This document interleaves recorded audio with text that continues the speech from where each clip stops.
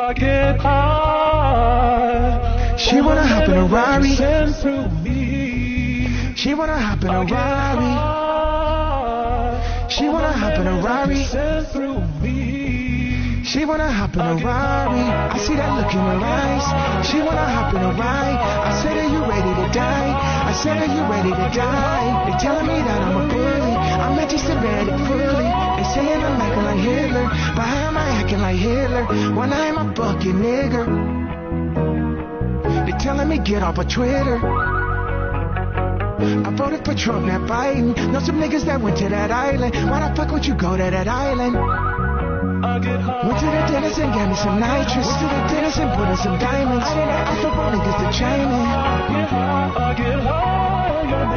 They just don't understand me. I'm that nigga that's gon' urinate on Grammys. Rockin' swastika cause all my niggas Nazis. Reading my cup 2 chapters before I go to sleep. All my niggas Nazis. That is the... That is a song for a generation. That just might be it. Though I feel like he kind of blew out his audio there. It's not really his best mixing work. I don't know if he does his own mixing. Does he have his mixer guy? The guy that mixes all the songs? Or does he have to do it by himself now? Hello, chat. How is everybody? It is Friday again. I am here again, if you can believe that. Nothing, absolutely nothing. None of my many plans have progressed in any fucking way. I'm once again in that state where I am sitting on my hands. I'm going crazy. I'm literally losing my fucking mind because there's 10 million things I want to do, but I have to wait on a tax document. I have to wait on a hearing. I have to wait on approval. I have to wait on approval. I have to wait on approval from like 4 different companies. I'm just sitting here like... aggressively fucking whistling to try and pass time. So I played Dota, and now I'm furious because I fucking hate that game. And the insidious things about competitive video games is that, especially team-based ones, is that you feel like you have some level of control over the outcome of the game, but you really fucking don't. As long as you're like there and pressing buttons, you serve your team at least a 5% extra chance of winning. And the difference between winning and losing, depending on how hard you try, is like plus or minus 5%. So you have no fucking control. You can play as well as you want, but unless you're sitting there grinding every fucking day, min-maxing your winning strategy, it's just like, I invested all this time and effort and energy into something that is effectively just a gamble. The fucking coin cost. I'm like Bossman Jack. I'm just sitting there going like, okay, what am I gonna do with the couple hours I have today? You know what? Let's go to dice. Let's go to dice. Ah, fuck. I'm a fucking dude. What the fuck do you mean? What do you mean? Who the fuck picks a Sand King support in off lane when I already picked a melee off laner? What? Oh, what a surprise! Our lane went terribly. What a surprise! The rest of the game went fucking terribly because everybody else sucks and I can't fucking carry. Crazy. That's every game. And then meanwhile, I go over to my email and I check. Hey, I literally email people at least twice a week now. Like, hey, any updates on this? And if I get a reply, it's like, I'll check in on it. What the fuck you mean you're going to check in on it? How about an update to the last 4 fucking times? You said you were going to check in on it. Oh, you're not going to mention that. Okay, I guess you're not fucking checking in on it. I guess when you say I'm going to check in on it, you're just full of shit. I don't even feel... I honestly don't even feel like this guy in particular is like trying to blow me off because I have other contacts that are bothering him on my behalf. I feel like... is just not able to do it. He's genuinely not able to do the thing that's asked of him. Or the team in the back end is like, we have a genuine competency crisis where I feel like there's 2 kinds of people. The people who are like trying to hustle and grind and who are like not good at it. And those are like the majority of positions. And they're either not good at it because they're just not good at it, or they're Indian and they'll never be good at it. Or alternatively, you have the people who are competent, who have the ability to get things done, but are either just like completely sidelined from all of human economic transactions, such as myself, or they just give up. I have a feeling that we have a huge number of people who are competent and able to do things, and they're just playing Dota because they're playing Dota on welfare, because as long as they keep their income low, they don't have to pay for their own medicine, and they get free food stamps. And now food stamps buys everything. I remember there was a lyric from Eminem like 20 plus years ago where I can't remember the song. It's one of his most famous songs where it's like, man, these goddamn food stamps can't buy diapers. And now it's like, I feel like you can buy diapers with food stamps. And now you don't really have to worry about anything as long as you're not working and playing Dota. That's the secret, man. If I went full, see, I've been making fun of Dosser Cog for being a gigantic, useless piece of shit who just sits home all day with his fucking curry wife, smoking weed and accomplishing nothing except seething over Ethan Ralph. Literally 8 hours a day, every day, for his entire life. But he's got it all figured out. He sits there on the dole in the council. I can't say Council Bluffs housing because his curry wife owns the house, apparently. Owns the small little 6 foot wide sliver of a home in the row housing. But if he was not married, he would be getting council housing, and it would probably even be an improvement over his actual physical domicile where he lives. So what I'm trying to say is he's got this shit figured out. And of course they got the NHS, the state religion of the UK. But yeah, man. It's just pain in my ass. If you have a strategy to win every fucking ranked game, by the way, let me know. My theory is that I'm just gonna play pushers. I'm gonna push all the objectives down as quickly as possible and just ignore the rest of the game. I'm gonna rat because everyone sucks. You can't depend on everybody. You have a Nature's Prophet in position 1, and the barracks are exposed. And during a team fight that we're gonna fucking lose because they're 20 kills ahead, does he go to the barracks and break it down? No, he's gonna stand there as Furion and hit people with his stick because that's what he can do. Don't wanna overthink this. Okay. We need the hamster. I think we need the hamster and start talking about news, I guess. Where's the news hamster? Wait. Oh, I fucked up my joke because I went to my rant too early. Anyways, you might have heard Kanye West say a bad word. However, I assure you he was not saying a bad word. He was merely interacting with his favorite streamer, Bossman Jack. Bro, why are you asking me these questions, bro? Do I like pants, shorts, jeans, dungarees, whatever they're called, dungarees, knickers? Oh, dude, come on, dude. That's not even funny, bro. Dude, that's what the fuck, dude. Wow. All right, I didn't say that. I didn't say it like that, dude. I didn't mean to say it like that. That's not funny, dude. I gotta be right back. I'm gonna end my stream. I didn't even say that. Read the goddamn comment he sent me. It's a real word. I didn't say the racist term. Look at the fucking comment he sent me. I'm not thinking straight right now. Sorry, guys. Let me restart my stream. So Kanye is not a Nazi. He's just wearing knickers. Knickers designed by Hugo Boss, presumably. All right, let's throw up the hamster.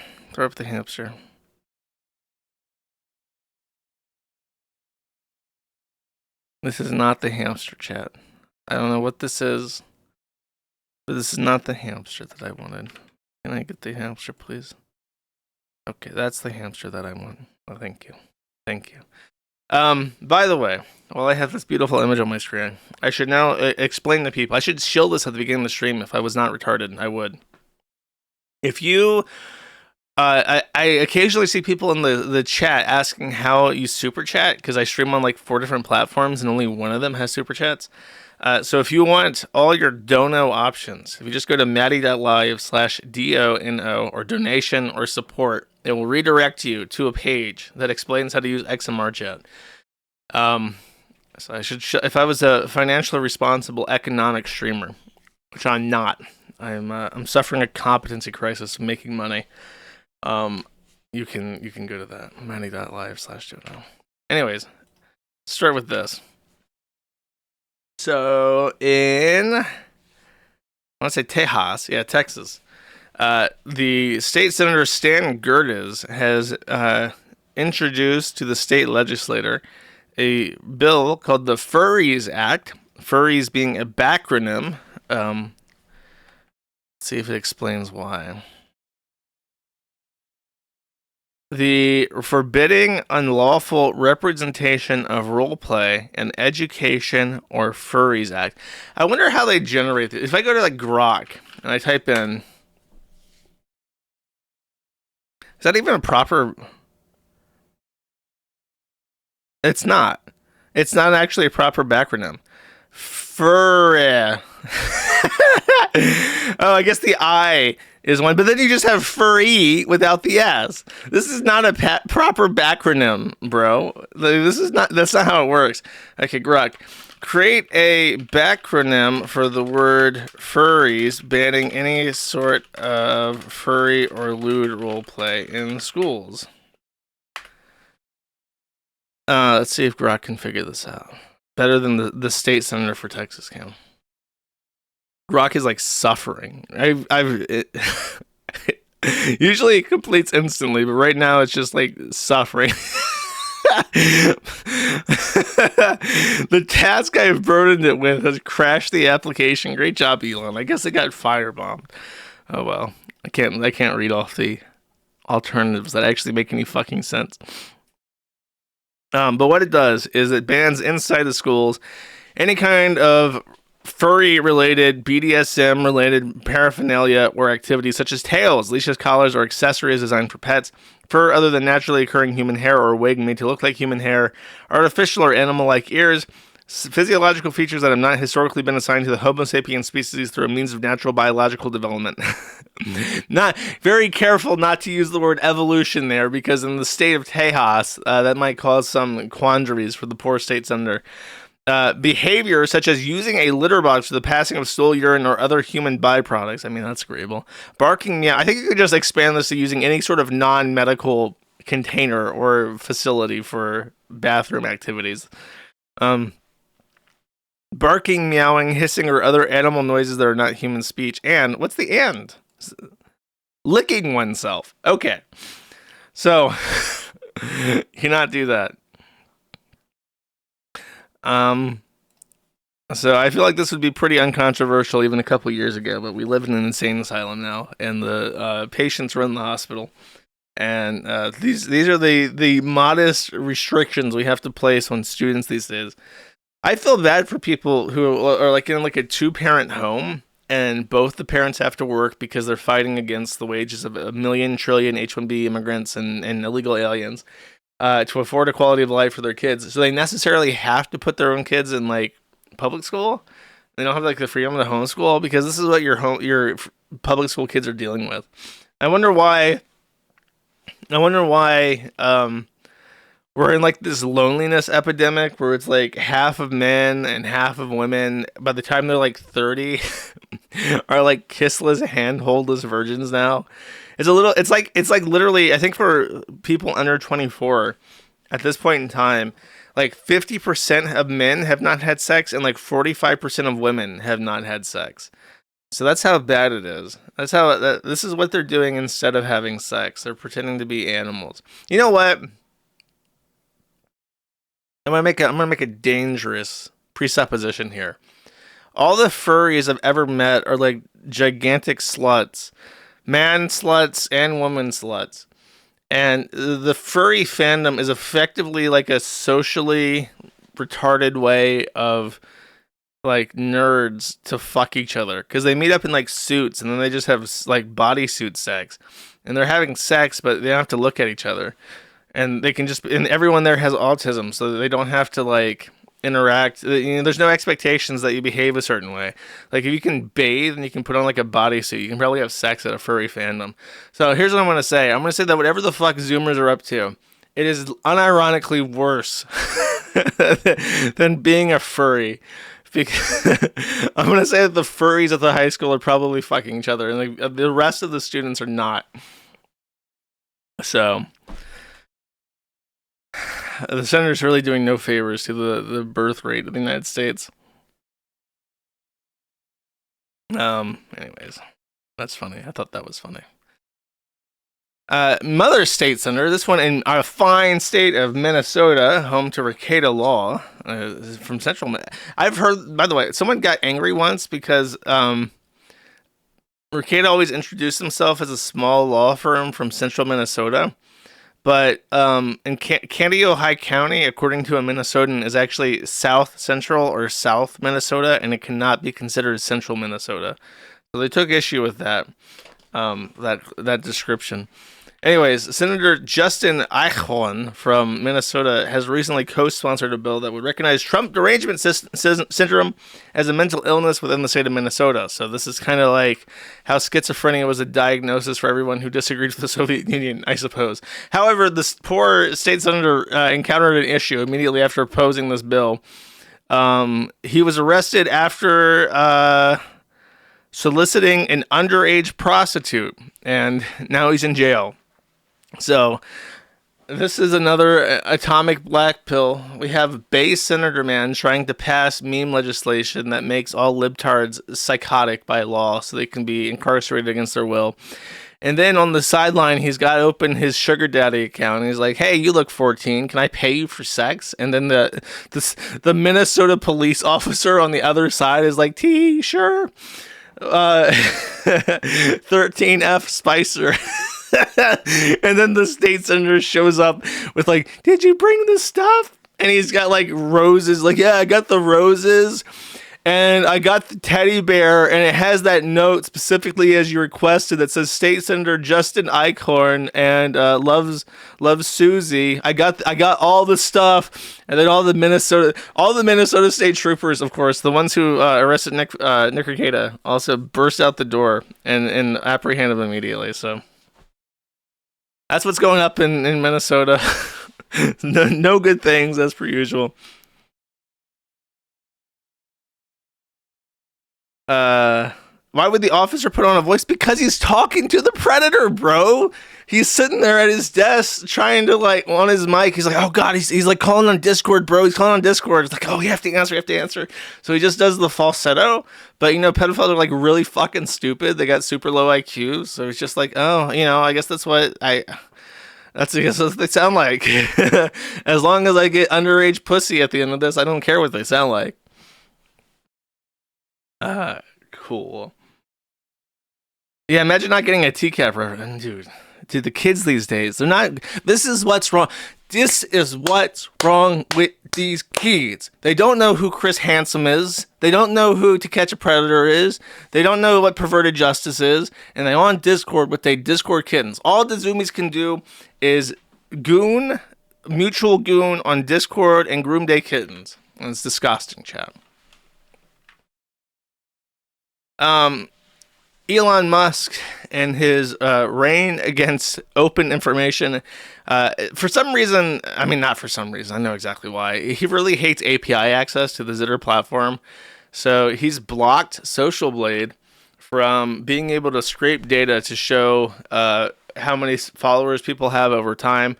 And they're asking for like 5 figures. They want SocialBlade to pay like $10,000+ just so they can record some stats. I feel really bad for SocialBlade because it used to be like the super great platform where you could watch like people lose subscribers in real time, but YouTube was the first to realize that people would do this, and YouTube got super fucking angry that people would have these watch parties to watch subscriber counts go live because it was bad publicity for their advertisers, and that's the only thing that Neil Mahan cares about. Neil Mahan would sell out his own fucking grandmother for more advertisers on YouTube. So when they saw that this shit was happening, they got really pissed off, and they started limiting how much information you could get from just like public records. And now Elon's doing the same thing, trying to limit how much information that people can scrape from the site, just for even simple shit like this.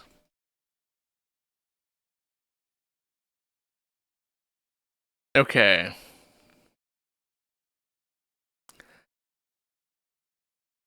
I think that...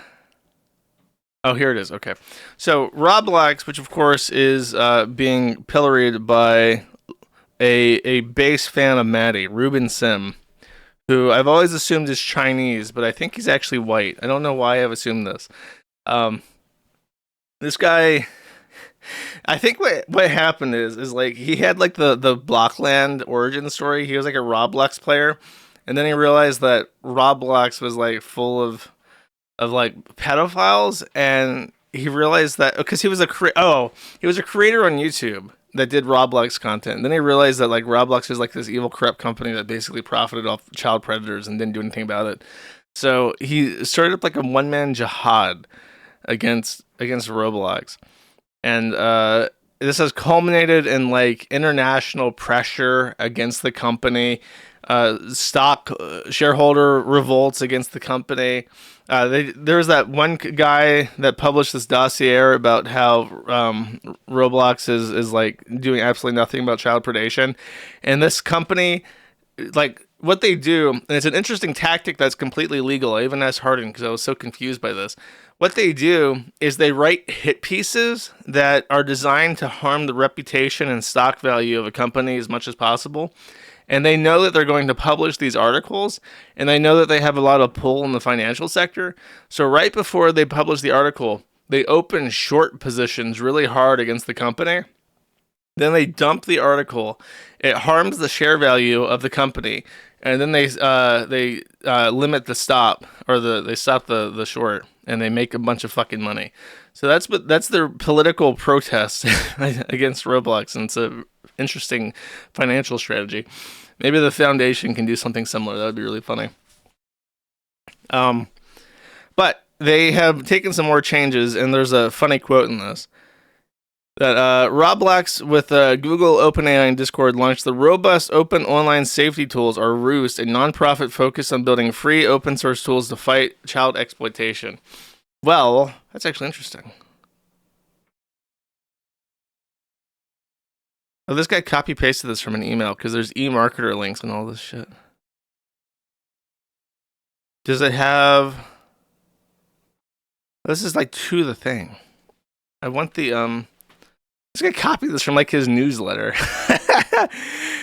That is actually cool. I wonder if I can integrate this into the forum, because if this is like a way to screen out, because I've tried to apply for the Microsoft, they call it Photo DNA. It's like a way to filter out child pornography as soon as it's uploaded. And if they're making like an open source version of that where you can plug into their tools instead without having to fucking grow, Microsoft makes you pay. Microsoft makes you pay for this. It should be like a service that's offered for free. But if they're opening it for free, that would be awesome. That would actually be a really good thing. Children younger than 13 are no longer able to send DMs. I can see that being a good thing or a bad thing, because it's like they're just going to move to Discord then. And parents can access their child accounts for their own devices rather than their children's devices. But the CEO, David Baszucki, made this very interesting statement. If you're not comfortable, don't let your kids be on Roblox. That's not the statement you want to make as a CEO of like a company that's already market saturated. Like as many people playing Roblox right now, or like how many people are ever going to play Roblox. It's sort of like you don't want to tell parents, hey, don't let your kids play this shit ass fucking game. We don't give a fuck. Awesome. Next. This is Alex Jones being silly, I think. Let's watch. America is winning, and the country he's on the back of a Cybertruck. and the leftist terrorists are not successful and will not be able to stop us from removing the deep state. Look at that black tranny. America is rising. America is standing with President Trump and Elon Musk. America is standing. Look at that fat ass. He's like, America is rising. You lie. Why won't you die, Alex Jones? You lie. It's like, what is he lying about? Like, no, my country sucks. In fact, it sucks more than ever. It sucks harder than ever before. Fuck you. America is standing against the tyrants, and we will defeat you. You can burn up Tesla dealerships. You can engage in terrorism. Dude, imagine how fucking gay and retarded you have to be to make a physical sign with 2 words, and you're so retarded and gay that you feel the impetus to censor half of your message because someone might take offense to it. Is that not the purpose of holding up king sign in the first place? Are you not trying to cause offense? Who are you being respectful to in this instance? Who in this crowd of dysgenic fat retards are you helping avoid a psychotic break by censoring this message? It is not going to work. America. He's like physically assaulting him. You are a bunch of brats. Brats. Look at that one sign.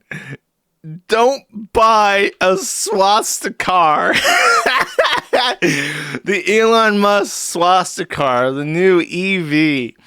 You can get the Trump limited edition swastika if you spring for it. It's gilded. It's got that nice Tesla look, but all the rims are gold plated. It's really exquisite.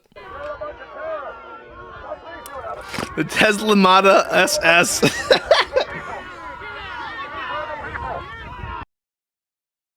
That's funny. Imagine protesting a car dealership. What the fuck? Okay. So, Base Orange Man has released 80,000 files associated with the JFK dossier. You would think that after 80 years that we would be ready as a public for the truth. But apparently the Department of Homeland Security did not think we were ready to handle the truth. But Dolan Dump, he thinks we're ready. We're ready to handle the truth. So the Base Autists, they open up 80,000 pages of PDF files, run that shit through OCR, and they type Control F and hit Jew. And this is the first result immediately. For the information of all offices concerned, the confidential informant advised on November 26, 1963, that he had heard that one Tim Mosley allegedly had been attempting to negotiate the sale of machine guns to one Homer S. Echevarria, and the Echevarria allegedly made a comment the day before the assassination of President John F. Kennedy that we, quote, now have plenty of money. Our new backers are Jews as soon as we, or they, take care of Kennedy. So everyone's having a lot of fun. Donald Trump gave all the autists all the documents that they could ever hope for, and everyone's quite pleased.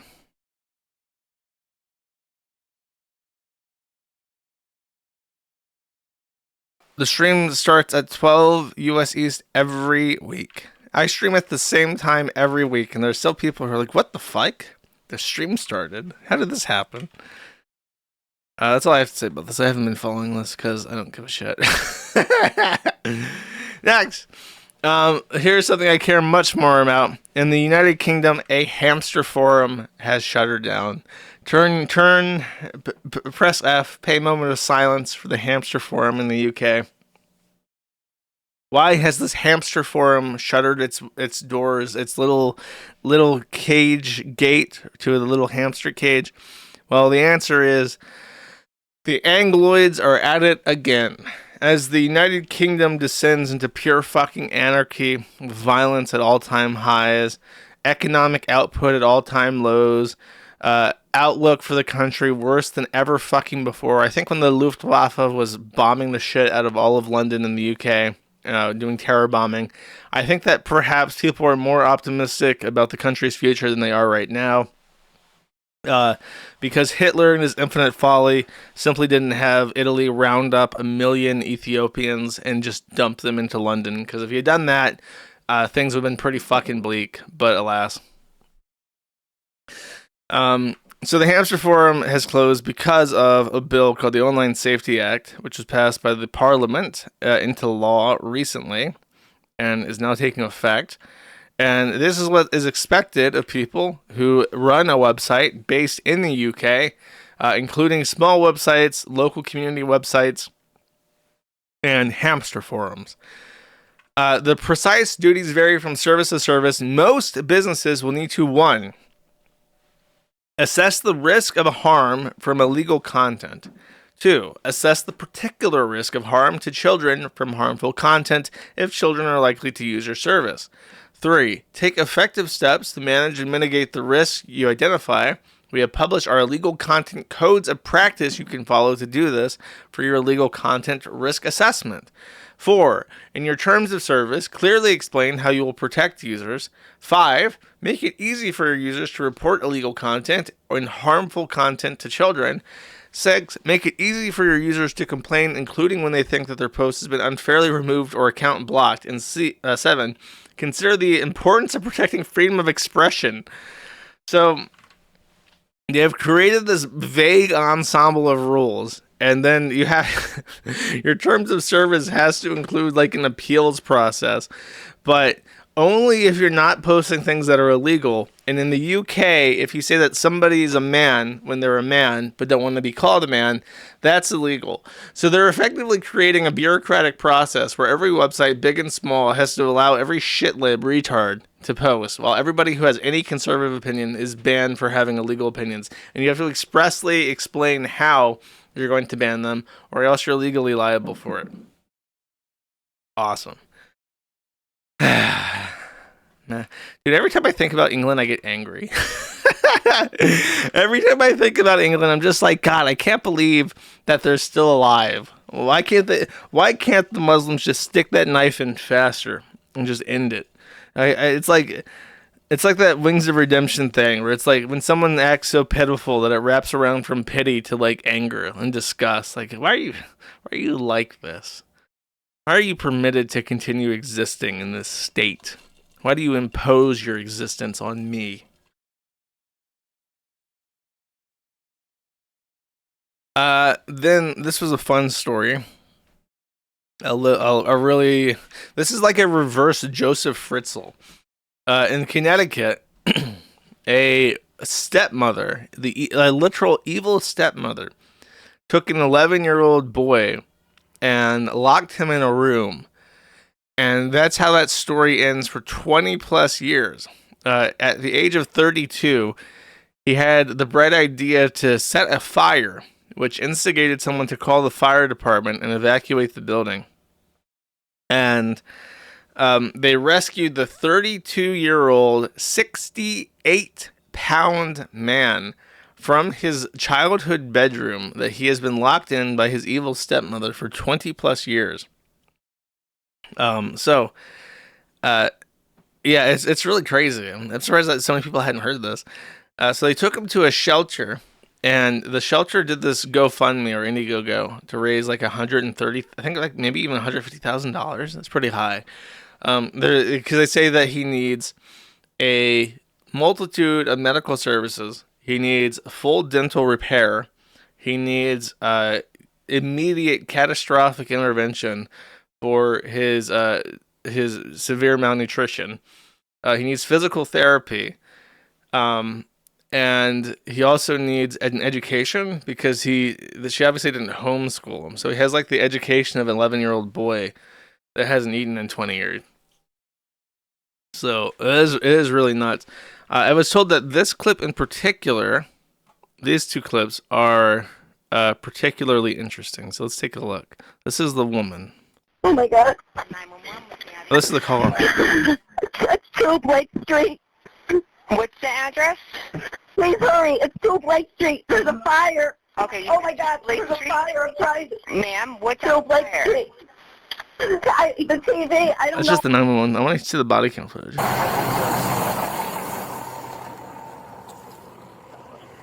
I do enjoy some body cam footage shit.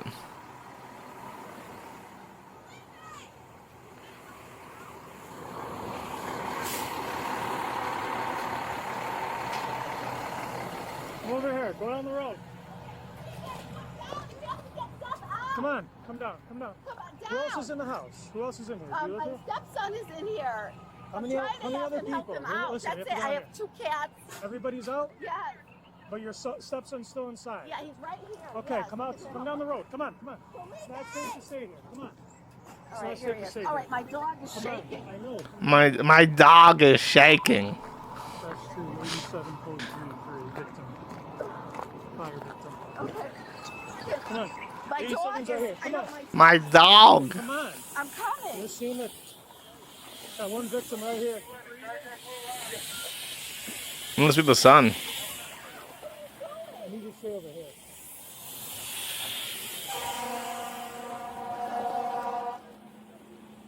Dude, whenever there's a fire, like every every fire truck from like every county nearby will rush to the scene. Like if there's like an actual house fire, you get like an entire army of fire trucks like, woo! Fire, baby, fire!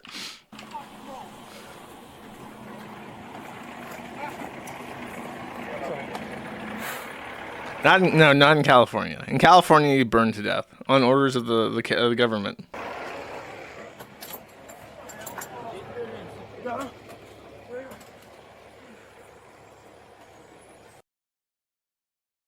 She it's not her son.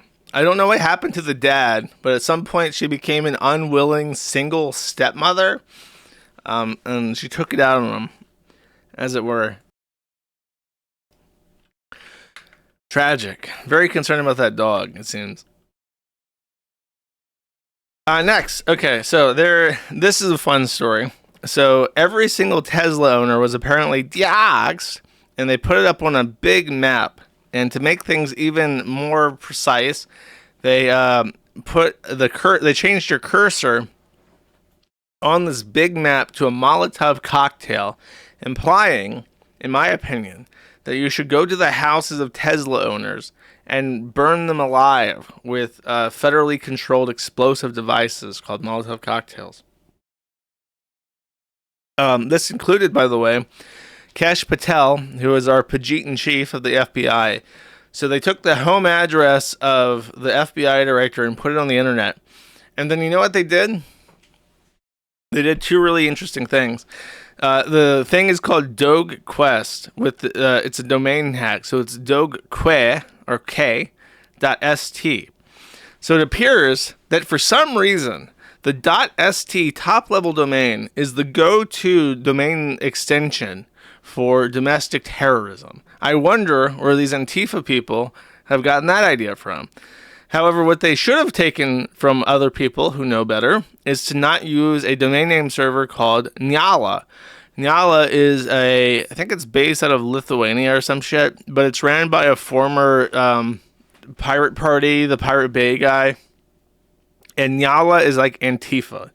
Nyala, for some reason, Nyala has like this really good reputation of being a super reliable. I think it was Lithuania. So it's like a super reliable domain. It's not. It's like a politically active fucking retard that will seize your domains instantly. So surprised that their domain was immediately seized by Nyala. But you know what else is also surprising? They are hosted behind Cloudflare.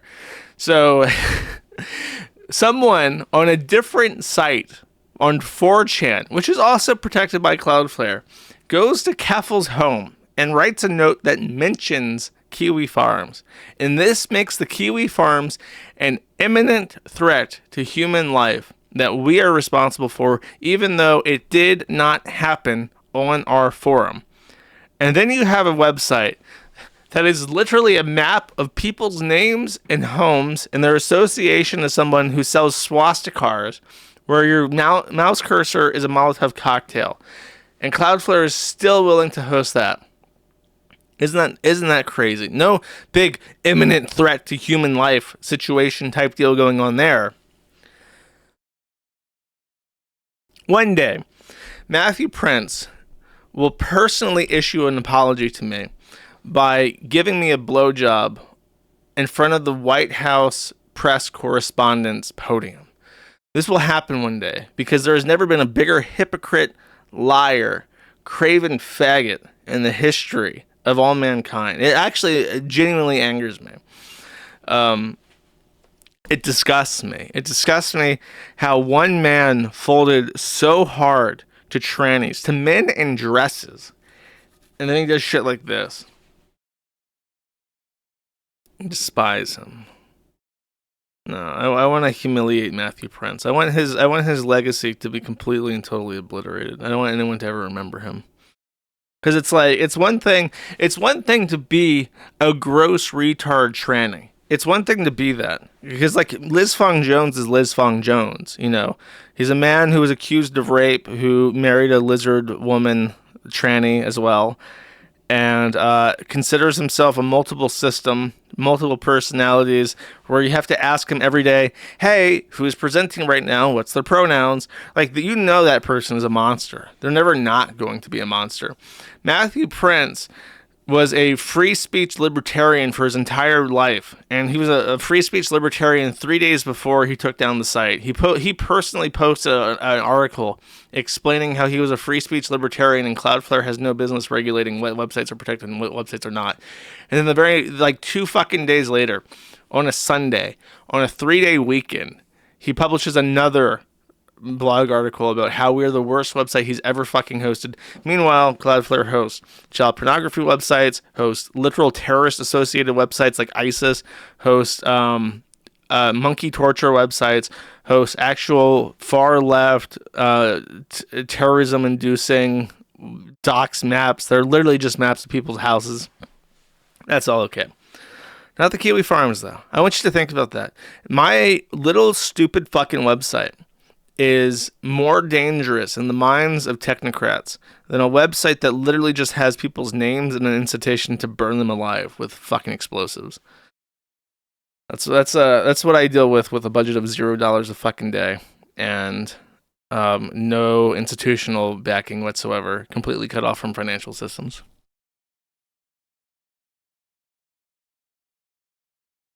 Next.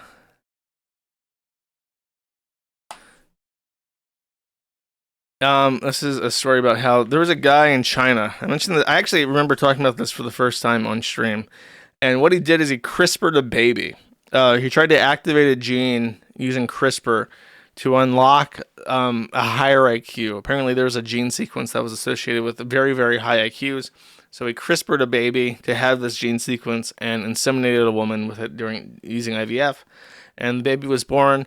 China was very angry about this concerning ethical violation and sentenced him to 3 years home incarceration, where you just house arrest. That's the word. 3 years house arrest. Well, now he's out and he's doing it again. He has made 3 more CRISPR babies and has publicly said on Twitter that ethics is holding humanity back. And since Donald Trump is in office and nobody seems to give a shit anymore, and China is just randomly annexing pieces of Russia, and it can do whatever the fuck it wants and nobody can stop it, yeah, we're CRISPRing babies now. So the future will be operated by the ultra wealthy, like Elon Musk, who CRISPR babies to have 200 IQ, and they will be so much smarter than the average population that it's like the George Carlin bit. It's like the average person is going to be too fucking dumb to sit down at a table and think, we're getting fucked over. What are we going to do about it? They're going to be 100 plus IQ points lower than the ultra rich and their children because they've been genetically edited to be smarter than everybody else. Fun times. China.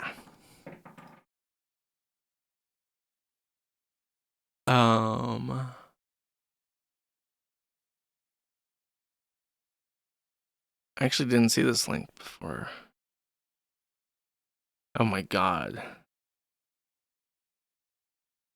This is like an expose video. Who the fuck is this? Rumpel Andreas Ronnberg, creator of Cry of Fear, accused of grooming.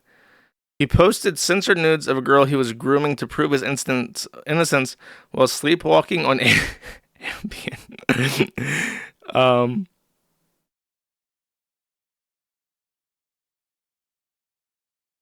She doesn't even remember she was 17 or 18.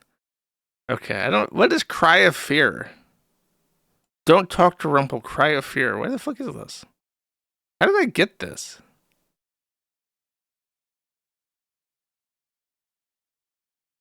It's a Half-Life mod? What the fuck? It is a Half-Life mod made into an indie survival game. And now Andreas Ronnberg is 16, 17 years olds. I don't know. That's legal in Sweden. I don't know. It's a bit saying that you were sleepwalking on Ambien when you did it, though, is a bit of an excuse.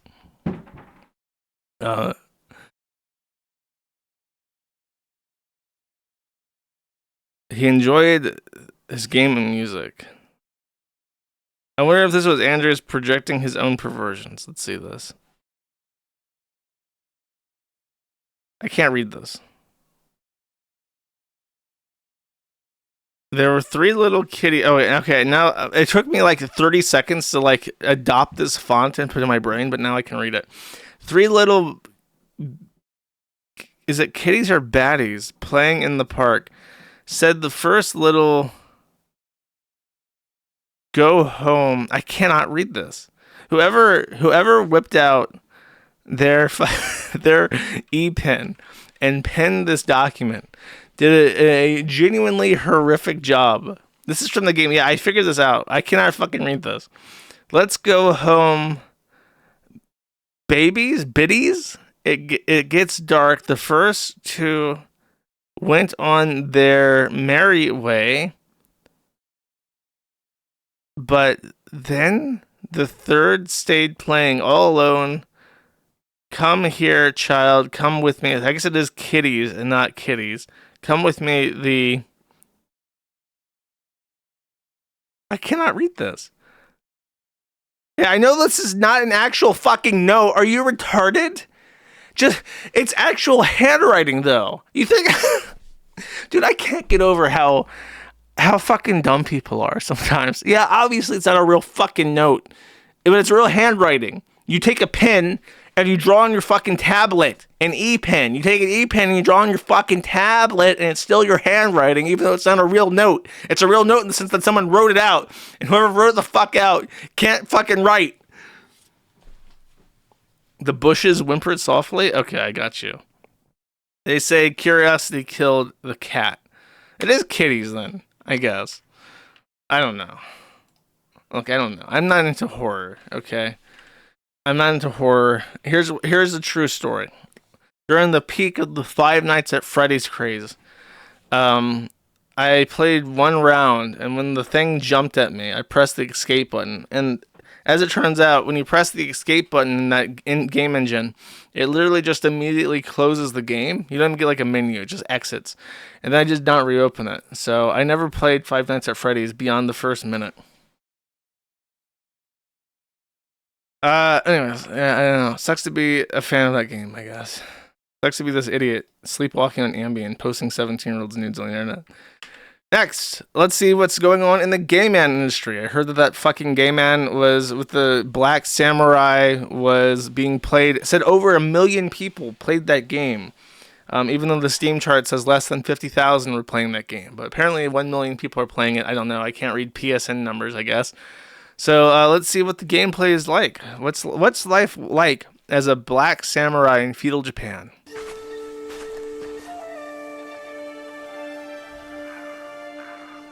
Here, for you, a gift of future color and joy. Blue anemone seeds. I had hoped to find a brighter, bluer patch, but these were hardy. They will grow well, wherever you plant them. What a thoughtful gift, Yasuke. I don't know what to say. Really? I do not think I have ever seen you quite so tongue-tied. Not yet, at least. I hope you aren't easily chilled. Do you think someone might see us? Maybe. Do you care? Yes, because this is feudal Japan, and if I am caught with my dick in a boy, I will be executed on orders of the emperor, especially as a honorary samurai. That is against the samurai code. Not at all.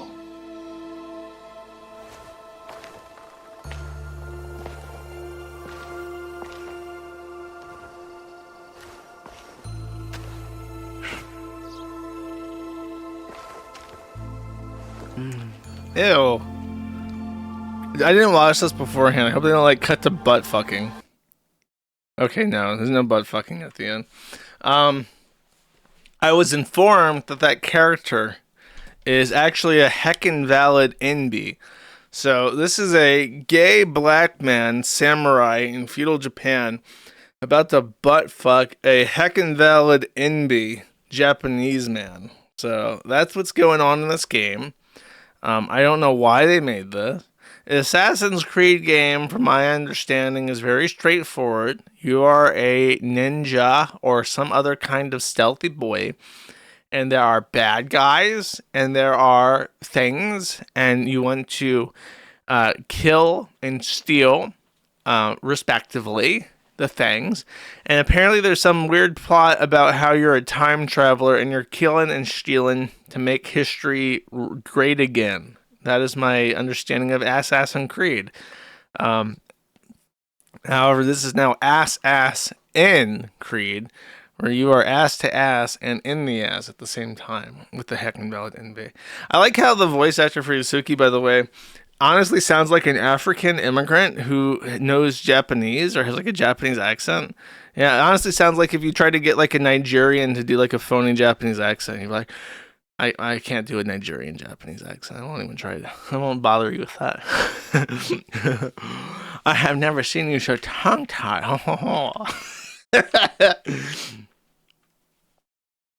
Supposedly this is the last one before they go bankrupt. Well, you know what? They fucking deserve it for making you play. I don't know what to tell you. Next, Life is Strange. I played this game on stream. Many of you remember it as being a fucking terrible game. All of the Life is Strange games pale in comparison to the absolute endless torment that was the first one. In the first one, things happened. Christian girls commit suicide.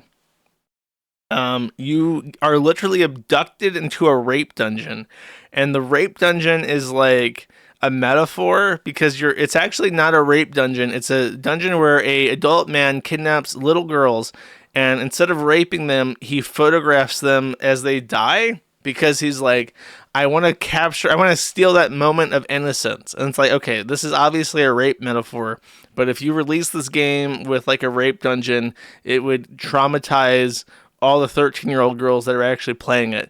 So we're going to make this a photograph rape dungeon instead. And then someone else was actually dead before the game even starts, and it was revealed that it was inside the photograph rape dungeon that they were killed. And basically everyone almost dies horrifically in the photograph rape dungeon because of it. And then at the very end, either your best friend dies. Oh, and the game opens with your best friend being shot. And the game ends either with your best friend actually dying for real this time, no cap, or your entire town where you grew up being obliterated from the face of the earth so that you can have your lesbian romance. This game, nothing fucking happens. Nothing at all. Literally nothing. Some weird lady, some Arab dies, but they're not even fucking dead. You immediately learn how to travel between existence, and then they're alive and boring for the rest of the fucking game. That is this game. It sucked. It was so terrible. It was very hard to make fun of. And then immediately after I played this game, it was announced that they're doing a round of layoffs. And now, for whatever reason, Life is Strange Double Exposure has somehow won an award for Best Social Awareness? Social Impact.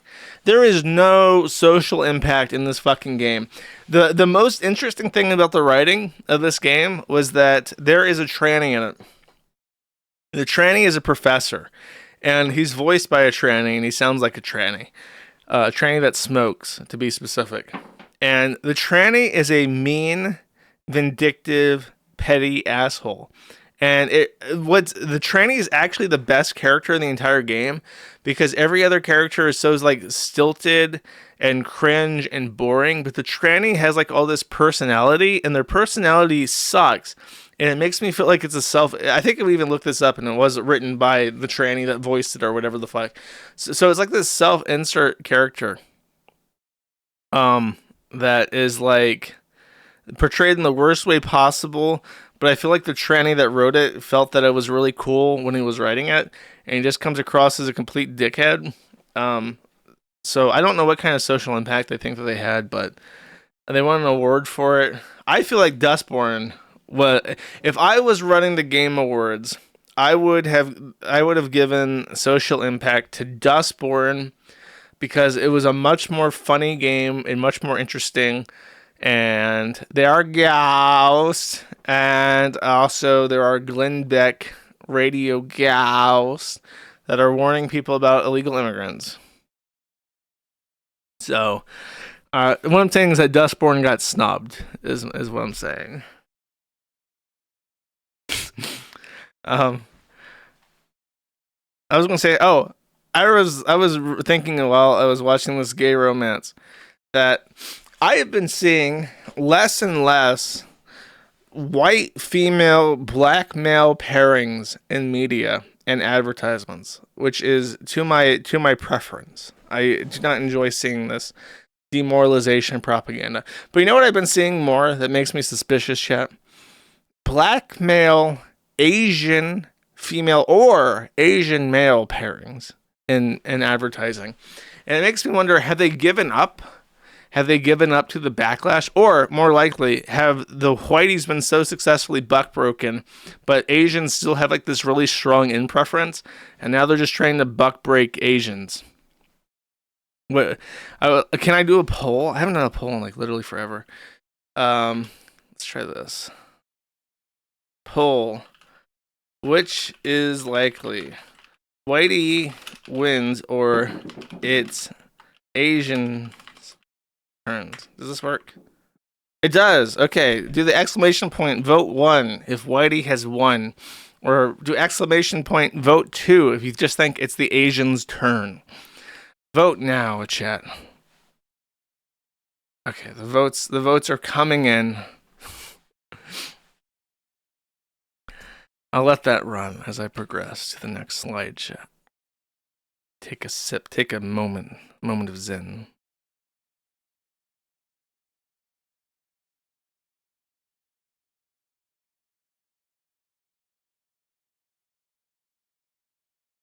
You don't have to convince Asians not to procreate. It's true. They've already been buck-broken. Alright. In New Jersey, if you were having a baby, you would receive a little piece of paper. And the little piece of paper says this. Sexual Orientation and Gender Identity Questionnaire. At Inspira Health, our mission is to provide a safe and compassionate experience that improves the health and well-being of our community by placing the safety of our patients and the support of our employees at the center of all we do.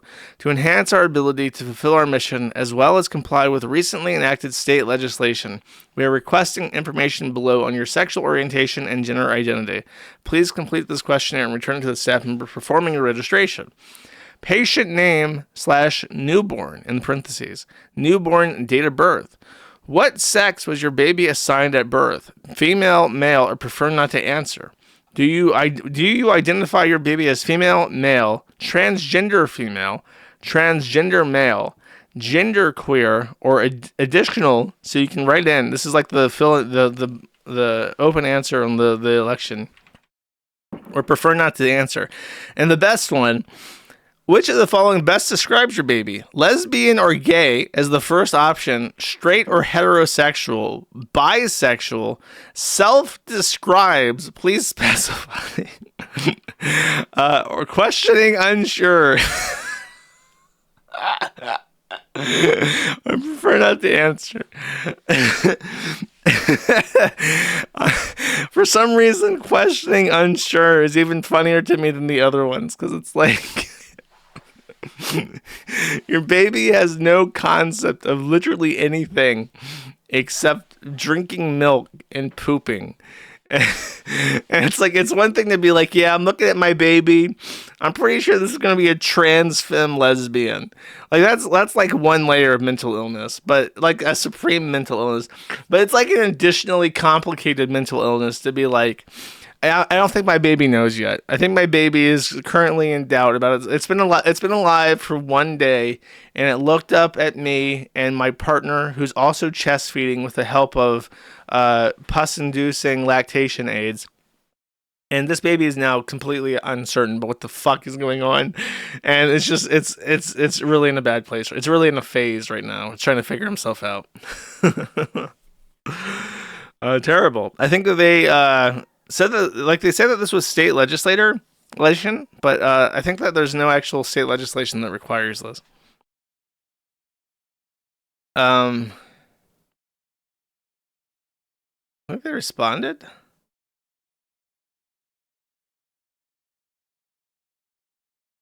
The bill was modeled after an Indiana statute and is designed to provide public health officials with the tools they need.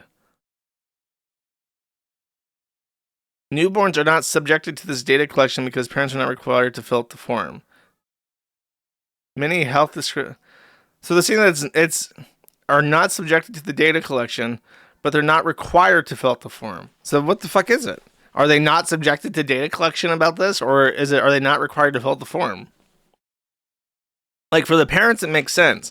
Because if you have, like, a bisexual dad and, you know, the wife is having a baby, you got to know that. Because then it's like, well, you have to check this baby for AIDS. Because this bisexual man probably is, like, fucking around with dudes and has AIDS. It might have passed it along to the baby. Like, that's a legitimate health concern that they have to ask the parents for. But with the baby, that's weird. It's weird to even print. It's weird that the person, like, wrote this form out, and then other people printed it out, and the nurses handed this out, and no one at any point was like, what the fuck is this? Why are we doing this? You know what I mean? Anyways, the poll, 33% of people believe that Whitey has won, and 2/3 of people believe that it's just Asians' turn. So that is the prevailing opinion in chat.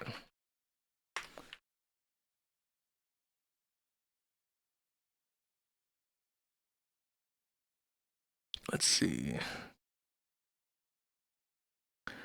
So Dylan Mulvaney, who I personally like to remind people of this. I apologize if I've said this like 8 million times. Dylan Mulvaney started a TikTok channel called Days of Girlhood. And I remember I first made fun of him for being an absurd caricature of the trans identity movement thing. Like, in his first couple weeks, like his first month of doing this. And by the end of that year, Dylan Mulvaney was literally at the White House getting a cookie from President Joe Biden, literally walking out of the White House with a presidential cookie in his hand before the first year was over. And he was like, I think he had lived in both LA and New York City, and he wanted to do stage performance, but couldn't do it. So now he just does TikTok, and he's still around. And he's still doing this. His popularity has declined massively, in part because he was briefly sponsored by Bud Light, who immediately walked back their decision where all the boomers like properly chimped out. For whatever reason, the tranny on the beer can thing. It wasn't even like they released a line where it's like if you bought a Bud Light in stores, it would have the tranny on it. He got like a 12-pack of promotional beers that featured his face, as did many other like TikTokers. And for whatever reason, that was what triggered the boomers into having a proper fucking tantrum. And so they did what any highly intelligent, respectable boomer would do, and they dropped Bud Light. They boycotted Bud Light. And they started drinking Miller Lite and Busch instead, which had no net impact on the brewery. And apparently, all it did was like traumatize a bunch of Bud Light distributors who now suddenly had far fewer orders to fulfill and just hurt their company. So that's what the boomers did. Dylan Mulvaney, after that, did not have as much success. And now he's published a book to try and drum up some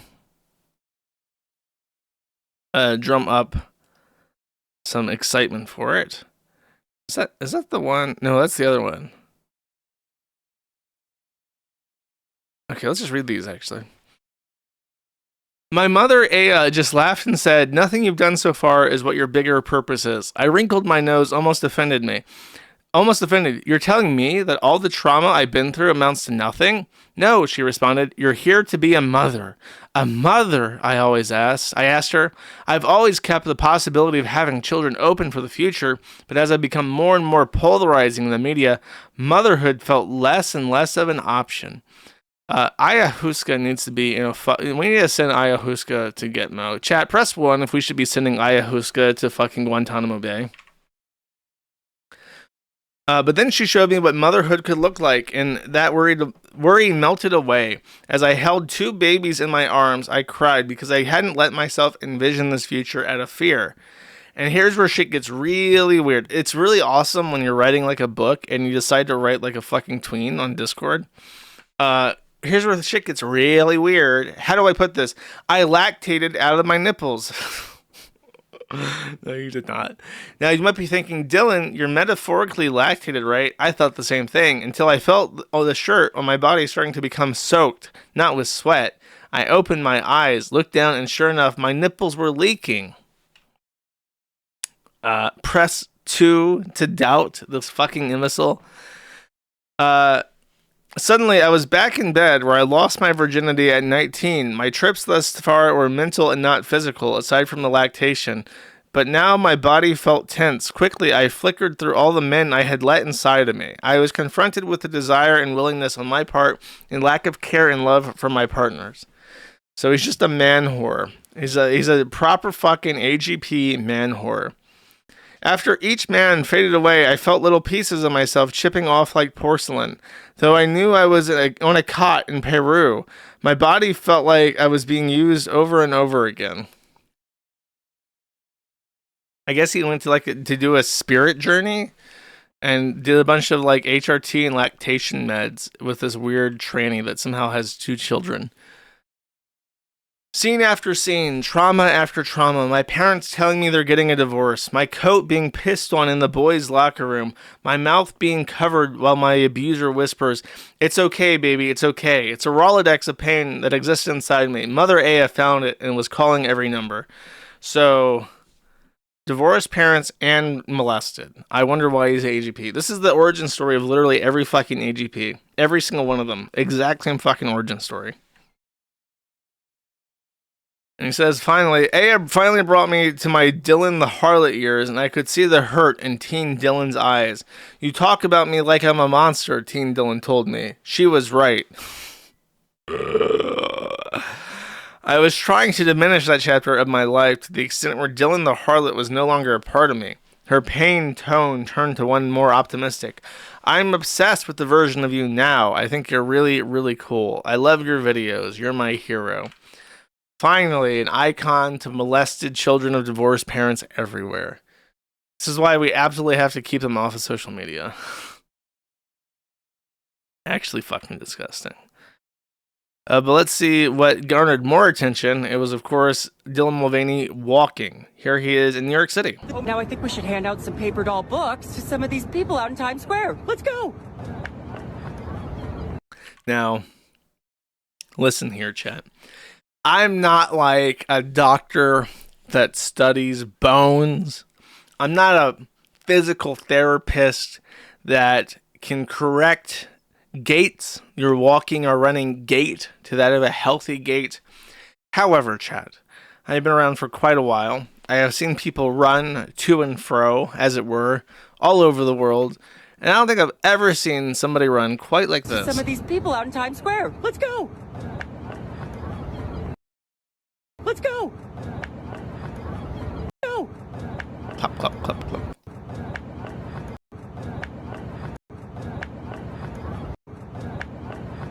Look, it's just like the hips. The way the hips move are so unfeminine. The wide stance. It's just not ladylike at all. I do like the clap, clap, clap, clap, though. PS1 run animation. That's quite good.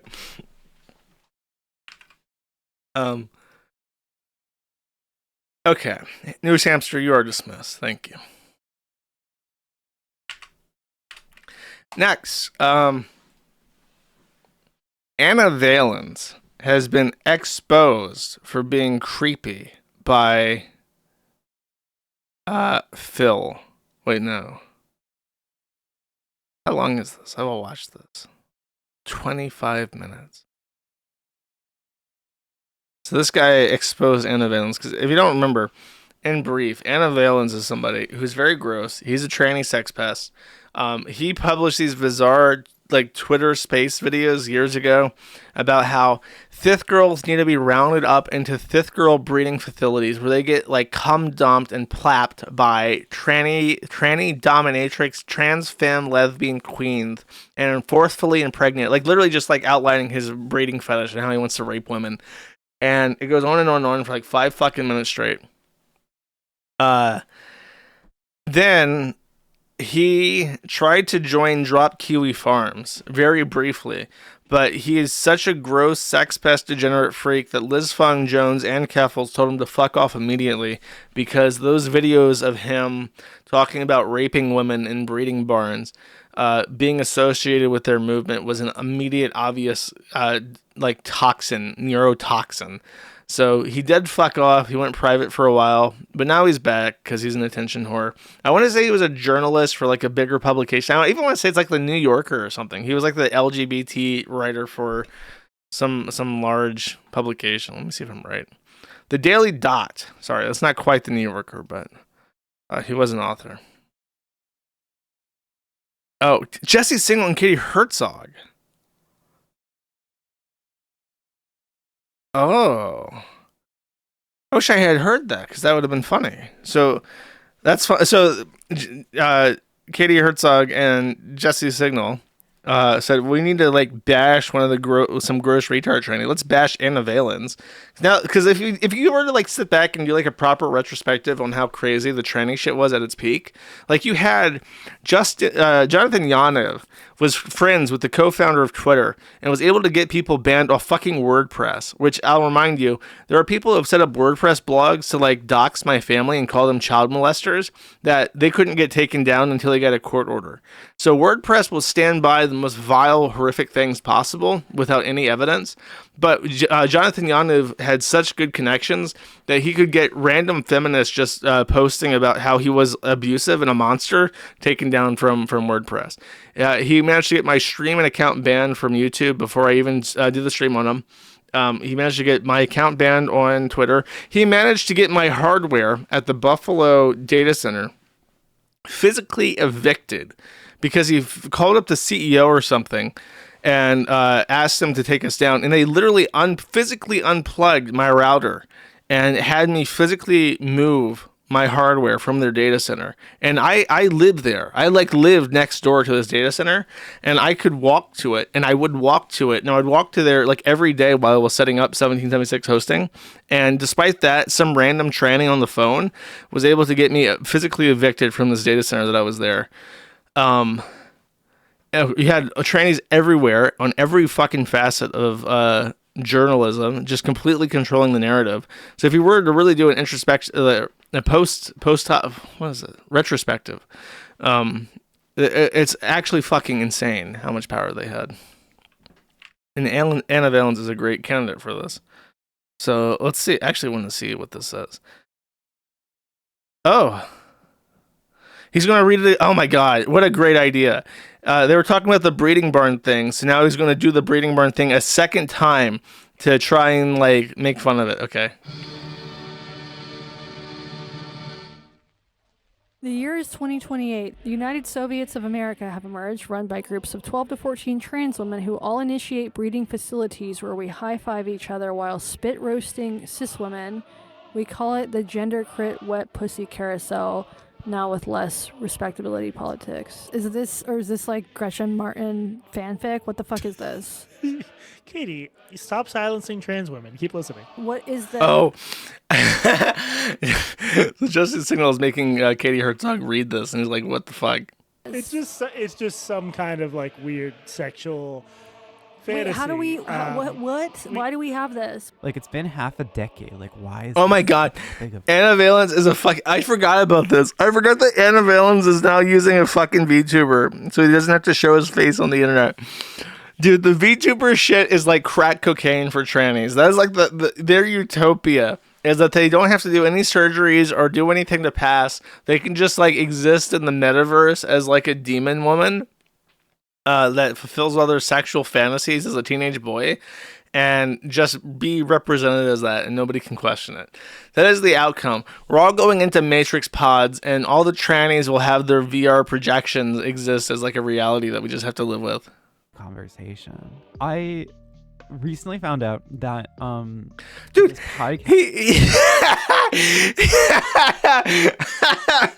he's recording this, and his like VTuber system creates his character on like a green screen. So he's like put in his frame and then green screened it out on top of what he's talking about, but he forgot to deselect the box where his webcam, his like virtual webcam, is outputting the character. So you can just see the boundaries of his the bounding box in the recording. That no one's ever heard of, called Blocked and Reported, decided to talk about me and slander my good succubus name. I have been slandered. No, in all seriousness, Jesse Single, who is really well known as like a reporter that is, I would say, quote unquote, trans critical, and Katie Herzog, who is like even more so very anti-trans, they got together and they decided to do a podcast episode where I figured that out from the first 5 seconds. Decided to bring up my name because the publication I used to work for, the Daily Dot, was referenced. There really wasn't a good reason to discuss me. I love that. This is what happens if you hire a tranny. This is what happens. It will come out almost immediately that they are like an absolute fucking degenerate that is just openly on display with their creepy rape fetishes. And even like 5+ years after they're fired, people will have this permanent mental association of your brand and that tranny's fetishes. The Daily Dot. Oh, that publication that had the breeding barn rapist tranny as a writer. Bud Light? You mean that tranny beer with Dylan Mulvaney? It's like a permanent mental scar on your brand mark that will never ever go the fuck away. Google? You mean that hired Liz Fong Jones, the multiple systems tranny that was accused of rape? Oh wow, awesome. Instead, what he did was kind of force his like colleague to listen to a dirty joke that I made, and it's a dirty joke. Followed me around the internet for 5 years, and I want to like finally explain. 5 years, dude. I'm calling it. This is one of those things that I'm passionate about. I hate this tranny so fucking much. I actually remember things about him. A dirty joke, dude. That's such a way to downplay it. Because when I worked in Australia, one of the things that surprised me about Australian business culture is that it's not prudish at all. In American culture, there's very much like a sort of like sterility to the corporate culture, and people are very afraid of getting called out for sexual harassment and such. So, you know, people are very like straight-laced in the US, but on like Zoom meetings with the Australians, they would make jokes about like anal and stuff like in the middle of business calls. If you were calling something that was like a product feature that you were working on like a silly name and it sounded sexual, they would like laugh at it. And it's like, you know, that's what a dirty joke is. It's something that you can get away with in even polite company if it's like the right atmosphere. But he's just like this. It's like a proper 5-minute. That tweet, by the way, it's not the full thing. There is a 5-minute long fantasy diatribe of this weirdo tranny explaining how he wants to kidnap and rape and impregnate all cis women, especially TERFs. Like, he outlined specifically that any woman who's against TERF is like double plus good for the breeding barn rape fantasy. And it goes on and on. I played this on stream like 3 fucking times. Every time I bring it up, the people that know it start like, no, not again. Please, not the Anna Valens breeding barn rape video. This joke, in a way. Okay, I'm downplaying it. Jesse's signal obsesses over me. Oh, we used to be on good terms. Okay, this is the voice clip. Let's listen to this. Point is to force you to listen to this, which was the cause of Anna Valens' cancellation. I would like you to listen to the whole thing. This is Anna Valens talking, and I want your real-time reaction. I'm curious what you'll think about this work. Here it comes. In the future, there are a number of institutions that emerged originally as mutual aid projects and publicly funded tech ventures. So just like jiggling his like anime titties while he's like listening to his own breeding barn fetish. This is very meta. But over time, they gradually became these community-run institutions where if you are a trans girl or if you are trans feminine, you can go ahead and sign up for a reservation slot. I'm just gonna let it play. Fuck you guys. To one of many breeding facilities. Where you get to breed the shit out of that cis girl pussy. You can absolutely devastate that shit, fucking destroy it, murder it. It's done. Like, they have to cycle the girls out because that pussy is absolutely out of commission. Is this I have to pause this. Is this like Gretchen Martin fanfic? What the fuck is this? Katie, stop silencing trans women. Keep listening. This audio post was ripped out of context because I did a tweet August 31st, 9 a.m., 2020, where I said, creating a grassroots outreach organization for trans feminine people who like breeding cis girl pussy and the cis dykes that like getting bread. I'm calling it the Macaroni in a Pot Project. This was an obvious joke about WAP because WAP from Cardi B had just come out. So it was a reference to that. And then I continued, it's mutual aid connecting cis girls with that sick trans girl eggplant emoji until it all sounds like macaroni. If you donate just $10 today, you could help fund access to poppers and Viagra for the trans girls in need who want to absolutely go to town on that fucking pussy, murder that shit, devastation. So this was originally a reference to that tweet, and it was pulled completely out of context. The reason why I referenced that tweet is because that was the original tweet that then led to my iconic Soviet breeding farm tweet, which we'll talk about as we continue to listen to this. But I want to point out a lot of people are only listening to that voice clip taken totally out of context, and they don't understand what I was referencing was this like tongue-in-cheek, really vulgar, but like kind of like goofy joke about like a mutual aid project for like getting your breeding kink on. Totally just supposed to be vulgar and crass, the equivalent of like a queer version of a Family Guy like vulgar joke. There's no specific like ulterior motive. It's just a shock value joke. All right, let me continue. This originally started as just your classic breeding facility, but it was expanded over time through a Kickstarter, actually, and again, a mutual aid project. So there's a lot of cis girls in tech that really supported the venture. God bless them. They're real co-conspirators for the movement. And, now we have breeding saunas. We have breeding bookstores. Breeding if you enjoyed the Anna Valens Breeding Barn Rape segment, Maddie.live/dono, get your super chats in, support the stream. Definitely didn't run out and get a drink while you guys were suffering.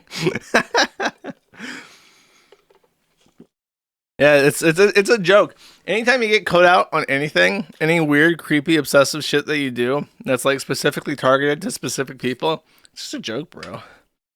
All that shit that Liz Fong Jones was about, just a joke, bro. Get like over it and shit. Why are you obsessing?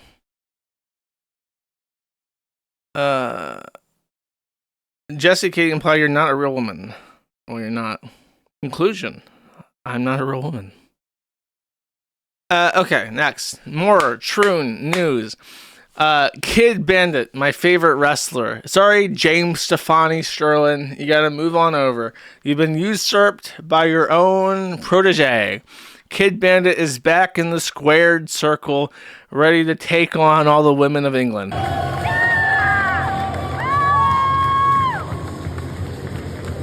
What is that face? What is that look? What the fuck is that? Rawr, I'm a scary demon. I'm a scary demon and I have 70th hair. Rawr. Okay, let's do this. I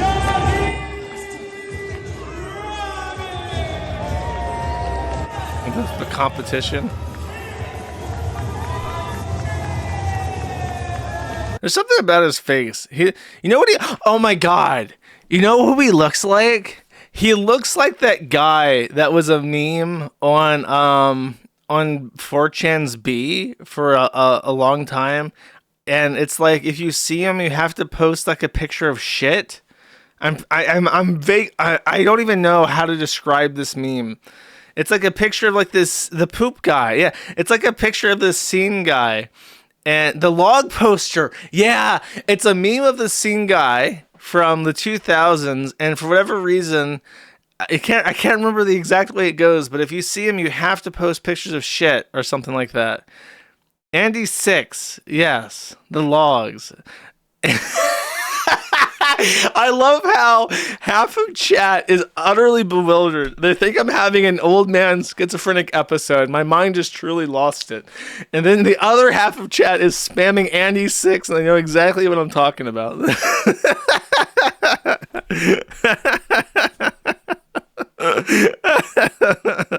It's very funny.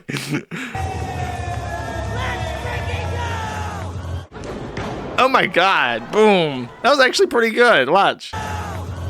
Boom. That looked real. I guess he's a dude, so he can get pushed over by like a woman, right? Yeah. Those kicks look bad. That's stupid. That's dumb. Just look, here's what you do for your promo. You ready?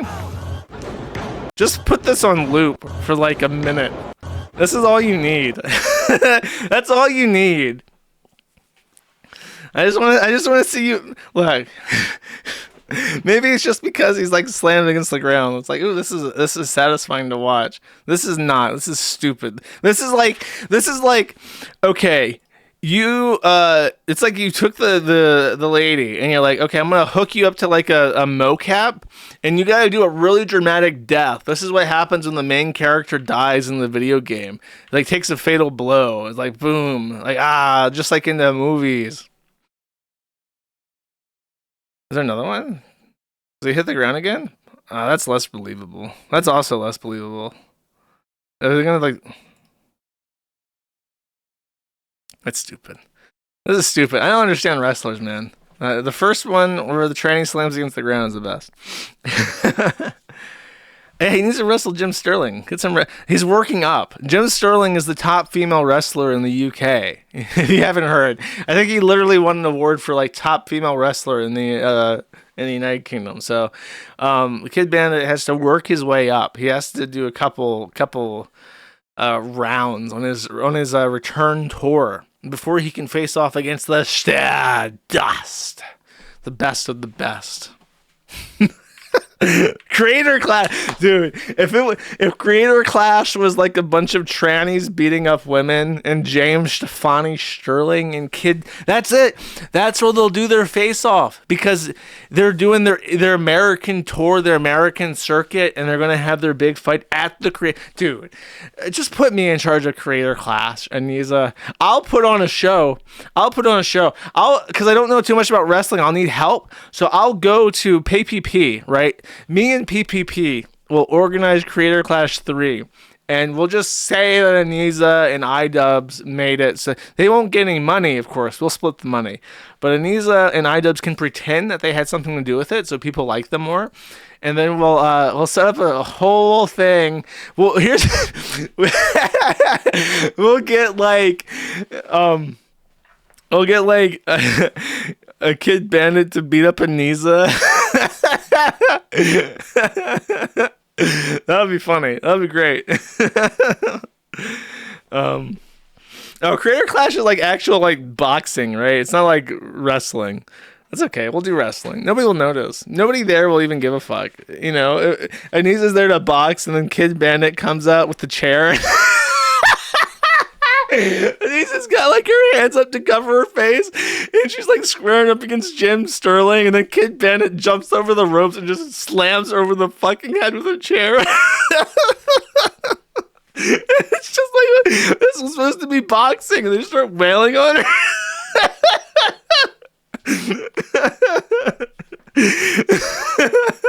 That's how you do it. That's how you get people to talk about your event. You subvert expectations. You think it's going to be a boxing match, and then you just go full out slop wrestling content with like trannies kicking the fuck out of Anisa Joma on the stage. The pay-per-view subscriptions after that first fight were like quadruple. That's how you make money, okay? You put on a show.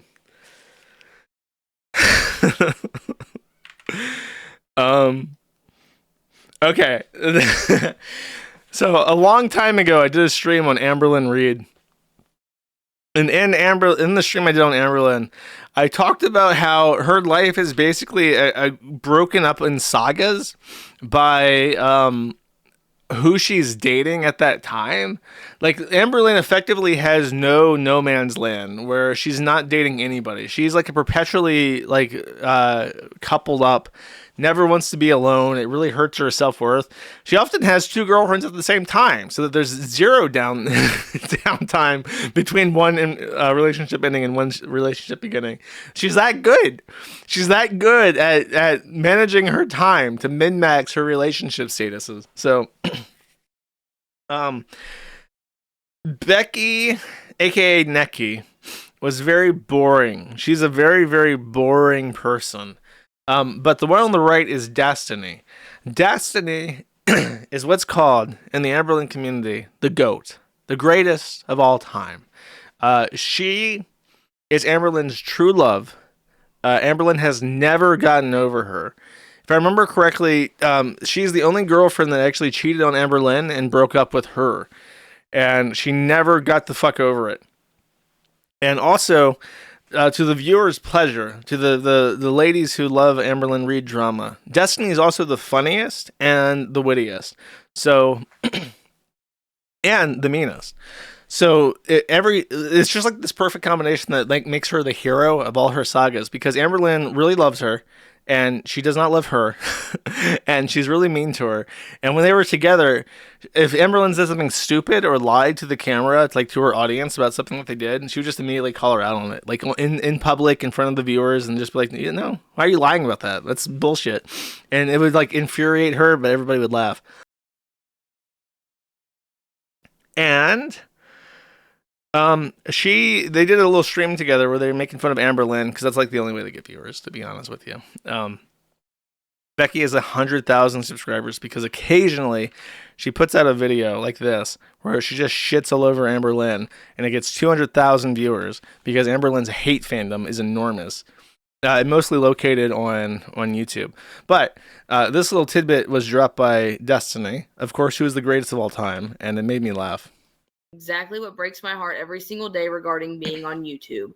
I would appreciate it if you would talk to her and tell her to stop. This is completely disrespectful.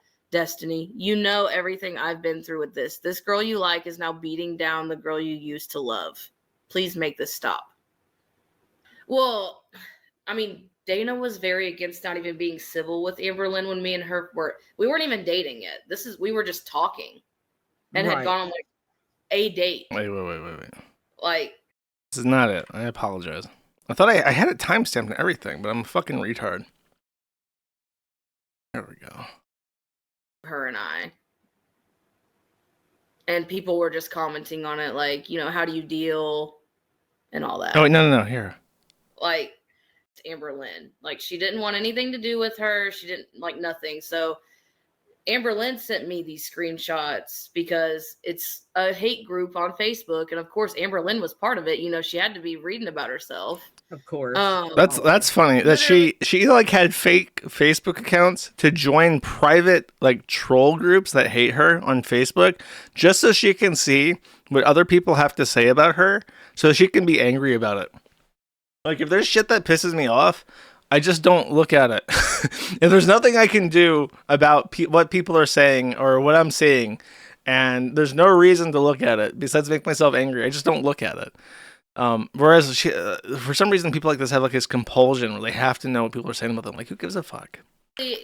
Dana just posted a picture of her and I. Does she get them shut down? Oh my god! And people were just commenting on it, like, you know. And what's crazy about that is that that's so self-injurious, because when you have a locale who's like shutting down all the friendly groups on, you know, like the family-friendly like Reddits, or not Reddit anymore, the snark Reddits are crazy, but like Facebook, they move to the forum. Like, they don't just disappear; they just move to a place that you can't do anything about.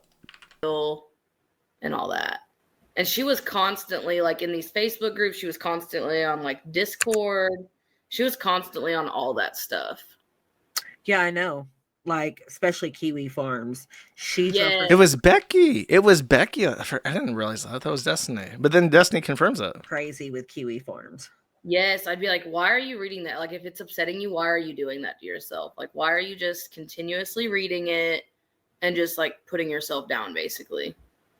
Yeah. Like, I don't know, she just did it so much to the point that she started letting it control everything that she did. And like, that's what was going into her videos and stuff, was her trying her hardest to do what she can to change people's minds or to prove somebody wrong in some way, somehow.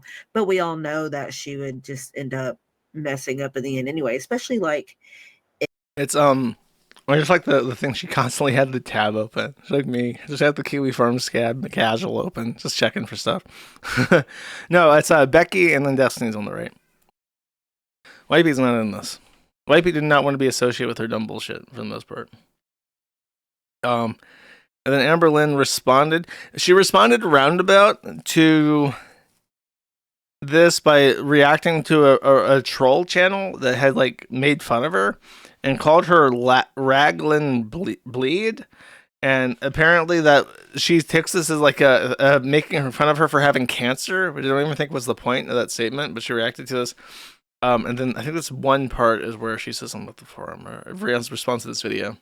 She kind of wanted to get the attention off of Beck and Destiny's video from... Definitely not. Beck and Destiny's video genuinely sucked. Like, okay, screenshots from 9 years ago. I'm sorry I was hurt. I'm sorry I was desperate for attention. Earlier yesterday, she wanted to... That's her only reaction to it. She carries a point. Like, all these two girls do is they go over, like, really, really old shit. Like, February 12th, 2017, and they just make fun of her from back then, but people eat it up, so whatever. There's one thing, by the way, one other comment that made me laugh, where she's complaining about the Raglan Bleed thing, and makes this comment. This is a silly joke. I wanted a word that... Not a silly joke. Rhymed with your last name, so I used the word...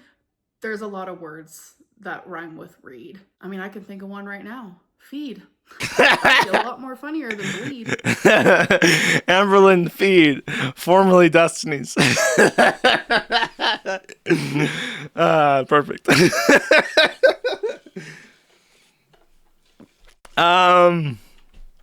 Cool. Awesome. Next, we got an update on Bex Gerber, who now has infuriated a significant number of people due to her child's flat head, an easily preventable condition simply induced by neglect in most cases. She has decided that... Here's what happens, okay? She had a boyfriend and a husband. I looked this up because I was curious, so I did some research. She had a boyfriend and a husband. If I remember correctly, the earner is the guy that was the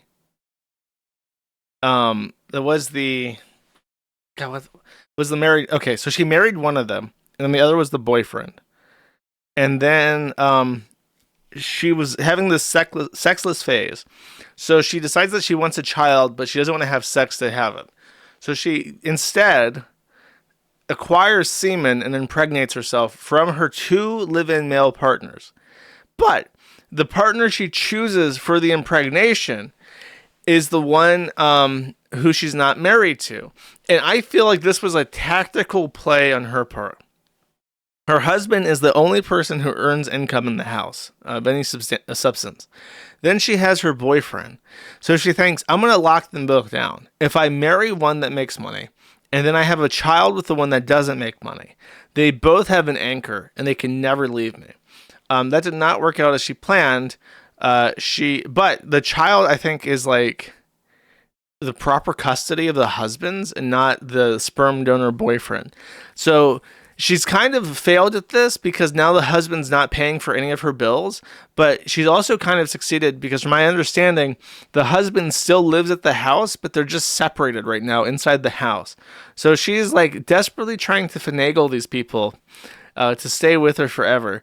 And now she's going through her Bex slut phase, where she is posting extremely titillating photos of herself. Obviously, avert your gaze, because a statue of Venus, a true the female form perfected, is before you.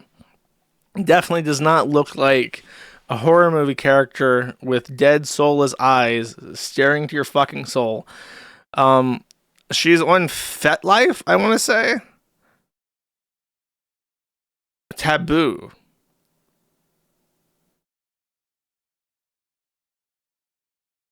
So she's on something called Taboo.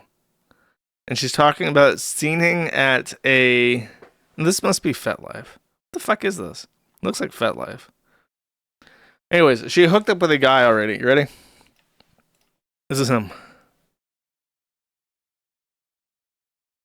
This is Man in the Mirror.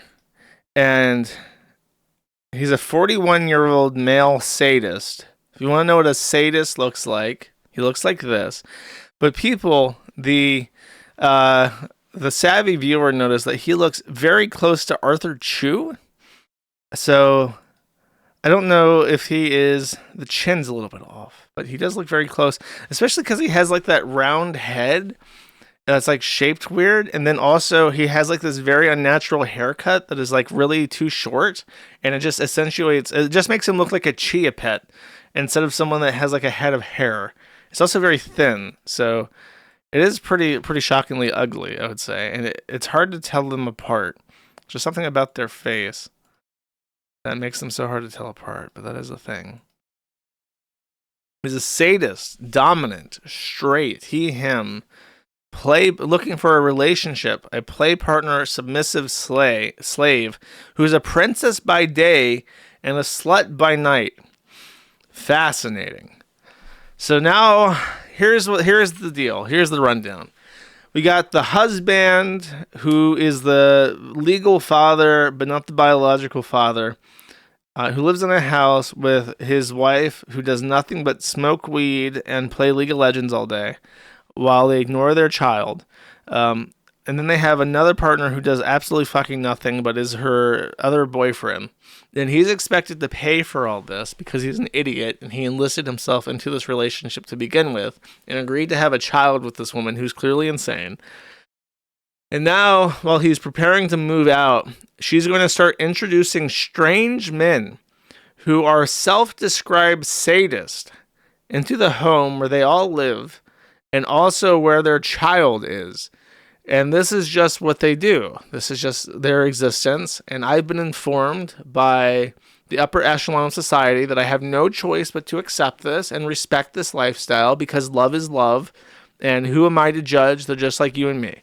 This is what we've been taught. Okay, chat. So you have to deal with this. Awesome. Next Reno. We're really 2 hours in already. This is gonna be a long ass stream, chat. I think the issue is that I've been talkative. I've been talking too fucking much. I'm doing a podcast and I'm talking too fucking much. Okay, more documents leaked from the pest who are currently trolling the fuck out of Jackie Singh. She had always professed that she had a honorable military service. She's a veteran of the United States. However, as we discussed earlier, a couple episodes ago, she was a private. She was like the lowest of the low. They kept demoting her, but she stopped. Like every time they demoted her, she just gave less of a fuck until eventually they let her go. And now another report has been found by the pest, which we'll read today. Supposedly, this contains more information about the sordid details of her departure. PB2 Singh, this counseling statement is for the actions listed below. You failed to be at your corrective training. It was stated that you would be given a 2 wake-up call by me, SPC Larios, at 5:30 hours, and then you would report to CW2 Garner at 5:40 hours at the shop. You did not comply with your corrective training for the reason that you were not in your C hut. I had to come wake you up, and you were not there. Oh, so he even tried to like wake her up, like, hey, buddy, it's time for your corrective training. And then he gets there in the C hut, and she's just gone. And he's like, okay, well, I can't even wake this dumb bitch up. I informed SBC Mo, that's a weird name, Mo, that you were not there, so we need to find you. SBC Mo and myself had looked for you for about 30. Not only did he go to C hut to try and find her and did not find her for the corrective training that she was aware that she had to take, but they searched for her for 30 additional minutes, and she's just fucking gone from the entire base. When we came back to your C hut, you had walked around the corner. I asked you where you were, and you told me that you were in SBC Carpenter's C hut last night watching movies, and you had fallen asleep until this morning. PV2 Singh, you have violated the company's visitation policy by staying in SPC Carpenter's C hut past 21:30 hours. The policy states that no one of the opposite sex will be in the C huts past 21:30 hours. Oh my god. She literally was too busy getting passed around in Carpenter's C hut between the boys to make her own corrective training, and that was her excuse. She just was like open about it. Like, yeah, that was happening. PT2 Singh, you know what the proper uniform for PT is: sweats, top and bottom, PT, t-shirts and shorts, white socks and running shoes. Your white socks are not to have any kind of symbols, logos, or prints on them. Says you will be denied stuff. And then this was signed by a guy who has a really, really pretty signature, actually. Dude, this was like in 2003, too? And the military was already so soft, where it's just like, yeah, this like brown Pajit woman can just fuck around and do whatever she wants, and I'm not going to do anything to you. I'm going to like hold your hand. It's just crazy. Because in my head, when I think of the military, I guess I think of it like they always yell at you. And then it's like, if you don't show up to like, if your like superior officer is like waiting for you to like do training for like your own penalty thing, then you just like immediately get kicked out. Like, you're too fucking stupid to even show up on time to your own, like, penalty. Like, why would we ever want to keep you in the armed service? But I guess not. Nowadays, they're like, oh my God, you have to stop sleeping around Jacqueline. Jacqueline, you're compromising the myth and readiness by sucking so much cock, Jacqueline. The next time you throw up in your PT slacks right away when I say so. Must be hurting, bros. Must be hurting. But we can win. We can win the war against China. We're going to send Jackie to the shores of Taipei to defend our allies in the name of freedom and democracy, chat. Next, we got White Dudes for Harris. His name is Harry Sisson, I believe. There's a couple Zoomers, but this is one of them. Now, Harry Sisson is a good boy. One of the goodest boys. He's a sweetheart, actually. He proves that men can be men and also be dainty little queens that feel empathy for heckin' illegal immigrants or undocumented migrants, as they prefer to be known. And he's just a good boy, and he respects women. Well, let's see how that turns out. You ready? Don't read on live. Yeah, I saw about this. Like, actually, lunatics. Like, genuinely, they are... This individual in question is insane. Wait, who is that? And so, I'll send, I can share with Chris. I'll send a screenshot. Yeah, no, like legitimately, Chris and I have been talking about this for days now. Uh-oh. This individual is who? fucking crazy. Wait, bro. what? If you want to support the live, bro, that bro. Look at him reading the phone. I am saying. No, you be good out there, bro. That's what I'm saying. You be safe. That's what. That's also. What he said. That's what he said. That's what I'm saying. Is that how they talk? Is that how Zoomers talk? They just go, brah, brah, hey, brah, no, brah, you, brah. That's what I'm saying, shit, man, brah. Meanwhile, he's looking at his phone and he's reading this, I think.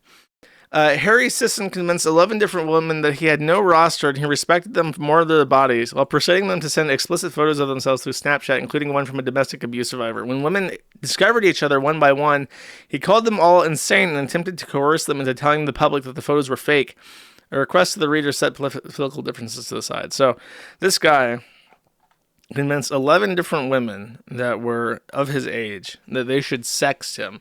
And he did he do this by saying, I'm the one true alpha male and you're lucky to be in my harem? Because in the future, we're going to have to decide, are the women going to go in the lib chads breeding barn or the trannies breeding barn? And they're like, well, I don't want to get raped by a tranny, so I guess that's fine. No! He used the most powerful tool at the hands of a lib shit, and he used deceit. He told them, no, really, babe, I love you. And then he had 11 of them.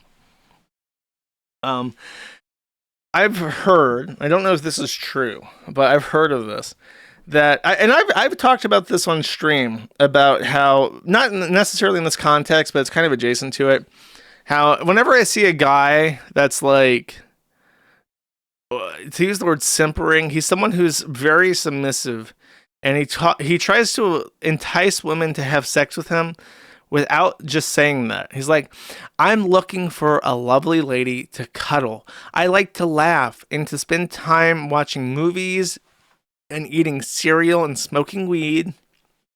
And I'm looking for a partner in crime that can spend lots of time hugging and cuddling. Like that kind of shit. That shit is posted by somebody who's more dangerous than a serial killer.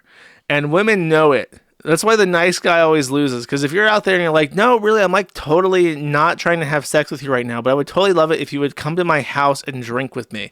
Like that's why you get this cartoon, right, where it's like the guy saying, the handsome guy says something, and then she's like, oh, you're so sweet. And then the creepy guy says something like, hello, HR.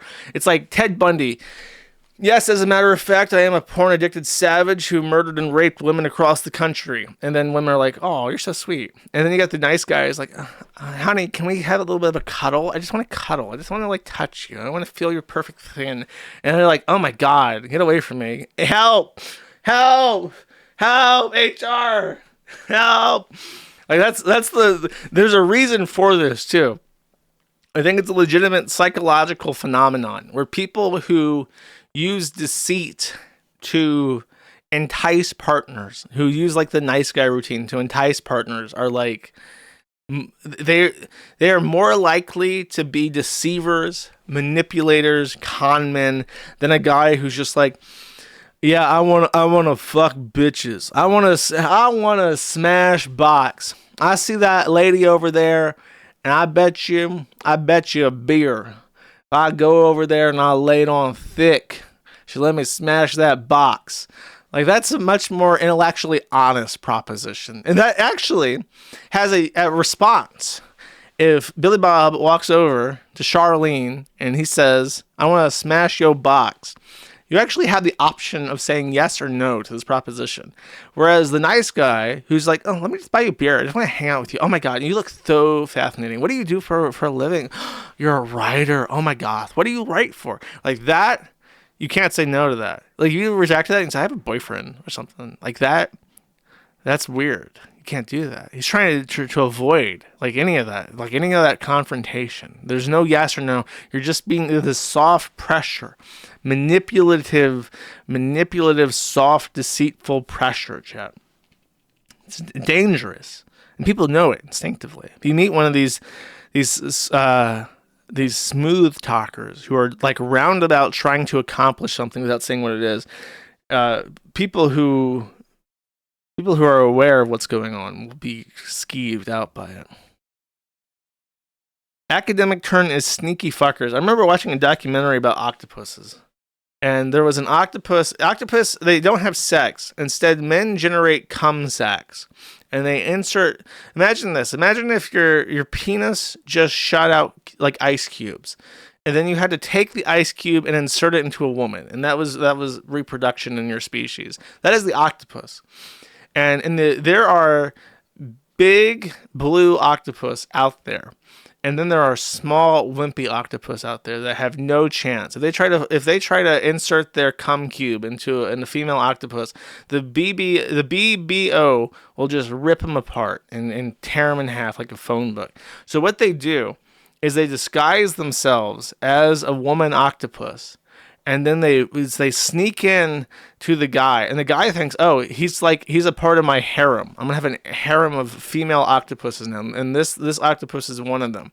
But he's actually a guy in a dress, and he's just pretending to be a female octopus. And then he sneakily sneaks in his cum cube into the harem, and then gets the fuck out of there. This is a real thing. I'm not joking. This is a thing. This is an evolutionary thing that I think applies to our society. We have the big blue octopuses of our society that are alpha males, and they have women. And then there are the sissy octopuses who are trying to be sneaky about it, and they're dressing up, but they still have sexual intentions. They're just not being honest about it. This is a real thing. I'm not even joking. You can look this up. I'm right.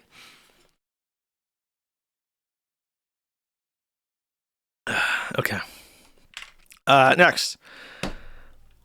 What I'm trying to say is that this guy, this Harry Sisson guy, this guy is the wimpy octopus in a dress, but he still has many cum ice cubes that he intends to insert into as many women as possible, and he just is not honest about it. Next to Reno. This is in the Texas Senate, another Texas bill that is acquiring some attention, but this one, because it has passed the Senate, and it is a ban on cartoons that feature children or apparent children, real or fictitious, in sexual situations. And this has caused some controversy. Now, let me be upfront with my opinion on this. I do not support the government trying to ban lolicon. And the reason why I do not support the government trying to ban lolicon is because I do not believe that it is possible for any competent or legally competent, not competent in the human sense, it is not possible for our government, especially, to pass a bill which can effectively criminalize something that is a drawing. I don't think that's possible. Not that I don't think that it would be a bad thing to reduce consumption of this. I just think that it is literally impossible for our government to do it right in a way that wouldn't infringe on other freedoms, or worse, put liabilities on platforms or platform holders that stifles speech indirectly. I just don't think that's possible. This is news. You're right. It is news. Rise of the Hamster. Just for this little bit. So I haven't actually read the bill. To be quite honest with you, I've heard some controversy that effectively, this is the anime hysteria. The animes are saying that this effectively bans all. This is true. They're saying, the animes are saying that this effectively bans all anime because under the description provided by the Texas legislature, which bans sexualized depictions of cartoon characters, it is impossible for any anime to be legal because they say that they all have depictions of what look like children, and they all look like they have children in sexual situations based off the text of the bill, which I don't think is necessarily the way you want to word that, but that's what they're saying. So that's kind of my point, but at the same time, it's my point also in why anime sucks. At the exact same moment. So I'm proven double right. I retweeted this, by the way, and there's a group of people from 8chan who hate me. They hate me. And they are obsessed with fucking lolicon. Because what happened after 8chan shuttered is that all the people obsessed with lolicon, most of them from V, went to like splinter sites that explicitly allow lolicon in the video game boards. And these people fucking despise me because they hate me from 8chan days. And they blame me for 8chan not surviving, basically. So whenever I post anything about lolicon or the KiwiFarms has any kind of controversy, these people stir up into a frenzy and go after me. Or they go after the forum. To this fucking day, by the way, lolicons believe, without any reason, that a lolicon website called All the Fallen was shuttered because of the KiwiFarms. And it's my understanding that the site did not shutter and that there was no mention of All the Fallen except like a thread with 3 pages on it. But they blamed us. So you can add people who jack off to cartoon children being raped to the list of people who hate the forum and hate me. But they went after me for this, and they did the usual shit. They brought up all the shit from Blockland. They're like, haha, this was 17 years ago. Aren't you embarrassed? No, I don't give a fuck. The other part was that they tried to say, and I see this constantly. This is the weirdest thing to me because I don't think it's what it says what they hope it says. That anybody who is against lolicon is always a pedophile. And they bring up one example. There was a guy called Mr. Pizza. Literally, that was his name, Mr. Pizza. And he was like a reporter for a big publication. And he made a tweet about how anime shit is for pedophiles. And then he got caught with child pornography, and he's in jail now. So anytime you say that anime is fucking creepy, you get people saying, just like Mr. Pizza. I would love to see what the police find on your hard drives. And it's like, I don't think that is the point I don't think that point is made how you want it to be made. Because the implication is that anybody who doesn't like anime is a pedophile. But who better to identify what material is for pedophiles than a pedophile? I feel like if you took the brain of a normal man and you took the brain of a pedophile, and you could these are like AI models based off real like pedophiles and real humans, and you showed them an image, and you gauge the arousal. Any image that aroused only the pedophile and not the normal person would probably be pedophilic. And I feel like if a pedophile is saying that's for pedophiles, then that is probably arousing to him in that sense. I do not understand the purpose of bringing. I'm trying to say, look, this convicted pedophile who owned child pornography said anime was for pedophiles. Okay. Cool. Just ban anything from Japan, bro. I'm there. Fuck Japan. Oh, this was the response, by the way. This is the guy. A lot of the responses to this states, if I scroll down, you just see like children in bikinis and shit with like camel toe. So I'm not going to do that. But these are some of the examples. This is the projection. As you can see, this is an anime girl, and then there's the Mr. Pizza behind him. This card is activated when someone claims that anime or lollies are for pedos, when in reality the real pedos are the loudest voices against anime and manga. Okay, buddy. This is my favorite post, by the way. No, not that one. Where is it? This one. Aha. Nano 35p, aka Lolly Plapper. And I have been told, and I'm going to name and shame. I have been told that the 35p in his username is a VTuber reference. I don't know what it references, but that is how the fans of a specific VTuber identify by themselves on Twitter. So, if you are a 35p, just know that your brother in arm, donoing to the same anime girl that you are, watching the same when she does her little karaoke, when Odoku Doku-chan does her karaoke on the live stream, and you're sending her $50, or more specifically 5,000 Argentine pesos to get the red super chat, you are sharing that experience with Lolly Plapper. Now let's see what Lolly Plapper has to say. Really protecting those drawings, huh? Though I will admit, it would be interesting to see Lollicons take on the entire government, Lamau, with how committed we are to our passion. I think we would have a fair chance. Laughing, crying emoji, which of course is also a pedophile reference. Of course, this isn't going anywhere because the First Amendment exists. But funny thought. And then there is another one that I really like.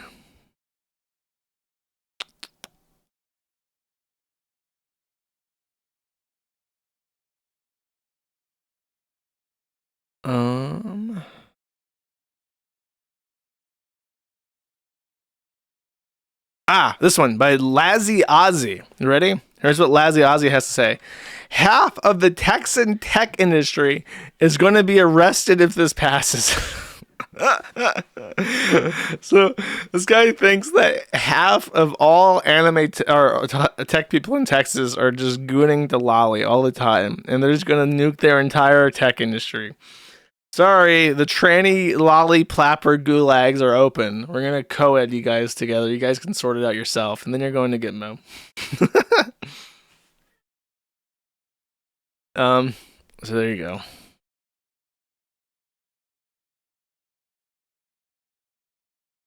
Let's see.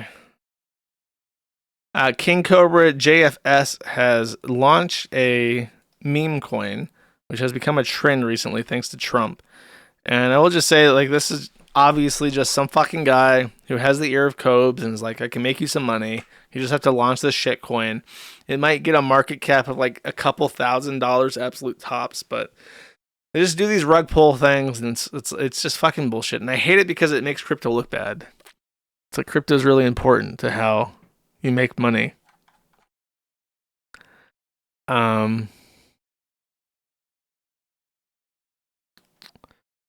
If you are banned by everything.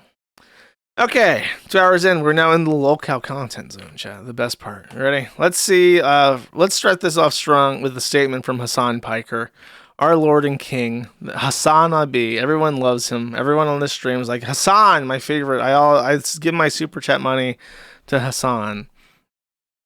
Let's get back to Solo Tiny Leaks. November the 9th, 2024, when a person named Solo Tiny Leaks posted a few cryptic messages on the Destiny forum on a site called KiwiFarms, which is a message board infamous. Oh, gross, dude. Why the fuck would you... Oh, dude, why would you fucking mention the name of this goddamn website, dude? It's like, it's such a gross website that Destiny has actively defended it, okay? That's what you need to know. It's a serial doxing website, and they hate everybody there. myself included, and Destiny as well. There were attempts to shut it down by another person who also hates me and is, you know, a fucking freak in her own might. And at the time, he was like actively trying to keep it afloat. But now he wants to sue the website. For doxing and leaks. These messages read, "Is this stuff public yet? Not sure if it's any interest of you guys." They have a suicide leaderboard on there. They try to actively harass trans people to get them to kill themselves and then flex. It's like so easily disproven that it's hysterical, but people can just repeat that shit for free and nothing can be done about it. You can just fucking lie. I just like how the Turk Roach who worships a pedophile prophet hears the word KiwiFarms and he's like, because he's like genuinely afraid, like, oh fuck, I played a video that mentioned KiwiFarms on my fucking stream. I might get yelled at by Dan Clancy. He might come out of his goon basement and yell at me for promoting the site incidentally. Well, so Kanye West is doing his schizo thing. He has bought a KKK hood. I don't know why. Just chilling out with the hood.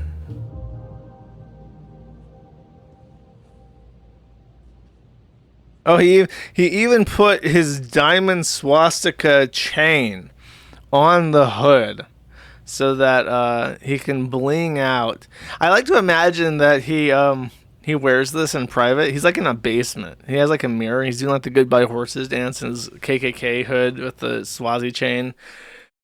Just listening to like DOTA Bana or whatever the fuck, Flaga. Just like chilling out. And this is the operative part from the song I played at the beginning. They telling me that I'm a bully. I'm anti-Semitic fully. They saying I'm acting like Hitler, but how am I acting like Hitler when I'm a fucking nigger? Pretty based, I guess. I don't know. But you know what?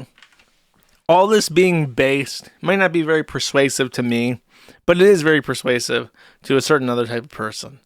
Here is Nick J. Fuentes, savior of the white race. He is reconnected with his best buddy, his platonic friend, and he's just hanging out together. Finally back up where he belongs. Yo, you know I'm here with my white supremacist homeboy, Nick. We back. There's two bros hanging out. I noticed that Nick is not wearing the diamond-studded Swazi chain. You know, if Nick was smart, he would ask for the diamond-studded Swazi chain, because if that's real diamonds, that's probably like at least like $200,000. You know what I mean? Wait, why does Kanye West have fake teeth? What is that? Is that a grill? Is that a grill? Does Kanye West have a grill? Is that what a grill looks like? It has like fangs and shit. That's weird. That's bizarre. Okay, sorry, that took me off because like, why does he have like? I thought it was like, why does this guy wearing like Spirit of Halloween $1 fake plastic Halloween fang teeth? Like, what the fuck is that? Anyways, I would take the Swazi chain because that's like gold and diamonds, and you can make money off of that if you don't want to wear it. But Nick J. Fuentes is not worthy of the Swazi chain. As he knows, he will only be the second in command. The real fear will be Kanye West, and he will simply be like someone like a secondary. I would say Himmler, but I don't think Nick Fuentes could be Himmler. I don't think so. I don't think he has enough kooky ideas to be a Himmler. And he's not fat, so he can't be a Hermann Goring or anything. I could be a Hermann Goring. Next, Andrew Tate is suing anonymous users on Twitter for defamation. Many of them are completely anonymous. One in particular is Murdered by Crayons. Murdered by Crayons is a Rudolf Hess. That's a good one because he was a traitor. Okay, so Andrew Tate's suing Murder by Crayons. Murder by Crayons is like a very virulent anti-Tate guy on Twitter. Whenever a Tate thing pops up, Murder by Crayons is there with like receipts indicating that Andrew Tate not only was active in sex trafficking but bragged about it openly. All the people who tried to like pass off like, oh no, he was just being persecuted by the Romanians. That guy is there. A pretty good follow. He's being sued. And what I find fascinating about this is that, number one, he's suing in Florida. Andrew Tate is not a resident in Florida, neither is Murdered by Crayons. So I imagine that all of his lawsuit shit is going to be dismissed by jurisdiction. And then he'll probably cry about leftist judges. Like, he just got kicked out of Florida, so it's very obvious that nobody in Florida wants him in Florida. So him suing in Florida is really bizarre. I'm not sure what the point of that is, except to fail immediately at the first hurdle and then complain that, like, the Florida activist judges are trying to oppress him or some shit. However, I will say this. Lawsuits are very expensive, even frivolous, shitty ones like this. And I remember, and I could be remembering, I will say this, I could be remembering incorrectly. I'm not 100% on this, but I remember Elon Musk making a statement that he would pay for the lawsuit to defend anyone sued over speech for things they said on Twitter.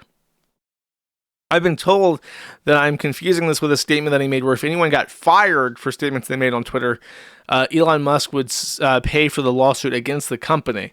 But I feel like I also remember him saying that he would pay defense for anyone sued for defamation on Twitter. So I could be wrong, but I doubt Elon Musk will pay for the defense. His buddy Andrew Tate is beyond reproach.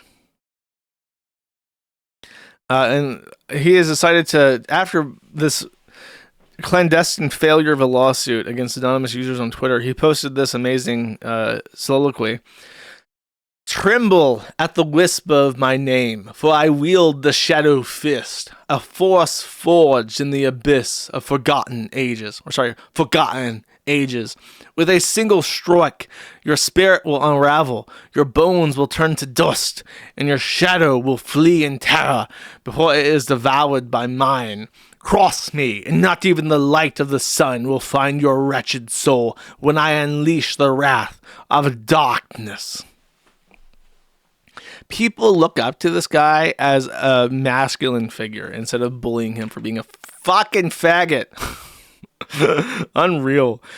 I know that, like, a lot of shit from Twitter shows up on my streams, and I promise that I source most of it from the forum, but you know, shit happens on Twitter, especially with locals and shit happens on Twitter, so it ends up on the stream.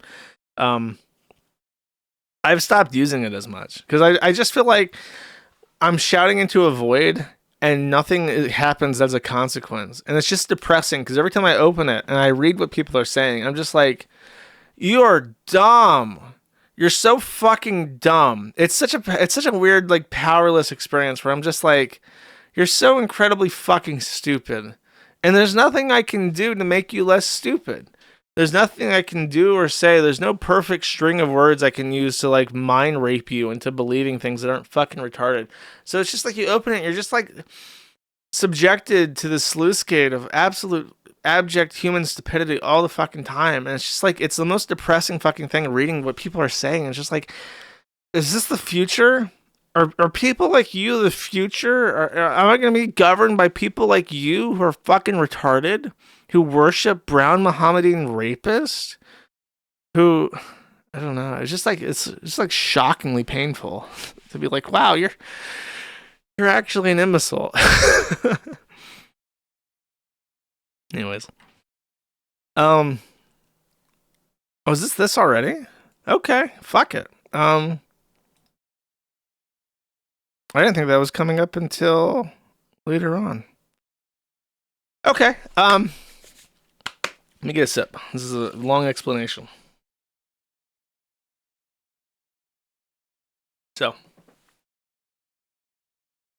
thousands of years ago, Darkside Phil played video games on the internet. Many people consider this to be a mistake. Years and years later, he is still around. He is still streaming video games, and he has accumulated quite a bit of personal reputation debt.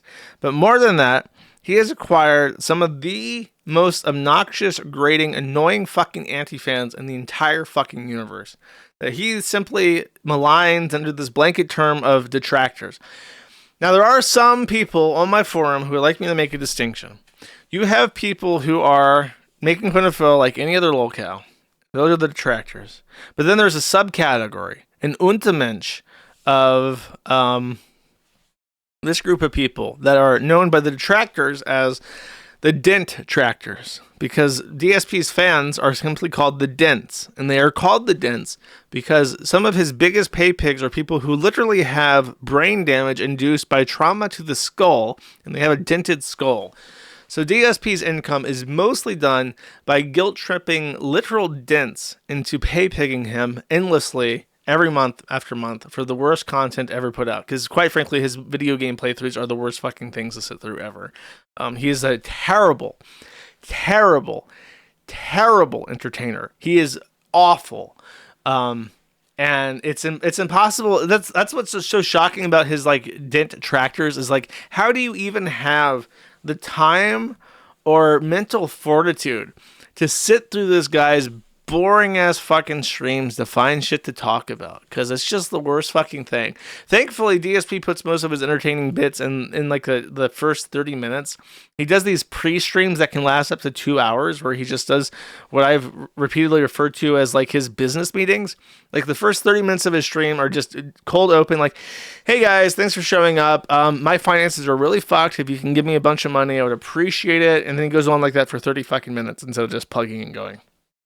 He does this every stream, and that's where they get most of their content. Anyways, so they're just awful to deal with. They're literally the worst people to deal with on a regular basis. I loathe when DSP shit's happening because then I have to talk to these people, and they're just like the most aggravating fucking cunts on the site. Just in general.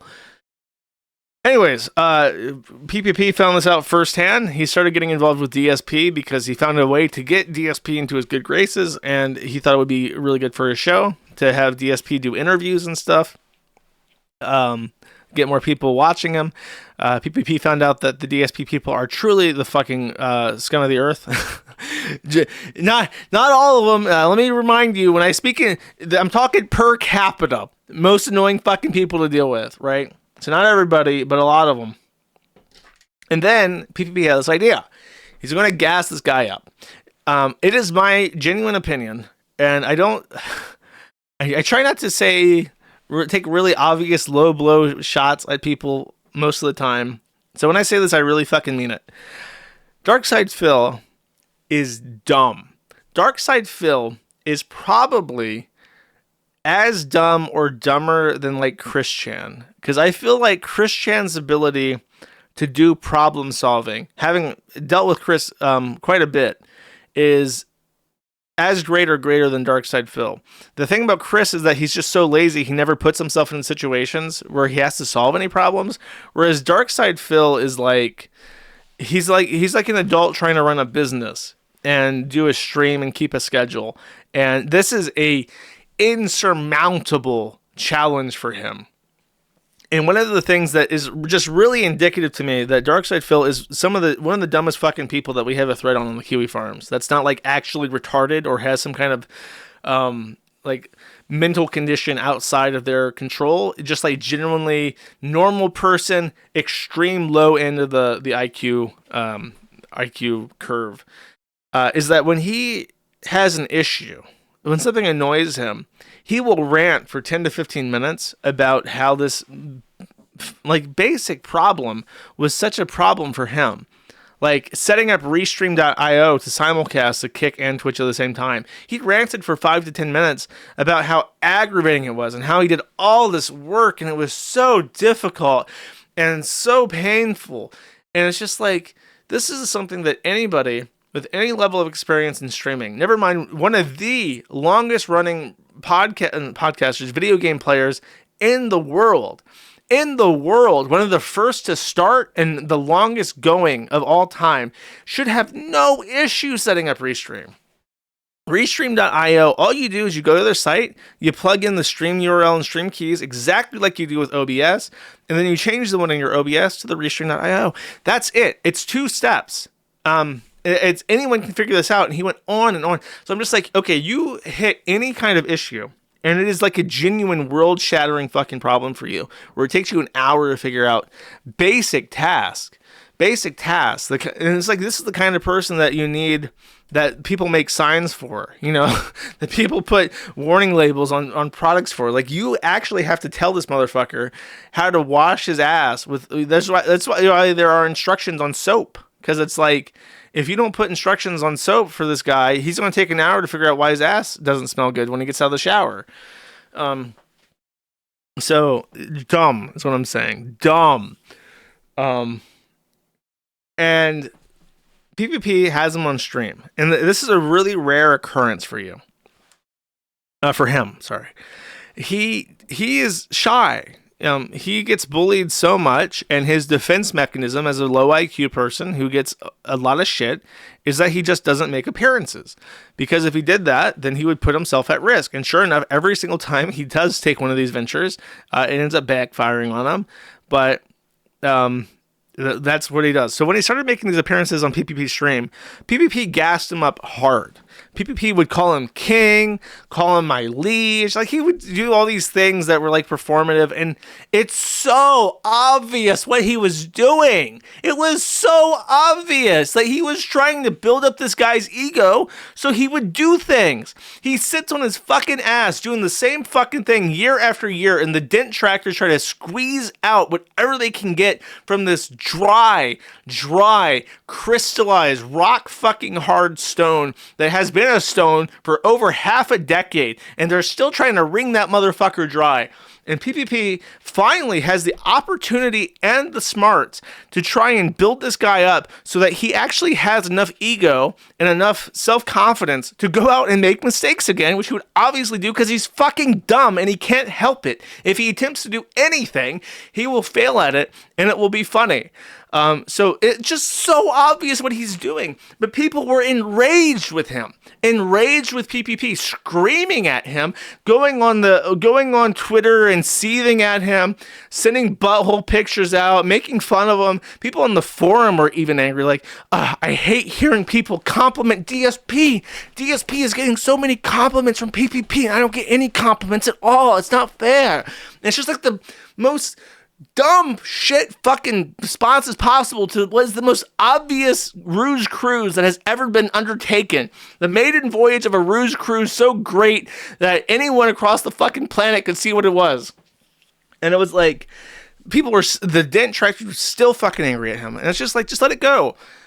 So over months, DSP is a recurring guest of the stream. They're trying to get him to do things. He goes on this limb and he talks to me. He doesn't talk to any of his detractors, but he talks to me. So PvP was so persuasive that he managed to get me and DSP to have a conversation for like an hour. And that's crazy, because it's hard to oversell just how much of a recluse hermit DSP is when it comes to interacting with other streamers. Then they try to get him to do XYZ, and they kind of realize at some point there's not so much you can do with Phil, because he is so dumb, and he's not very funny.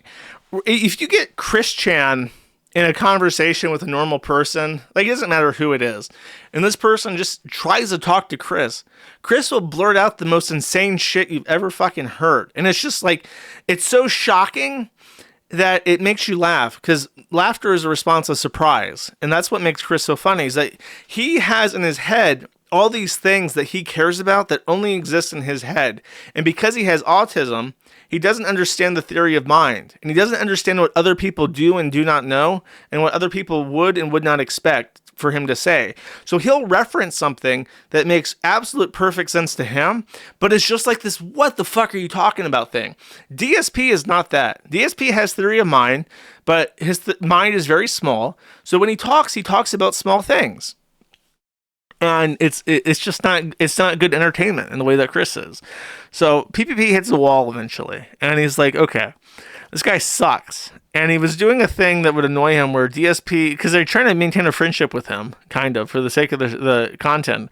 DSP would show up in their chat, And he would spam the same unfunny fucking joke over and over. I actually remember PPP complaining about this to me, that DSP will show up in their chat and he'll do this thing that DSP's biggest dent pay pig would do for him in his streams. The guy would spam the same joke over and over again until DSP was forced to read it. Darkside Phil would literally reproduce this in Kino Casino's chat and spam the same joke for literally like minutes at a time until PPP or Andy were like forced to acknowledge that he was doing this in the chat. So, to give you an idea of what kind of IQ we're talking about here, and the level of desperation for approval and affirmation from the Kino Casino. And then I think it was around this point where PPP probably decided this is not worth it. So they're looking for an out, and they're looking for a way to kind of bake him.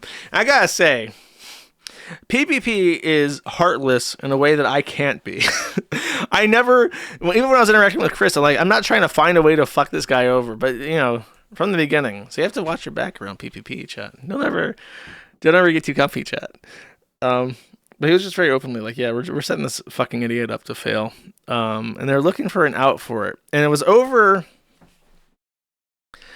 I want to say that it started because PPP said something about Cat being fat.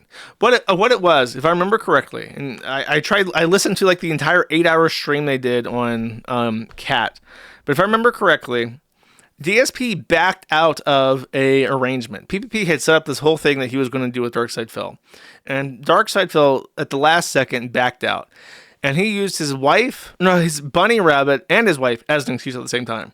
He said that his wife was like too fat to have kids, had ovarian issues. They're too old. Phil was like 40. I think Kat is only a couple years younger than him. And he was like, I want kids. I want a family, but we're too old now.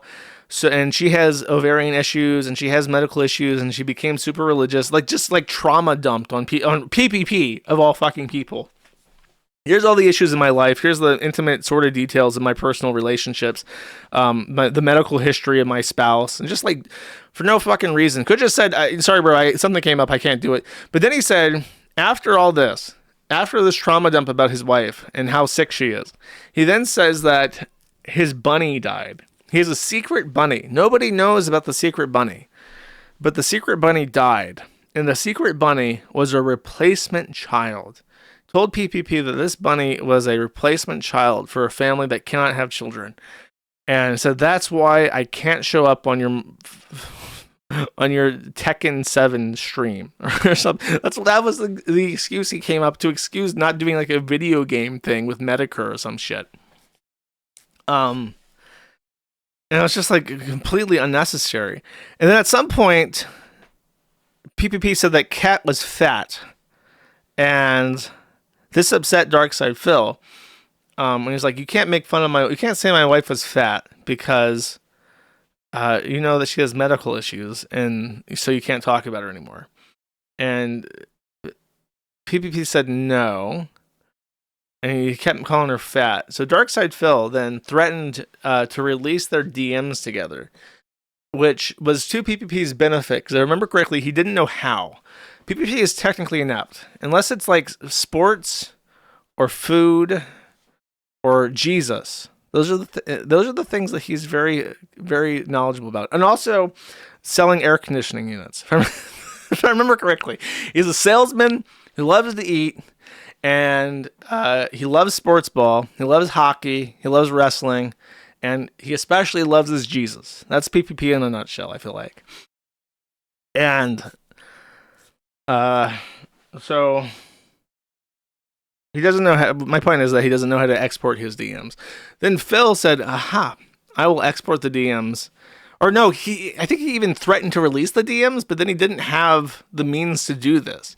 So then he was like afraid that DSP would just wipe out his history, but then DSP exported on his own and then posted them, and they just make him look like a fucking idiot. And then. And it's hard to play any clips of this because it's just like a long story where it's like, and then it's like, if you really want to go see an 8-hour long stream, you can watch the Kino Casino replay. I think they're even talking about it tonight.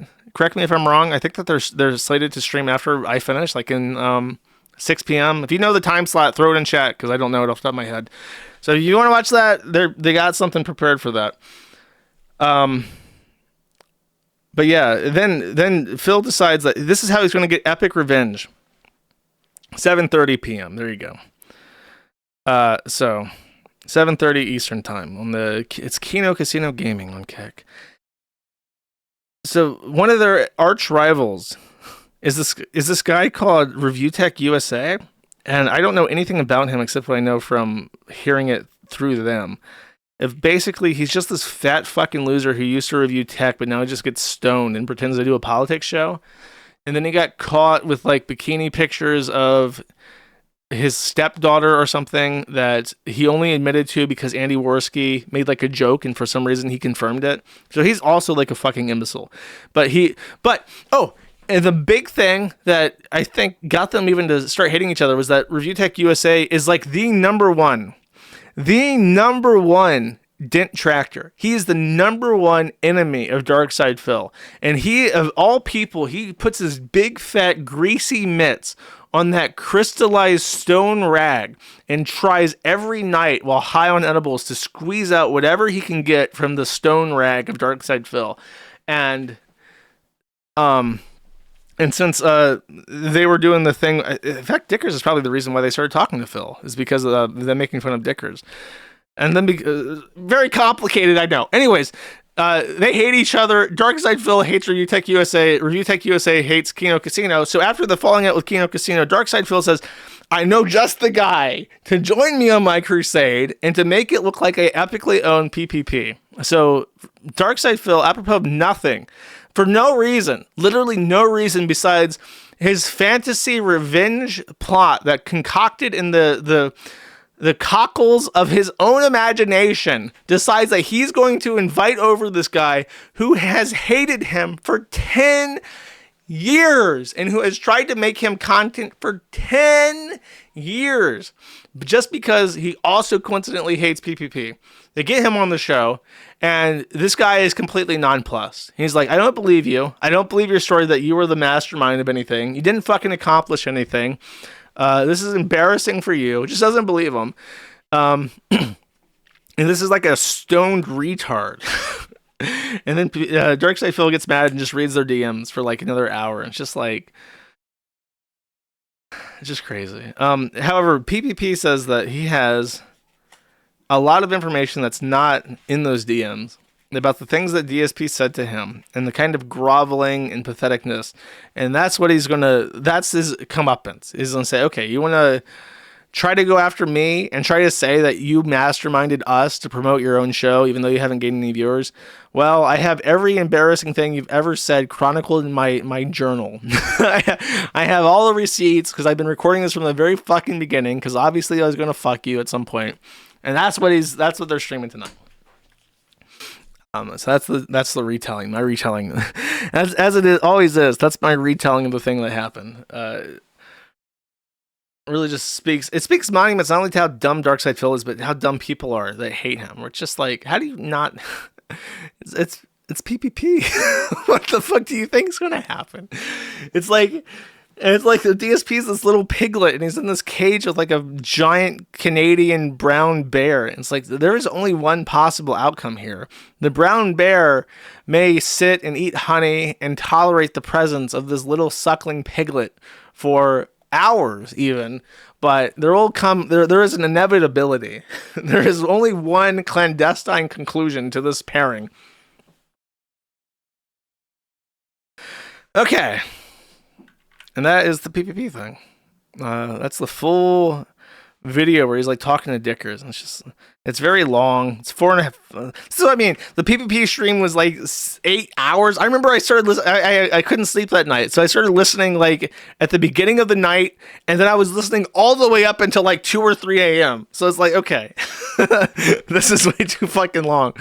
But I sat there faithfully playing Dota 2 and listening to PPP go, whoa, buddy. Fun. Awesome. All right. Back into the thick of things, into the content of my favorite person in the entire world at this moment. Destiny. Staven. Why'd you do it, Staven? Well, Staven denies that he did anything. Staven has answered. Okay, this requires some explanation. Pixie files revenge pornography lawsuit against Destiny in the Southern Federal Court of Florida. In this, she alleges both federal and state violations against Destiny for the unlawful dissemination of non-consensual intimate imagery, as it were. Now, I've been through a couple lawsuits in my life. Here's how the procedure usually goes. It is in the defendant's interest, financial interest, to terminate a lawsuit as quickly as possible. That is what you want. You want a lawsuit to end as fast as fucking possible and as in your favor as possible. So what you usually do after a lawsuit is filed against you is you file a motion to dismiss. And this motion to dismiss will include every conceivable reason that the lawsuit should be immediately dismissed on any level, any combination of legal theories.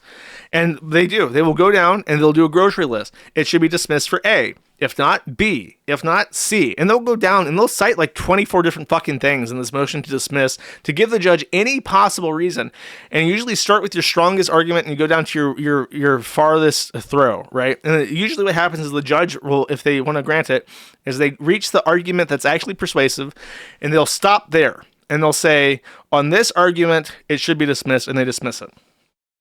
Then, if that fails, you file what's called an answer. An answer looks like this. You effectively take the complaint, which levies the accusations against you, and you go, deny, deny, deny.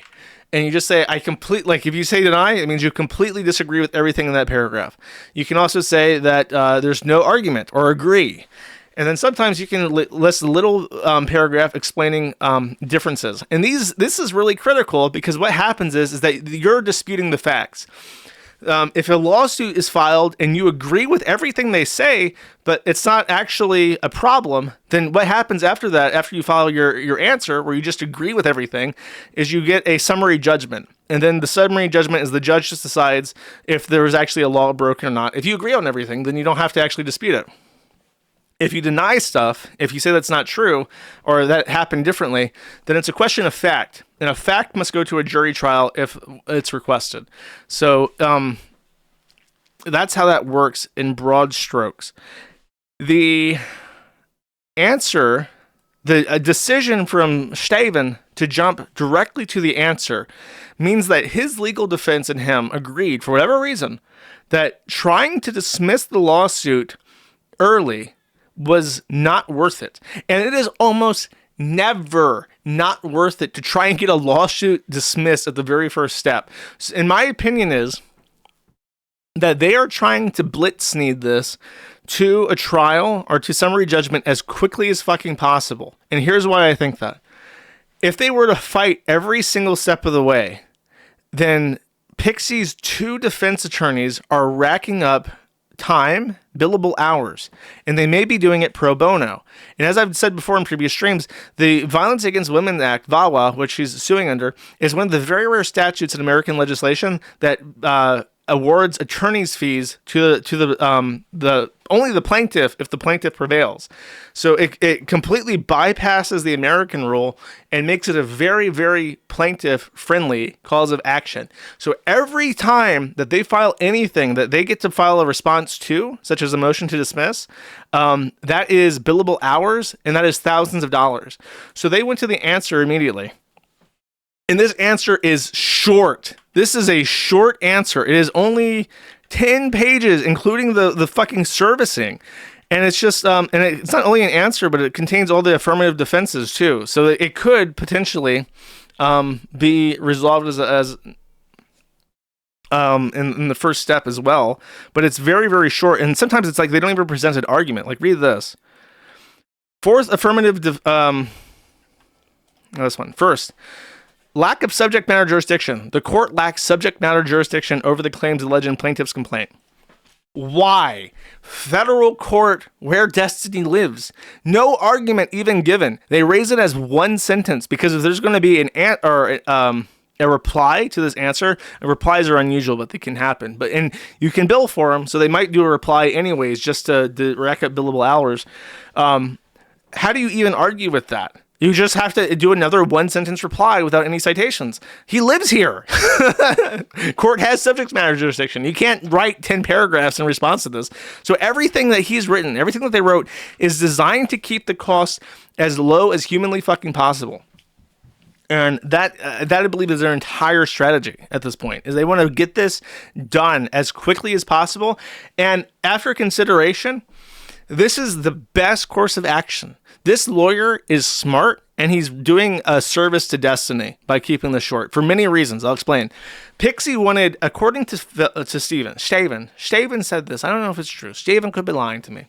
Staven said that Pixie asked for $15 million, which is 100 times higher than the possible statutory damages awarded to her. So that's quite unreasonable. And some people have tried to defend this and say, well, it's a starting point for the negotiations. If you're going to ask me for 100 times more than what I could possibly lose by just not dealing with your bullshit and going through the trial, I'm not going to even talk to you because you're insane. That's a bad move.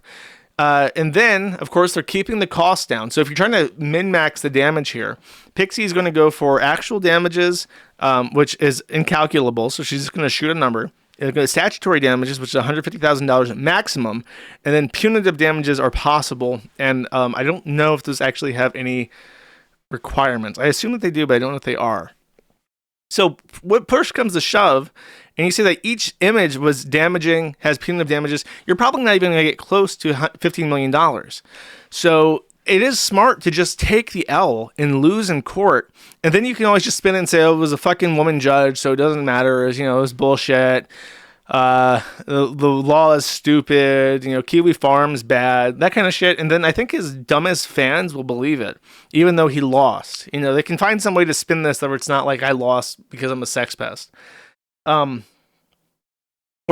she lied, and this was just a big extortion racket, so I just had to go through it, and whatever, it is what it is, like that kind of thing. And then the big one.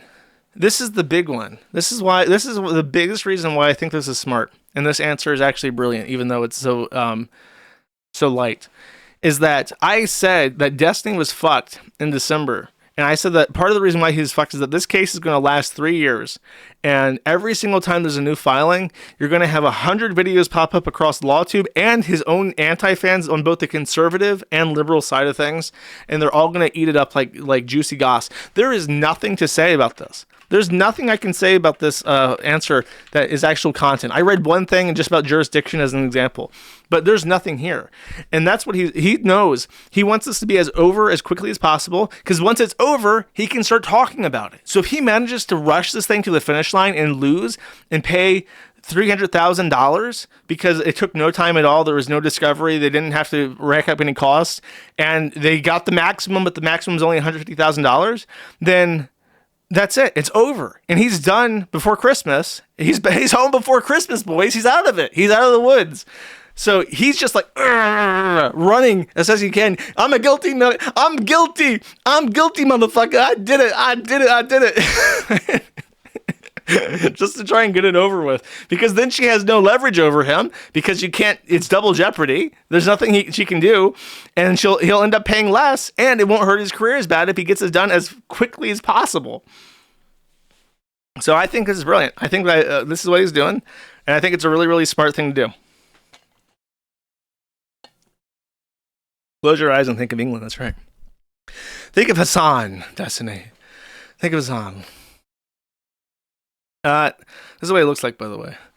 He has a bunch of guns in the back of his room, and it's like, I don't know if he's trying to rehabilitate his image as like a manlet cuckold, but it's like he has all these shotguns and revolvers and handguns behind him, and I'm just like, he's still like a manlet dwarf with bussin' hair. He's like 4'10", and he's trying to look masculine because he has like an ammo box on his bookshelf. It's really pathetic for some reason. Yeah, you're a cuck. Your wife fucks other men. Your wife left you for a homeless man in Sweden. You're not going to ever look cool. I don't care if you have a 50 caliber handgun. You're never going to look cool holding a deagle. You're not going to look cool holding a gun that's the same size of you because you're so small.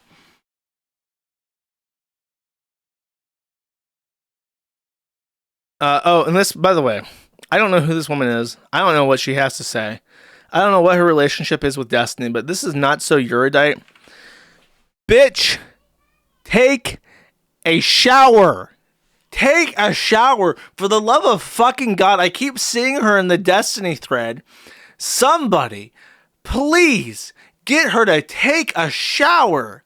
How do you go online looking like this? She looks like she's slick with oil. Like someone just dunked her in a fucking vat of grease. Somebody please tell her to take a fucking shower. I don't give a fuck what she has to say about Destiny. I legit get nauseous looking at her. I get like oyster flashbacks. I'm like, I don't want to look. I cannot possibly stand to look at this woman who can't even bother to fucking bathe before she gets on a webcam. Someone please help her out and tell her, dude, DSP, I know you've read the instructions on your bars of soap front and back, and you've got it memorized, and you're a good boy, and you even wash behind her ears. Please tell Not So Erudite how to use the soap in Wawa, DSP. Please. Next. I already read this. Oh, God. Okay, so this... since I'm in, like, that fucking retard sphere of Twitch again with DSP, or not DSP, but, Shaven, Hassan, I guess Not So Erudite, got a guest appearance. I figured I'd talk about Keffals just a little bit, but not Keffals specifically. One of Keffals' mods. You see, transsexual anarchy cringe CEO at Living in Jeopardy bsky.social is a former mod or associate of Keffals, Queen Keffals, and they're also an aspiring musician. And I would like to play for you, chat. A little bit of music just to show you what the Keffals side of thing is up to these days.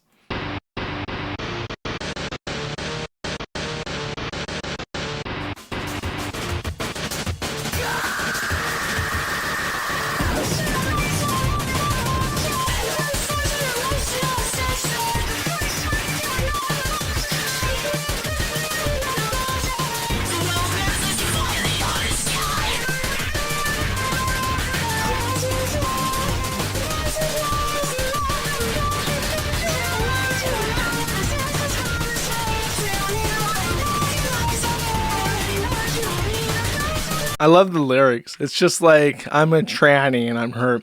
You know what the song instantly reminded me of, though? And I don't even know. I feel like I'm embarrassed to say this. I mentioned Five Nights at Freddy's earlier in the stream. And I mentioned Five Nights at Freddy's because I was reminded that it existed because of this song. And for some reason, there is like an audio parallel that like reached deep into my mind and picked out this song. You ready?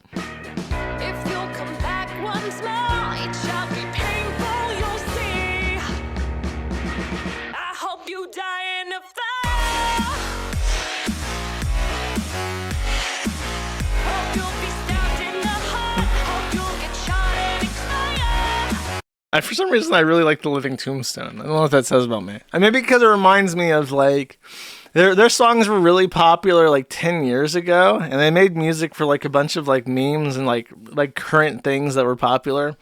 I have a fond associate. I don't know. I'm sure they're, like, all furry, degenerate, retard trannies by now, because everything is ruined, but...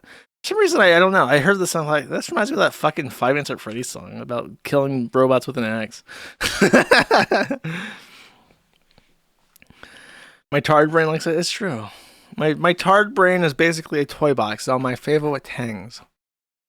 Speaking of my favorite things, Nicholas Rekieta Law, a small law firm in southern Minnesota. He is making preparations, making plans, conspiring to return to the mainstream.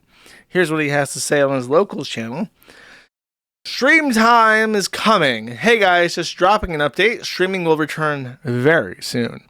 I have Ryan, the editor, helping build out voices for the super tip system, so that should be fun. In the meanwhile, I'm just working on keeping this house moving. Kids' crazy schedule is still in effect until the end of the school year. Some combo of Kayla and I drive about 120 miles every day, getting them to various activities.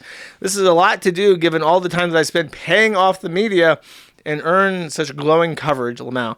Really looking forward to next week. I have a couple of big things happening. I hate waiting on government for everything. I will be sentenced on April 18th.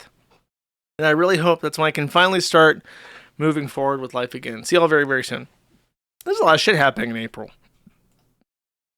I want to say that the Greer thing has a very unusual scheduled hearing in April.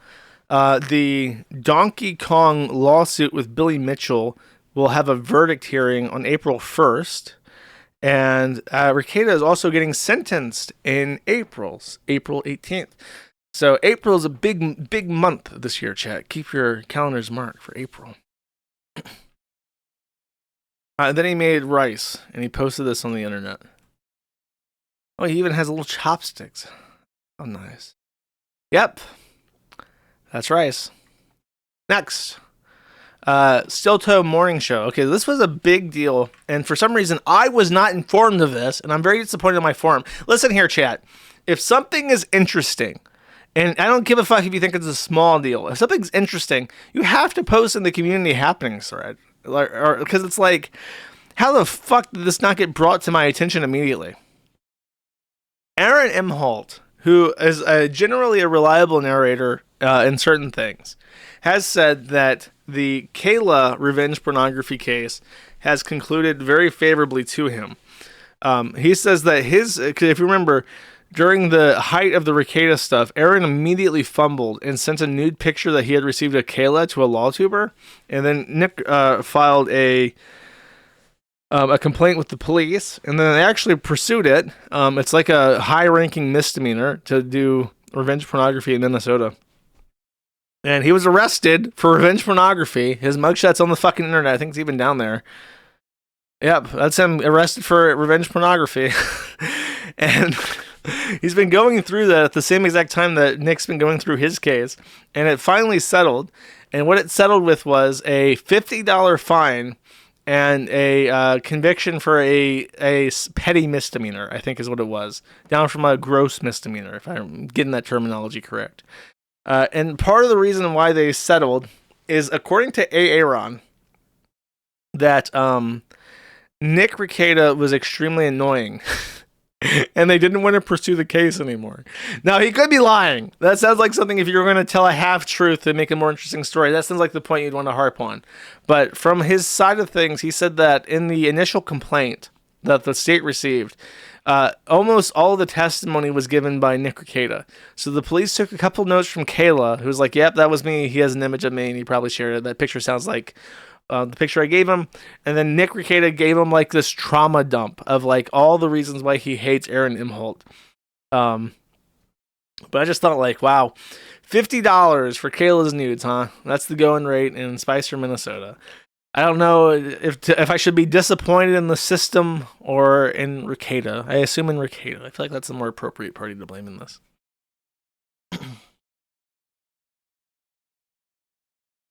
By the way, apparently he's returning as...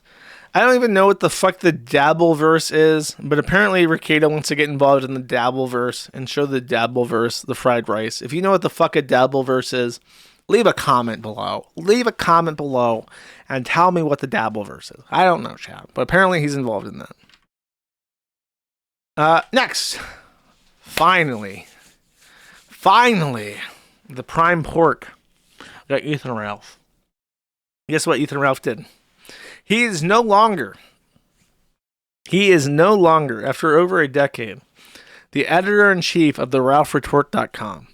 Let's hear what he has to say while he watches food be cooked for some reason. I did sell the RalphRetort.com, but the same day that I sold the RalphRetort.com, I bought the domain RalphRetort.com. So...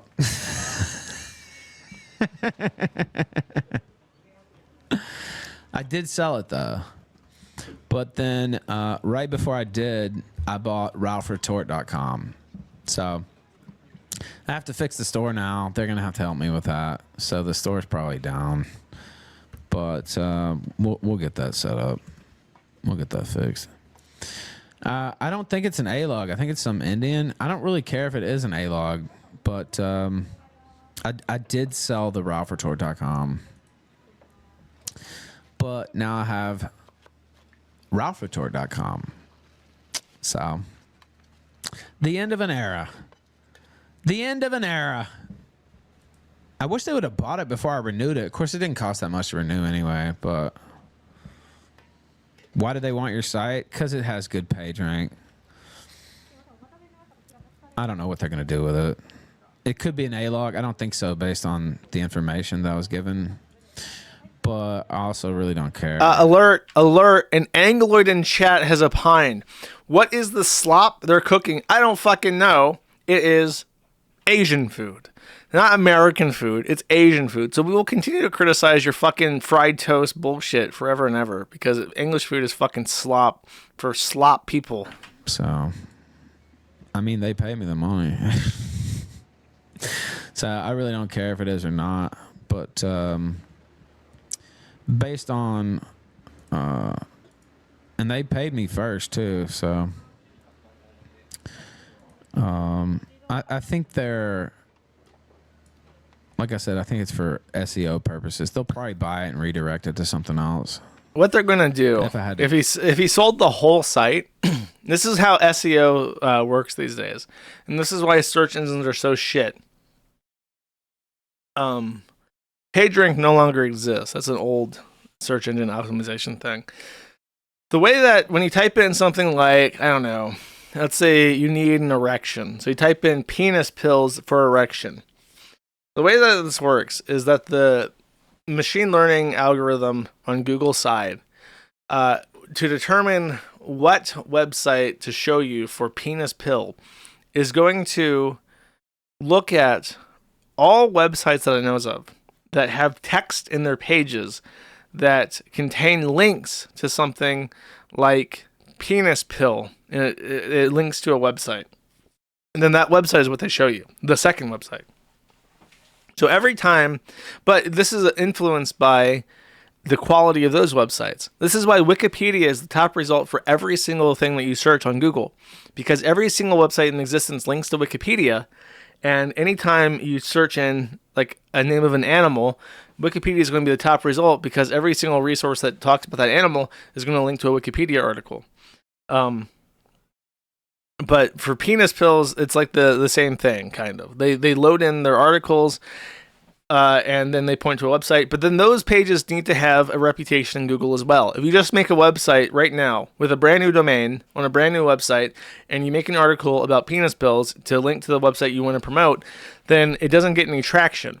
So what you do is you buy a 15-year-old website like the RalphRetort.com, and then you don't redirect it, and you don't... like tear it down and make a brand new site.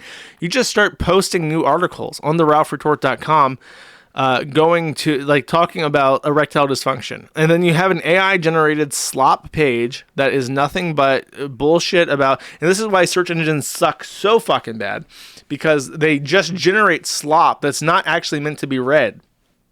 It's meant to have keywords that they can hyperlink to the website that they're trying to promote for the phrase penis pills. And then it's like 10 fucking paragraphs that almost sounds like a real article, but it's not, and it doesn't make any sense, and it just has hyperlinks to advertisements. And that's why you'll end up on these websites. That's why these SEO sites that are like top five XYZ, and it has all this bullshit, and then it has a bunch of Amazon links. Every fucking website is like this now. So Ralph is complicit in this. He sold his website so they can make articles that have links to gambling. Like gambling is the big one. You publish an article. I get solicited by Indians for ads all the time. Like, how much would it cost you to put an article on your site that links to all these pages, and it needs to be a gambling ad for RainBet or whatever the fuck. And then they pay you money and they put this article, and then this article is SEO fodder for their website. And that's all websites now. Almost all human information is corralled on Xitter and Facebook and Instagram and TikTok and YouTube and Reddit. And small independent websites are smaller and smaller and less relevant because they're fighting for real estate with fucking advertisements that Google is not able to detect anymore.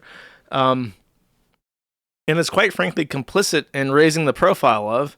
And people have given up on search. If they want to search what's the best restaurant in LA, you search that and you get you get some fucking slop article written by a machine, like top 5 restaurants in LA. And it's like, I don't trust you. I don't think you've ever been to LA, Mr. Kumar Dikshit. I don't think that you've ever been to the United States of America. And if you have, that's a shame on us. So you can't trust that article. But if you go to TikTok and you type in best restaurant LA seafood, then you'll get like all these Instagram or TikTok influencers who are like, oh my God, I just ate at so-and-so and it was quite the dining experience. And then you're like, well, I'm not looking for that. Like, dude, that's like the best hole in the wall in LA. I just had like a crab sandwich there. It was like mind blowing. It's like super cheap too. And you're like, I do want that actually. And then, that's how the internet works. You don't need a fucking website that has reviews anymore. You don't need Yelp. Who the fuck gives a fuck about Yelp? Yelp. Fuck that. Who needs the Michelin Star magazine? Who needs the Michelin Star magazine to read through anymore? I got TikTok. And my point is that Ralph sucks. In case you didn't know. By the way, you know who else sucks? Cog. I saw these pictures that this guy posted at the bottom. And I saw DOS or Cog here in his hotel. And then apparently this is a picture that he shared from his hotel window. And I'm just thinking, like, he was trying to show off the view he had.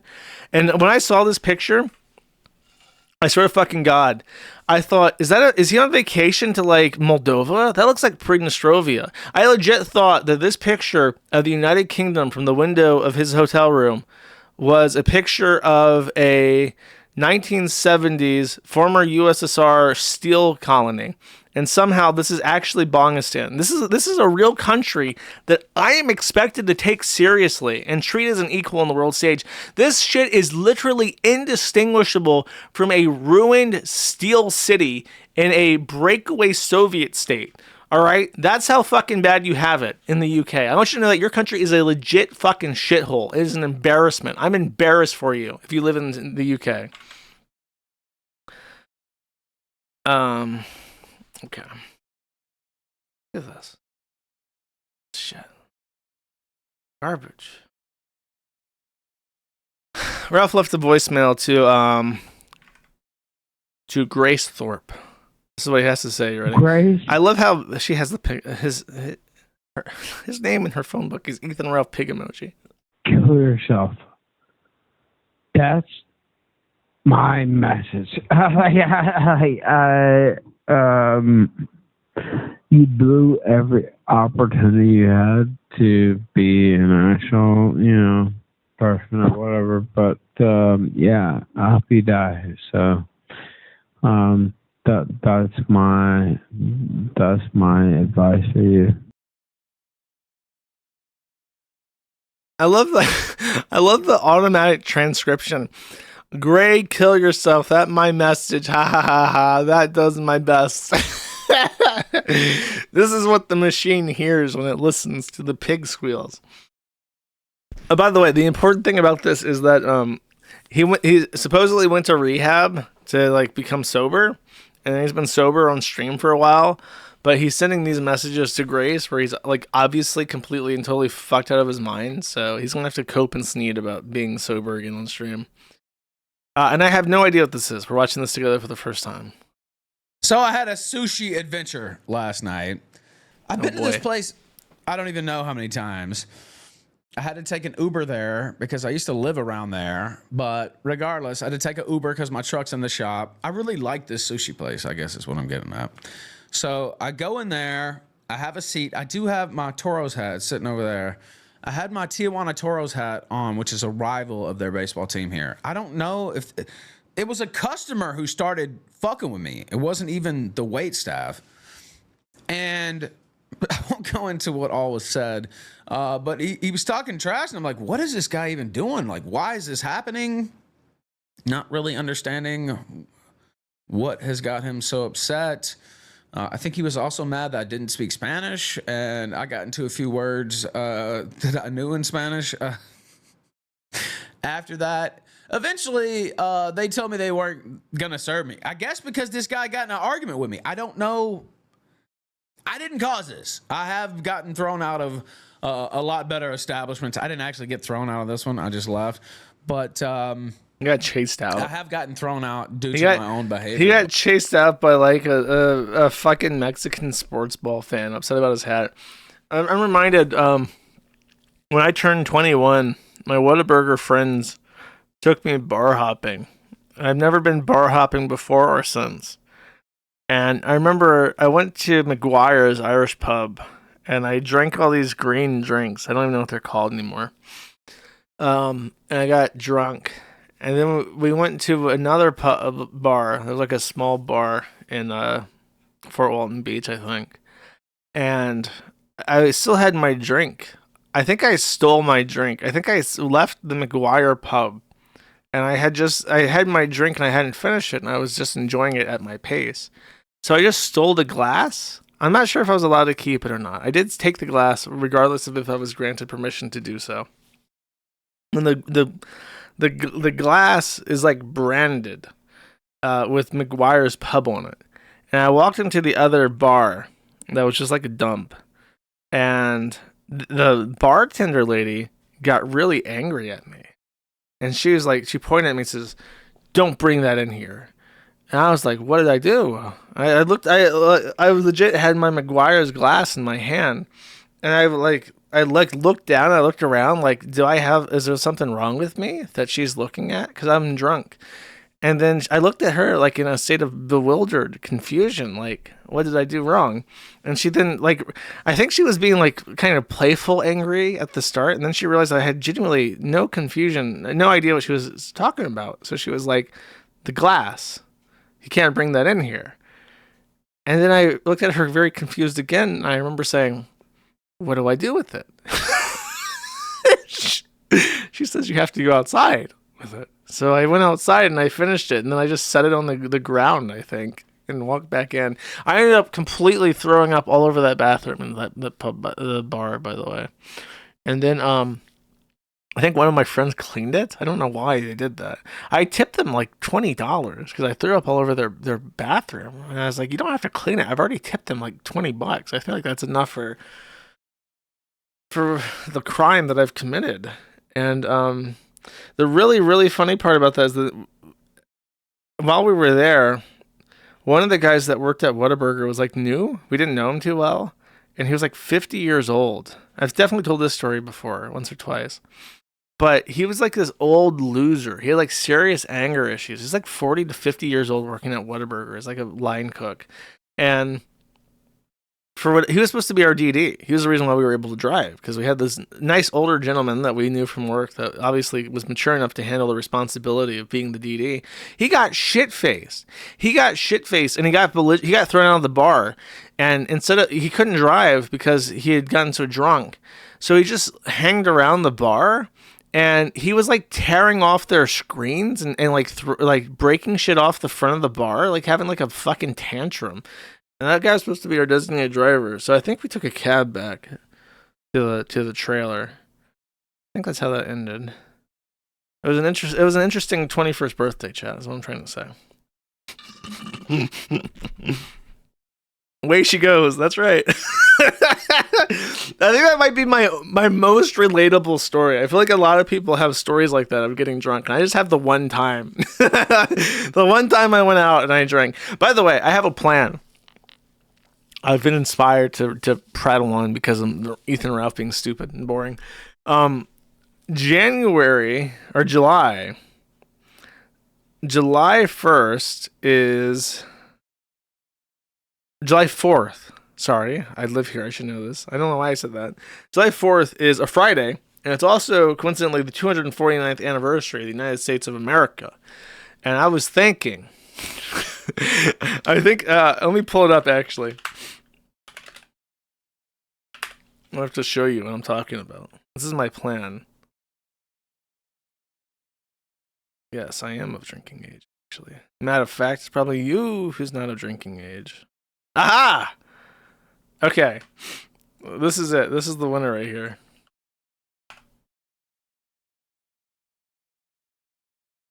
I talked about that Old Bay vodka like weeks ago, and I looked at their site.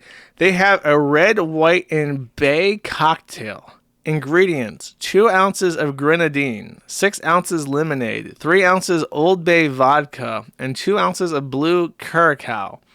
Now, I have no idea what the fuck any of that is, except for the vodka. However, this is my plan. I'm going to make this, and I'm going to drink it, and then hopefully it will not ruin my life in the process. Pure sugar. Okay, that should be interesting, right? That's how that works. The more sugar, the better. Old Bay flavored liquor sounds awful. You're not American enough, sir. Grenadine is pomegranate syrup. That's why it's red, I suppose. Okay. And stream. Yes, on the stream. That sounds disgusting. I know what lemonade is. Anyways, we'll see. Okay. Maybe I'll just default to a White Russian. You think a White Russian with Old Bay vodka would be good? Maybe. Okay, back to the content, chat. Xander Hall, who lost his life savings because he put it all on PayPal and then lost his PayPal account, has this tragic news. If you don't know, Xander Hall is only notable to this stream because he is the arch nemesis of Flamenco. Flamenco, unfortunately, has passed. He's no longer with us. He is dead. From my understanding, he was crushed under big dommy mommy anime girl feet, and he was unable to recover from his catastrophic injuries, and as such has died. However, I can distantly hear him right now as this post is on my screen saying, "Hey, buddy. Hey, buddy." Just, if you listen real quiet, he's with us in spirit. He would probably be very happy to hear this news. Xander Hall says, "Pretty bad news for you all today. A while ago, my phone fell out of my pocket and onto my driveway, shattering the screen and making it so I cannot turn on. My 2-factor authentication was connected to my number, so I quickly became aware that if anything happened to log me out of my Google, I'd basically be screwed until I can get a new phone with my number moved over to it. Well, that SOAM thing happened today, and when I came downstairs, my PC had restarted itself for an update, but logged me out of everything. I got back into most of it, but my YouTube/Google is logged out, and I need my number to log in. This basically means I am locked out of my YouTube channel until further notice. I'm going to do everything I can short of Karening out at Xfinity store today, but if that doesn't work, would you guys still support me if I had to start a new channel?" If I had to start a new channel? Bro, go... Bro, number one, your phone carrier may have a way to access text messages without having your phone. I think they retired a lot of these services, but it used to be that you could do that. And I made ample use of this to get text messages from a US phone number while living abroad. The other thing you can do, assuming that you have absolutely no money and you can't replace your phone, go to Goodwill. Go to Goodwill and get like an old phone that's for sale for less than $50. There's got to be old phones that can take your SIM card and receive text messages. It's just standard SMS. You can get that on a fucking Motorola from the 2000s, a regular text message. So why not just do that? How does nobody have any fucking problem solving skills? I feel like we are in a nation of retards who, when hit with any kind of challenge, immediately start thinking, how do I go into debt slavery to buy my way out of this problem? Like, can you not just sit down and think of a fucking way to fix your issue without immediately fucking yourself over even worse than you are? Like, retarded. Completely retarded. I think you can even buy like budget Androids, like brand new ones made in China, for like like I think I've seen tablets and shit that go for less than $50 brand new that can take a SIM card and have modern SMS specifications. Like, how do you fuck this up? Insanity. This is I mentioned this in passing, but here's the slide for it. Carl Jobst has said that the decision on the Billy Mitchell case is on April 1st, so it's not a joke, chat. It's for real, no cap. And then I will spare you the 6 minutes of this and just play the last 30 seconds. Here we have... Oh, man. I forgot to mention something. I'll say this. I'll say it after this. Here's a little bit of Bossman. Here's him losing $20,000, as it were. Oh my fucking god, dude. This went on for 6 minutes. Stop, dude, stop. Oh my He did not say any other word besides "Oh my fucking god, dude" and "stop" for literally 6 minutes straight. Please be a win. Oh my fucking god, dude. Oh my fucking god, dude. This isn't even funny. Dude, I cannot believe this happened. Oh my god, dude. Oh my god, dude. Oh my god, dude. Oh my god, dude. Oh my god, dude. Oh my fucking god, dude. Oh my fucking god, dude. Oh my fucking god, dude. Oh my fucking god, duid. Oh my fucking god, dude. Oh my fucking god. He like exits, like panic exits to the home screen, and just stares at that $0 balance. He lost $23,000 in one go. However, at some point he climbed all the way back up to $50,000, chat, and he tried to withdraw that money, but he had an issue. He could not withdraw the money. He had either made some kind of mistake, or the Ethereum, I think the prevailing theory is that the gas, like the tax, basically in cryptocurrency, you can set how fast a transaction will be processed by increasing your priority by spending more money. So sometimes it can take several minutes or an hour or multiple hours or even days if you set it really low to have your transaction processed. But if you pay a lot more, you can get it done in mere minutes. So Bossman tried to withdraw like $50,000 in currency, and the gas that they had set for this on their side was so low that it didn't get completed in 8 hours, which allowed them to cancel the transaction. They then sent him the money back, and he converted this money to a different currency. They charge a fee for doing so, which apparently is quite high, because for $50,000, they took $2,000 as a conversion fee. Then Bossman decided, hey, I want that nice round $50,000 before I try to withdraw my money. So he went to the table, and he tried to win back that $2,000, and he lost $48,000, leaving him at the end of it with nothing, because he fucking lost it all again, chat. So that is the story of Bossman's $50,000. He was going to buy a car for his mom this time for real, and did not end up doing so. Which leads me to something that I meant to say earlier, but I didn't. Darkside Phil is in a really bad situation, and he's trying to increase his revenue. And one of the things that he's wanting to do now is he wants to go into kick streaming, and he wants to do something that you can't really do on Twitch. He wants to do gambling streams. He's going to set up a gambling stream. And when he was saying that, I was thinking about how poetic it was, that because the gacha shit he plays on his phone is basically just gambling anyways. It's almost assured that he has the personality type to become hopelessly addicted to gambling. And while PPP was talking about how he wanted to do gambling streams and how he was working on it, I was thinking, this reminds me of that movie. There's a movie I watched a while ago that was really good called Nightmare Alley. And I don't want to spoil it, but it's a really good movie. And I'm just thinking, by the end of the PPP arc, the once proud and ignoble Darkside Phil will be sitting there at the casino saying, I was born for it. I was born for it. And the boss manification will be complete. He will be the bossman. Finally.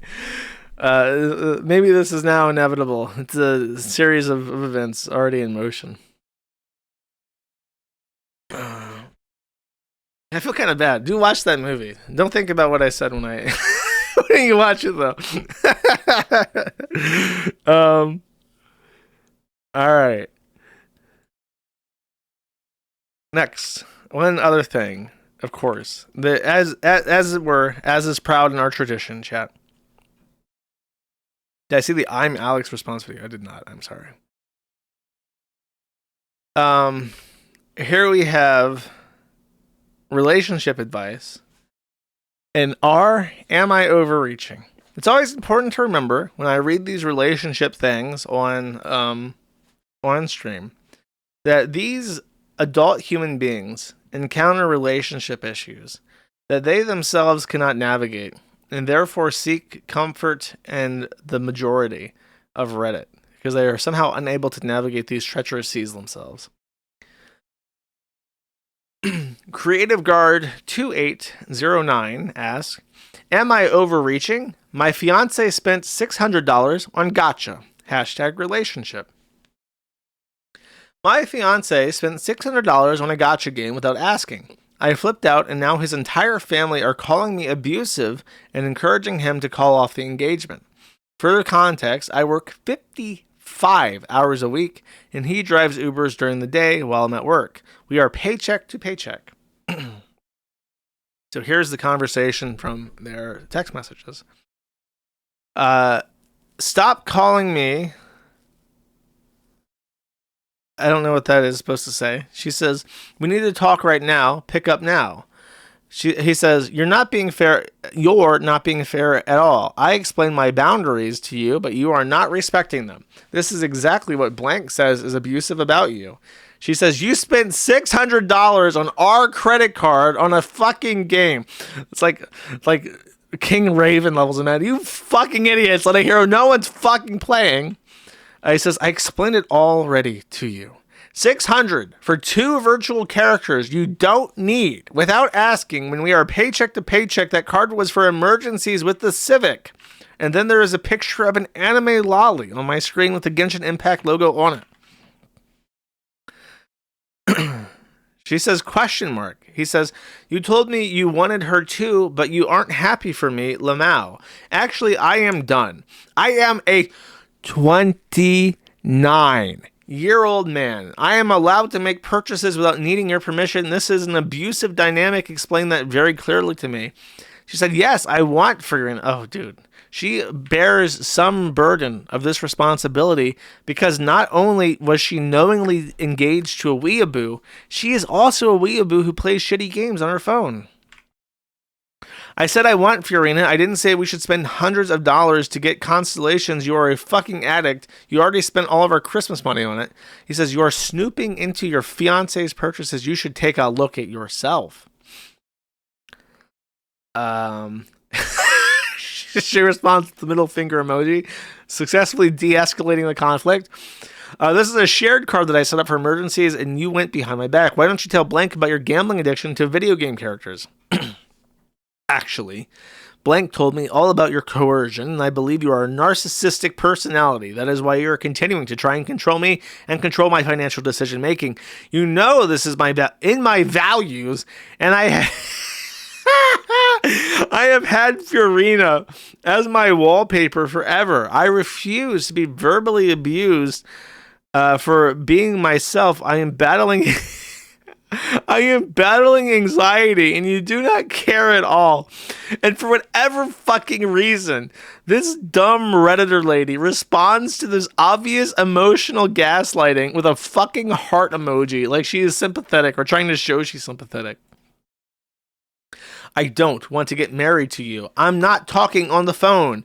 I emailed screenshots for my appointment tomorrow. Thank you for giving me horrible anxiety, attack, and ruining my night. And D, no, I didn't do a fucking thing with your Farina yet because of your calls. And by the way, bitch, I didn't even get to play with Fiorina yet because you keep calling me. She says, I will call Capital One and dispute the charge. Your account will get banned. Middle finger. Yeah, that's hashtag girl boss. It's funny. Try it. You will lose me forever. It's like that show, It's Me or the Dog, but the dog is a fucking anime lolly. I am going to Scottsdale for the night. Stop calling me for 12 hours and we can talk. Good night. Thumbs down emoji. Will you please answer my mom, please? I apologize for my reaction. As I said, my anxiety is bad today and I have to do better. I love you.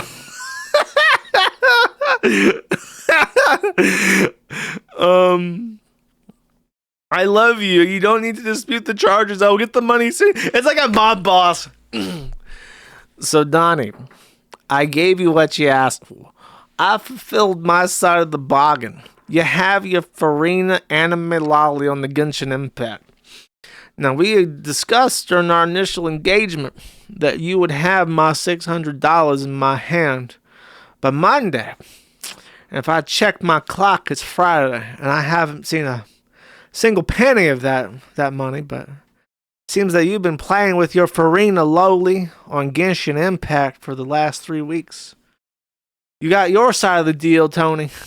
What about mine? Time to break his knee. Break his kneecaps. It's over. Can you spot me Can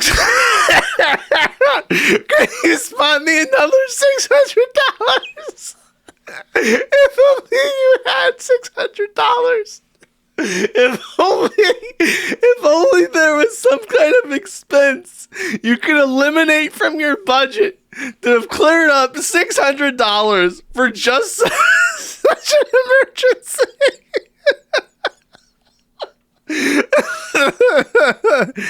Angsty really bad, please.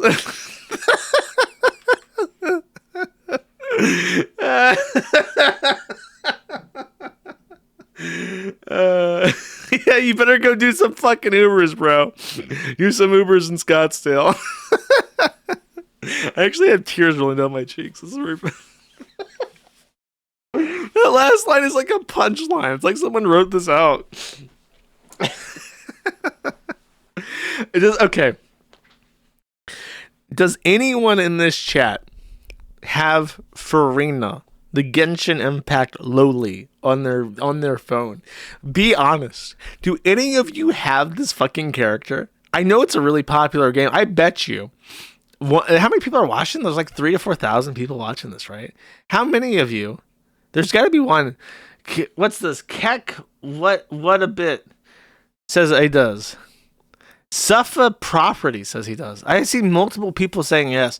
Email me right now, manattheinternet@protonmail.com, and somehow prove to me that you have this. I will give you a shout out. And tell me how much you paid to acquire this character. I have to know. Shame yourself to me. manattheinternet@protonmail.com. Mail it to me right now, and I'll check it after the super chats. You have to prove it somehow. You have to tell me how much you spent, and you have to tell me. You have to somehow be able to prove on the screenshot that it's a screenshot from me. All right. The green chat. Now here's the quandary I find myself in. I do not have an outro song picked out, so I'm gonna have to think about this while I do super chats. And of course, if you want to see Fiorina, you have to wait till the end of the stream. Okay. Let us begin. Oyster for $1 says, "You thought you could smoke me without paying the price? I'm smoking you, boyo. Eat as much crackers as you want, and you'll just puke them. Fuck you, moon pie." Clap emoji. Listen, I have not even been deterred. I've eaten oysters since. Okay, I just haven't been doing the same thing to avoid throwing up. Kurt Eichenwald, Amen Master for 5 says, "Glorious Kiwi Emperor." Fun fact: gout was long known as the disease of kings. Yes, I am alluding to DSP. I know it is, because only rich people could get that diabetes like that back in the day. Russian propagandist for one says, "Where did you hear Zelensky has private mansions all over the world? A tweet from Brown Groiper 1488. Why didn't he take a flight to the West to live lavishly in exile when he was offered to? Who do you think is more corrupt or has more mansions, him or Putin?" I didn't realize it was a contest. Yes, I have heard from Brown Groiper 1488 that he has mansions in Egypt. As far as living in exile, you can't make money when you live in exile. How are you going to flee your country and then try to promote your cause? You have to stay in Ukraine, or at least pretend to. Good Luck 7 for 2 says, "Happy Protein Day." Thank you. I appreciate it. Asian Tech Support for 10 says, "Blue cheese. I swear I'm addicted to blue cheese, bro." Same. There's blue cheese in that fucking fridge. I sometimes just take a fork and I just eat blue cheese sometimes. I budget it into my calories, of course, but I just eat the blue cheese. Humble Guardsman for 5 says, "Ours is not to make reply. Ours is to not reason why. Ours is to but feed and sneed." I read that completely wrong. I tried to honor your poem, but I failed you. I'm sorry. Thank you. Sneedo for one says, "I wouldn't be surprised if Kanye's mixer quit." That's what I said. I wouldn't be surprised either. Young Pai Chang for 50 says, you should plan to eat a steak. Oh, man. I haven't had a steak in not a full year, but at least a couple months. At least 6 months, I would say. Sounds like a good idea, actually. Thank you. Bunker Housing for 3 says, you have to play some cool character. Try Jinx. Took me a second, but I got it. Yes, I'll play. Thanks. Good idea. I'll play Jinx next time. We'll push down the Asian. Space Allen for 50 says, Ham Jam. Thank you, Space Allen, very much. I appreciate it. One day I'll fix the emotes. I promise. Fox Shiz for 5 says, petition to have all currency read out as Kayla nude units and all Monero read out as autism units for the stream. Okay. David S877 for 1 Kayla nude says, hopefully you, your family, and your friends are well. Best I know, everybody's doing fine. I'm doing fine. I'm okay. We're all okay. Thank you. Bill's here for 1/50th of a Kayla says, I actually loved your Dota 2 stream you did a long time ago after you finished Houses of Ashes. If you're going to play pastime, throw up some clips for the gun room for fun. I don't know. Streaming Dota sounds like a bad idea, to be quite honest with you. Dota is depressing for me because it's like, I have so many hours in Dota. Between League of Legends and Dota, I probably have 4,000 to 5,000 hours of them that I played since, I was like 18, 19. I played League of Legends and Dota.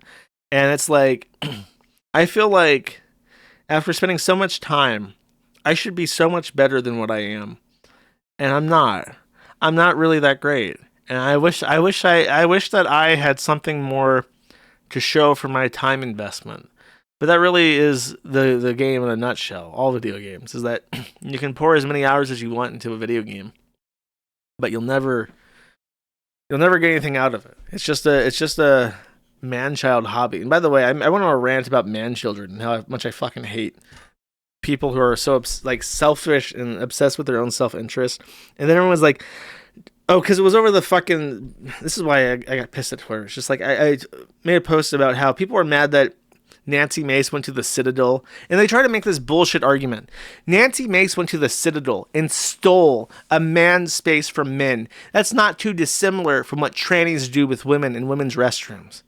And it's just the most retard fucking take imaginable. Number one, Nancy Mace did not sue the Citadel. That was somebody else. She was the first to graduate as a woman.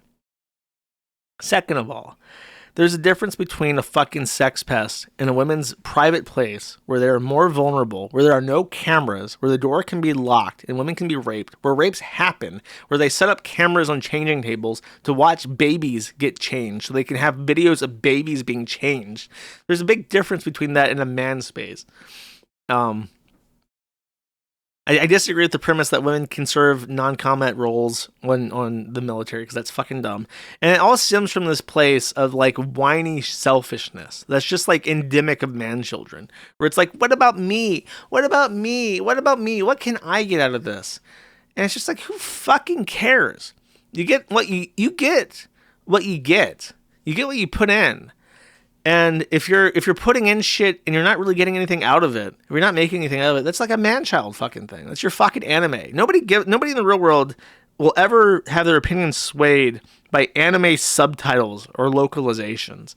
Nobody ever gives a fuck about the black characters in movies. Nobody gives a fuck about your video games having, like, it's all man-child shit.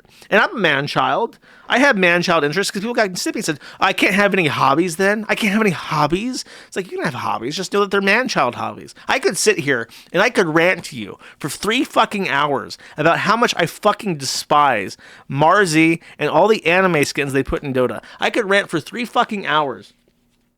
Like, let me do it. I'll show you. I'm a big man-child, and I hate things just like you. I hate things as much as anime people hate localizations. You ready? Let me show you this. My Dota 2 that I put fucking like 1 million hours into added this shit to my fucking game and ruined it. Because look at this. Look at this shit. This is just straight up fucking anime. Compare this to the other woman character in this game. and you'll notice that one is anime and the other is the class. This is classic Dota. It looks bad. She doesn't look, she's like in a sexy outfit, but it's like not sexy. And then they have the anime character. And then look at this, okay? One more thing, and then I'll wrap up. I promise. This is her design, like her full body design. What do you think this bitch does? What do you think she does in this video game? What do you think that her skills are? What do you think it is anime girl with no discernible features, no weapon, no object, no staff, nothing. What do you think she does? Would you guess that she is a strength carry? That she does physical damage by punching people using her strength. Nobody who is not familiar with this game would guess that her skill is to punch people to death.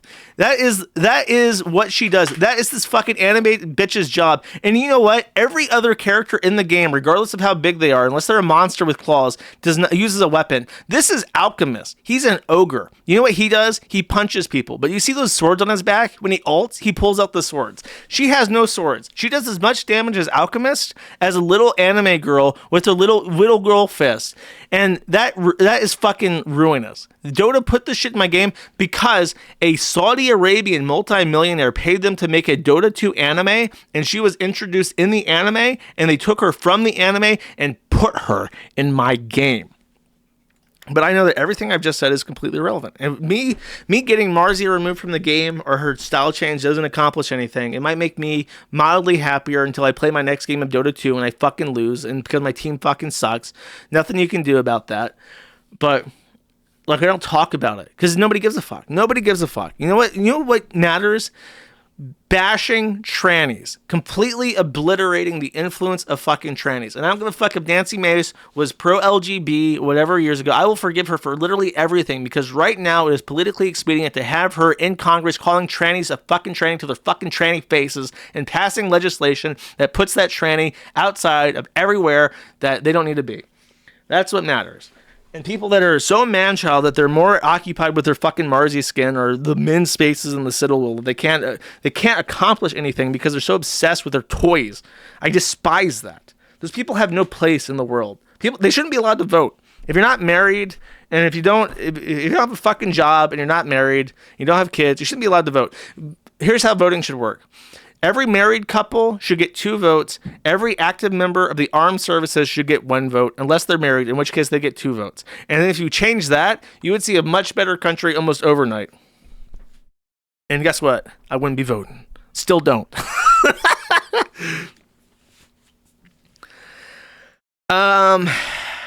There's your $1 super chat. You can send in $100 if you would like as an afterthought.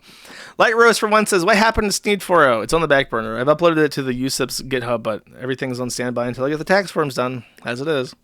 Can't do shit. Coley Dante for 5 says, warning to bunker housing. Getting jinxed turns out to mean getting your baby's head flattened by a pothead pooner. Stop masturbating to mode the games. You know what's funny? There's an entire song. Oh my god. Oh my god. No, I thought I had never played this on stream before. I played it as the outro song to Bex's stream. I bet. I did. I played Get Jinxed as the outro song to Bex's person stream. I was going to play that as my outro song just to fuck with you guys, but... Schwarzwald Null for 5 says, my cat likes your show, though I think it sucks. He asked me to give you $5 of his allowance this week. 1/10 of a whole Kayla. Thank you very much, cat. I appreciate it. Dizzy Until Death for 5 says, what's your favorite PlayStation 1 game? Spyro, bro. Spyro, hands down. I also really, really like Croc. But I never beat it. I did beat Spyro. I think that Spyro is the first game, like one of the only games I actually beat from 0 to 100. I did beat Spyro. Coley Dante for 10 says, Texas schools now run on 2021 B station rules. No felonies, no ERP. Thank you for indulging my man-child interest. I appreciate it. Ballistic characteristic for a full Kayla says, great stream, dude. Thank you very much. I appreciate it. Glad you think so.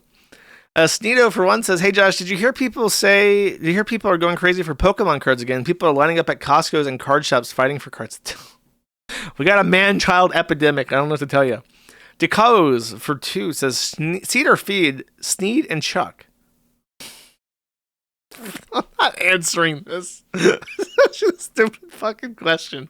So, what possessed this guy to pay $2 to have me answer this? That's like an intrusive thought that you like make up lyrics to a song as you're like shitting on a song in your head. It's like that's something you like send out into the world. Vordier for 5 says, can you make useful mistake change his profile picture to a better picture? I know, he's got that anime shit. That's the issue. Useful mistake is great, but he's like an anime. So you have to be careful. You have to watch out what he does around the beauty parlor. Because he somehow manages to piss off the beauty parlor a lot. Because he's got an anime avatar. A woman is going to see any mod action taken by a man who has an anime avatar, and their immediately first thought is going to be, this is bullshit. It could be completely justified, but they see that anime avatar, and then it's like, I don't respect your authority. That's how it works.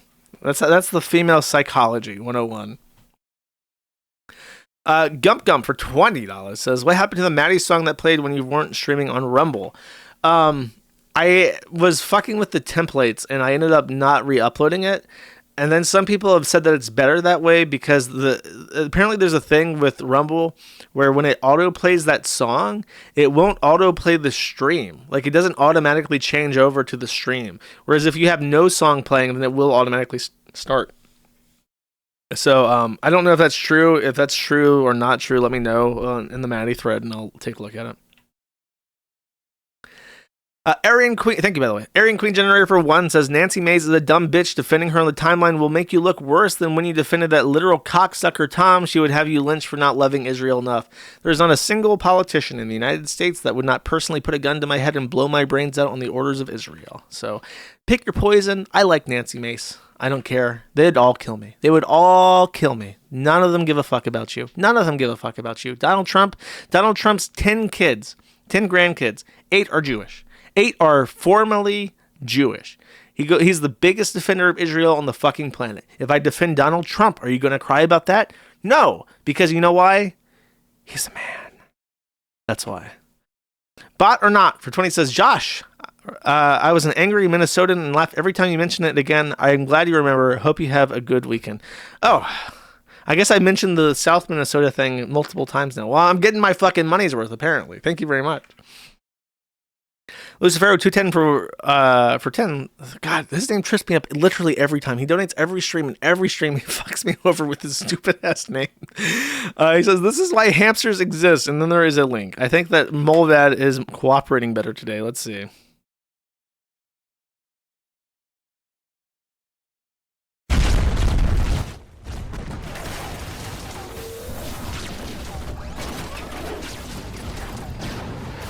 I'm watching an ad. What is this?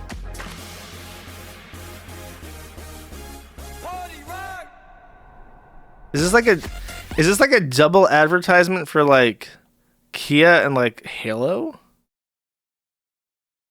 No. It's just like the site. Dude, I wish I had the money to just make absolutely retarded fucking garbage like this. Thank you. Disease Rat 2 for 10 says, Josh, what's your opinion on Weaver and the people who main him in Dota? Weaver's pretty competent. I don't hate Weaver. I don't hate Weaver as much as I hate like Marzi. In case you don't know anything, Weaver can go invisible and he has an ability that resets his HP to like 5 seconds ago, so he's really difficult to kill. And he also does a lot of damage. He's not one of those things that annoy me. Like Ricky is fucking annoying because nobody knows how to handle him, basically. Sneedo for 1 says, I hope Matthew Prince gets mauled by a large dog shitpool. Me too. That would be justice. Justice for Kiwi Farms. Red Eyes Black Dragon for 5 says, hey Josh, any plans on gardening again or even like buying a couple cows to make your own cheese? Maybe one day. If I ever get local set up, then I'll do milking streams. Literal milking streams. Little baby child for 5 says, here, have some institutional black bacon.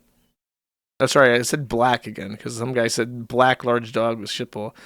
Institutional back bacon. don't even know what that means, but thank you very much. Sorry.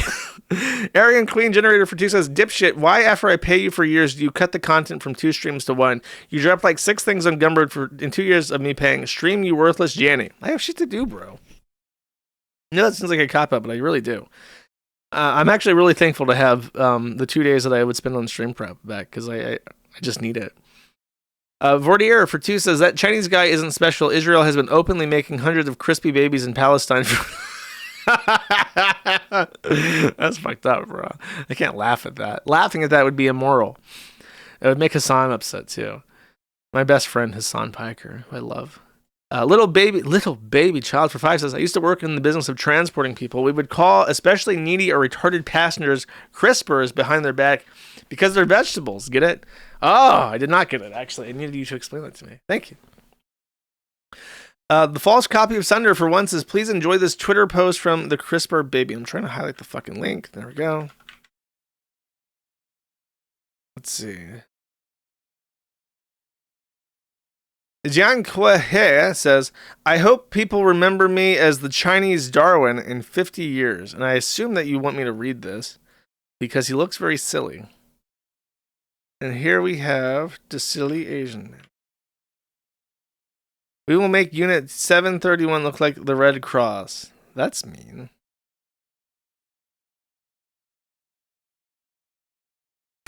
I don't know. Did people react very negatively to that? I mean, he looks like a fucking dweeb. He needs circle glasses to pull off the mad scientist look, though. Humble Gresman for 1 says, gay neighbor samurai, never imagined such things could be. You will live to see gay bullshit beyond human imagination. How's that go? Beyond human comprehension. Chloe Dante for 10 says, take that fundoshi out yo bussy, Yasuki, from Tariq Nakrid. I don't even know what a fundoshi is, man. Thank you. Laser Disc Spinman for 5 says, what were your thoughts on the Texas anime death bill? I've given them. Thank you very much. Stalker Tranny Enjoy Expulsion for 10 autism points says, while trying to find the origin of Doge Quest, I happened across a Troon publicly mirroring it on his .edu subdomain. The university's network engineers are fucking pissed. TTD also fuck Nyala. Dude, I imagine that they're fucking pissed. It's when a institution like that really flagrantly allows abuse on their network, it causes a big deal because the fire will hit the upstreams really hard and they can't really do anything about it without like cutting off a university's internet, which they're not really supposed to do. Like .edu and the upstreams of a university are supposed to be completely stable because they have this really important purpose. And then you have like some fucking asshole doing retard shit on them. Yong Pai Chang for 2 says, Assassin's Creed was a good franchise. Assassin's Creed was a good franchise. Operative word was. I think you changed the lyrics a bit. Red Eyes Black Dragon for 2 says, why do black guys always want to hook up with fat white girls? Because any white woman is better than any black woman, and so they pick the lowest of the low, which is the closest thing they can get. Like, if you have a fit black guy, like a really, really fat, trashy, retard white woman would be like, oh my god, he like so out of my league. And then they feel like they're gratified until they get beaten, and then the black guy is like just happy to have a white bitch, so they can sing about it with their fucking rap songs. Carnova for 5 says, happy pizza day, hope you stream some video soon. Maybe. I think I have another Life is Strange type game to play eventually. Laughing Hyena for 5 says, hey, yellow fever means there are more white women for white men. Now white folks have to compete with Fido. I have stopped my rusty cage ways, bro.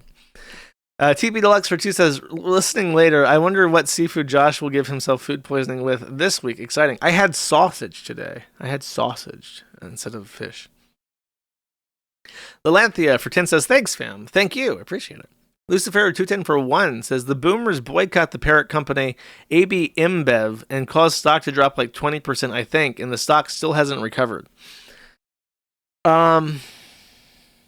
Yeah, but I mean, they bought the beer from the same company is my point. I know the stock went down, but that stock trading is like almost entirely speculative. Good Luck 7 for 5 says, today's Maddie was extra horror. I called into work to fix my fridge and had to stop repeatedly because of the shit I heard. Civil War was easier than these troons. I'm happy to help with your your fridge repairing day, I guess.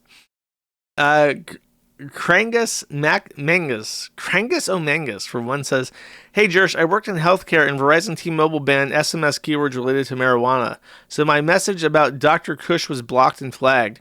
Sounds like a First Amendment violation." I mean, the fact you worked in healthcare and discuss health issues, and for some reason HIPAA doesn't cover SMS, you should not be using raw dog SMS ever, especially not for healthcare shit. You should tell your fucking hospital to change their service provider.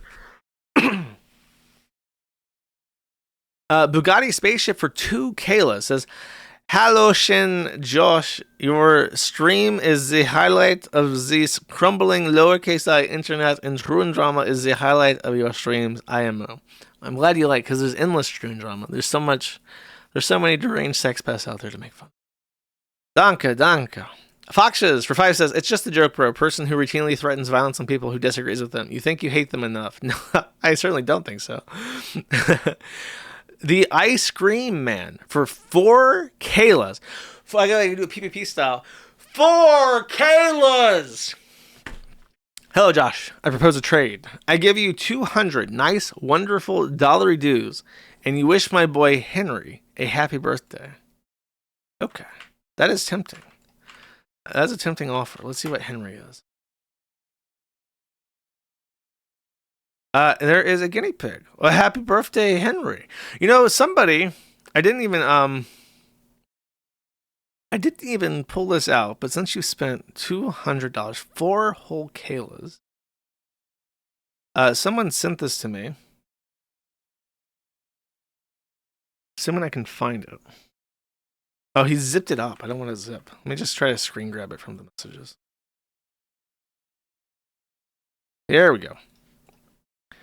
I asked somebody to make like a Ralph thing for like the Ralph at the bottom.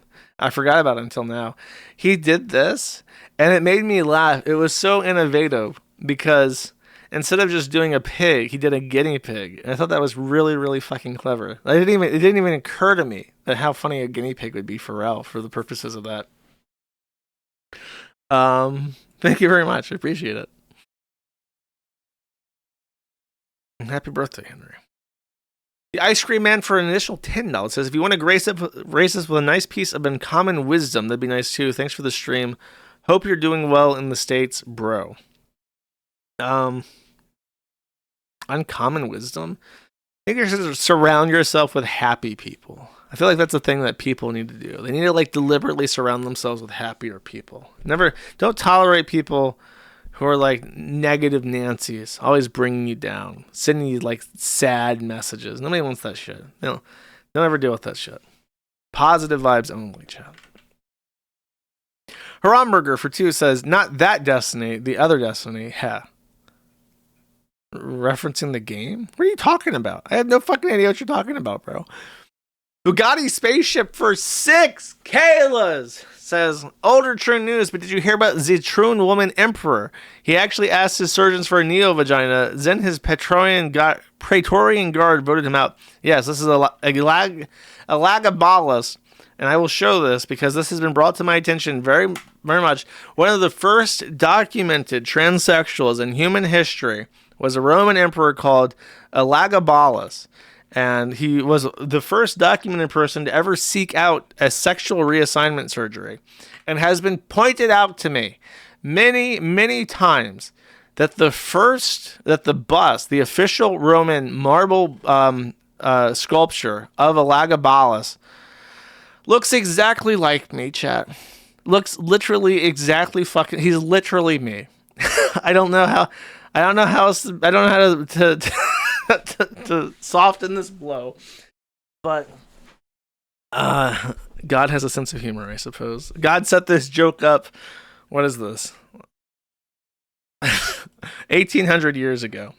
He set the joke up 1800 years ago just to bat it down in my fucking face. Such is life. Banana Plugs for one says, "Happy Oyster Day, Josh. You're my favorite non-Slav always. Missed you last week because I fell asleep. What's good?" What is good? That's a hard question. I'm trying to think of something off the top of my head.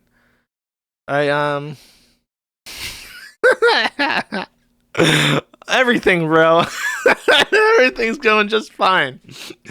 Ronnberg produces Mod 16 posts, and what do I get? Another day older and deeper in debt. Say, Peter, don't you come, because I can't go. My soul's in limbo with payment processors. Thanks, bro. Thanks. Appreciate it. Zooch, for one, says, greetings from a cruise ship in the Pacific, either without a single black person on it. Heaven is real, Josh. I've heard that, I saw Anthony Cumia complaining that cruise ships lower their prices, and now they're full of black people that fight on the deck. So I don't know how you found it, but you need to tell Anthony Cumia how to find it. The Ice Cream Man for $25 says, please mention Snacky's huge, awful hands. They're very scary, and I don't like them. That's hard. I don't know if I have the capacity to do this anymore. Maybe if I go to like the first page, there will be big mitten hands I can show people.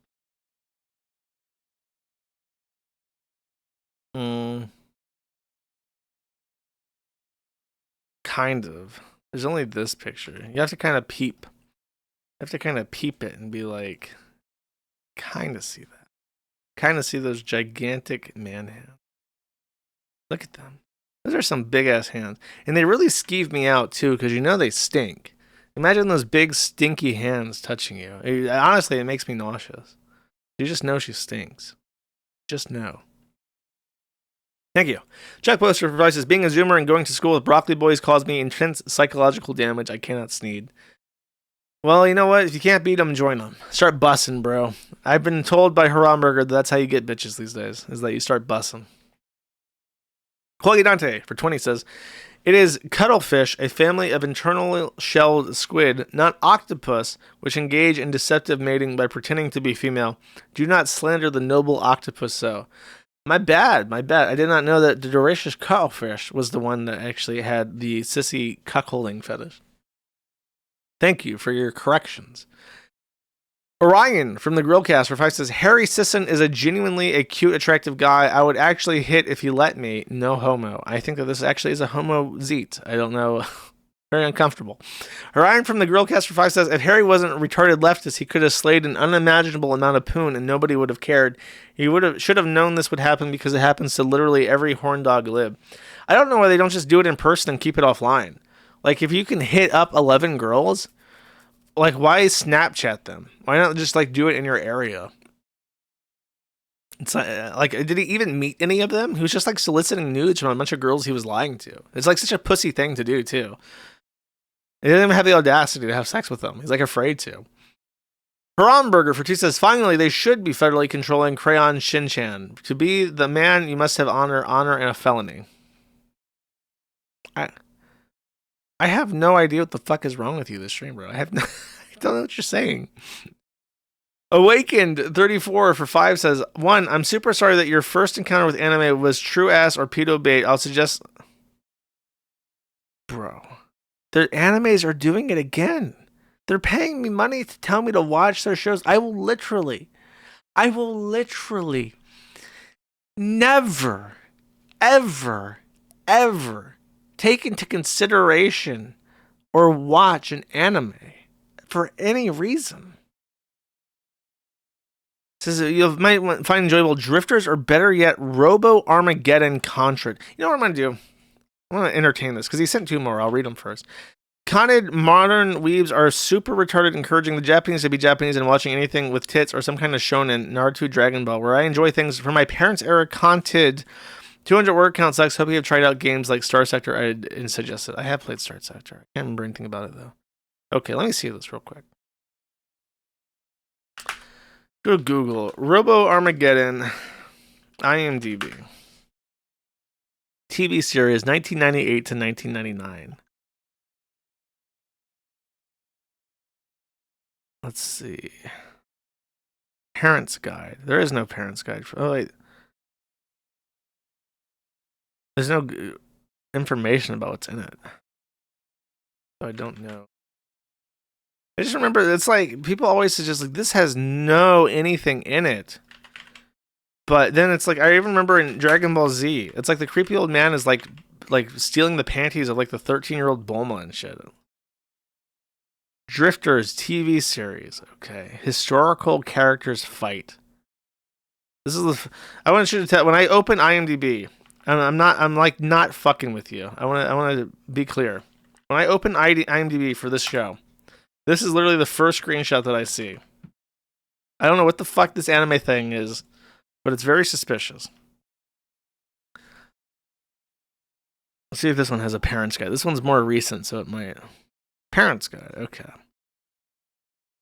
A man grabs another female's boobs in a comedic fashion. The protest barges into a tower only to catch a few men in the act of rape. Plenty of women are found shackled in the same dark room, bruised and covered with barely but a thin piece of cloth.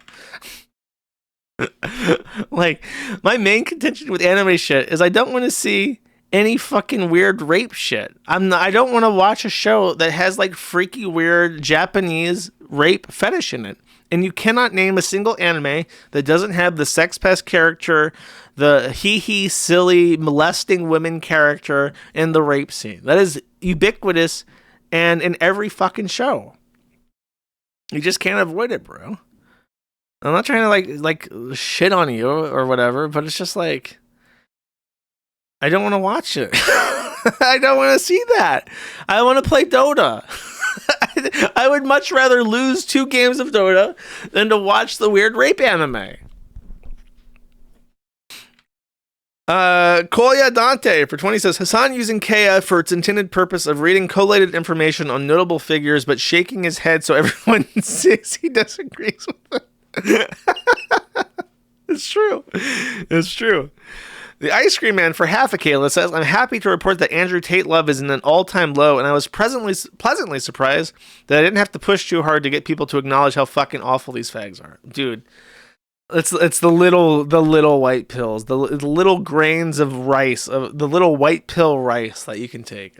The Andrew Tate shit is just like, he is everything I fucking hate. He is a brown, Muslim, white woman rapist. And, you know, it's one thing to be a rapist, chat. It's one thing to be a sex trafficking rapist. It's another thing to be brown and living in a white country. It's another thing to be a Mohammedan, chat. It's another thing to be a Mohammedan. But there's a 4th strike against him. Usually it's 3 strikes and you're out, but I'm generous Josh, right? Generous Janny Juice. And you know how I am. I give people way too many chances. But then the 4th strike. He's fucking British. He's fucking British. He's not only a sex trafficking half-black Muslim, he is British. And when he talks about how he's totally raping bitches and how you can start up your own porn empire by raping bitches, he does it in a fucking comedic British villain accent. And I'm just like, how are you real? And how does anyone listen to you and not immediately want to find a weapon? Like, I don't get it. Fucking unreal. Sneedo for 2 says, Josh, you forgot to post the 3GP, faggots, car, and stickers. One of them says pedophile and Japanese. I did forget to do that. I don't know how one of the guys that was like a reply guy when I reposted the fucking anime thing, he did this. That was the 35p guy. He also, at some point on his Twitter profile, he posted his thing, and the back of his Illinois Ford has a bunch of lolicon spread eagle showing panty shots. And then if you hold up your phone, that Japanese thing is literally just lolicon in Japanese. I think it's Roriko or something in Japanese. But when you hold up your phone to like Google AI translate it, it literally translates the lolicon, not literally into lolicon, but into pedophile. Like the Google AI trying to figure out what that bumper sticker means for a English reader. If you hold up your phone and try to translate that shit on the road, the car in front of you will have a symbol that just says pedophile on it in your Google's Spartlens or whatever the fuck. It's just absolutely insane. It's insane. Humble Guardsman for 7 says, and you will be hated by all of my name's sake. Let me reread it. And you will be hated by all for my name's sake, but the one who endures to the end will be saved. For Matthew 22 ESV, the real Bibble chat, not the other Bibble that I had to read before because someone kept paying me like $1 a piece. Thank you. Bugatti spaceship for 4 Kaylas. 2 Kaylas. I can't count anymore. Says, murdered by crayons is an NPC stooge of the Matrix Deep State and base Florida will deliver justice, inshallah. For some reason in my head that sounded like the guy from the WEF. Not the wrestling one, the economic forum. Thank you. Unkind Naysayer for 5 says, synthetic man is God. I don't know what that means. I think you said this twice now. I still don't know what this means. Awaken 34 for 10 says, just in case you choose to skip my shit, this is so you go back and finish. Please, there. Holy shit, bro. This guy was prepared to make sure I read his fucking anime tweets. They are separated because 200 word count. I don't know how to crypto. Bro, you did just fine. I read your message. I went over the anime. I'm still not interested. I'm very sorry to disappoint. Awaken 34 for 1 says, a guy called It's a Gundam called DSP a male Twitch slot back in the day. That's pretty apropos. He doesn't have his tits out, though. Crispy Legs for 10 says, couldn't watch live, so hope you didn't have too many technical errors or news ham neglect or dodgy oysters. Happy Friday. I managed to pull off a real stream today. I feel like I've done well. I feel like this is a real beefy, girthy stream, chat. Thank you. Baldo Peggins for 5 says, how does it feel knowing you were actually a mere pawn in DSP's 5D chess game? See, the thing is that DSP's game is so many levels above where I operate and so much higher IQ than I am that I can't even acknowledge it. It hasn't sunken in yet. I can't articulate my feelings. The Ice Cream Man for 25 says, it continually blows my mind that the DSP board even exists. It's not that weird that people would want to follow a personal interest, but DSP is so goddamn boring and one-dimensional. Yeah, he has a very dedicated group of anti-fans, and I think a lot of it is like, I don't know. I don't want to get into it. When I talk about the DSP people, I get really mean, and then they start complaining on the forum. And I'm trying to maintain peace and harmony at the moment. Haramburger for 2 says, thank you, by the way. Haramburger for 2 says, haha, today's secret phrase of the day is Rouge Cruise, all aboard. I feel like he's drunk. Lester Johnson, 9 inches with diameter. For 2 says, Muhammad marrying a 9-year-old is pretty bad. Do you agree that Joseph impregnating a 12-year-old Mary was bad, or that you buy the excusing PDF via immaculate conception? You're going to have to cope and sneed, buddy. I'm not entertaining that. Bean the Bunny for 1 says, for the smoked oyster fun. Thank you. I appreciate it. Awaken 34 for 2 says, Living Tombstone is last. A new brony. So take that how you will. Also, Dia games, I better in respect of music.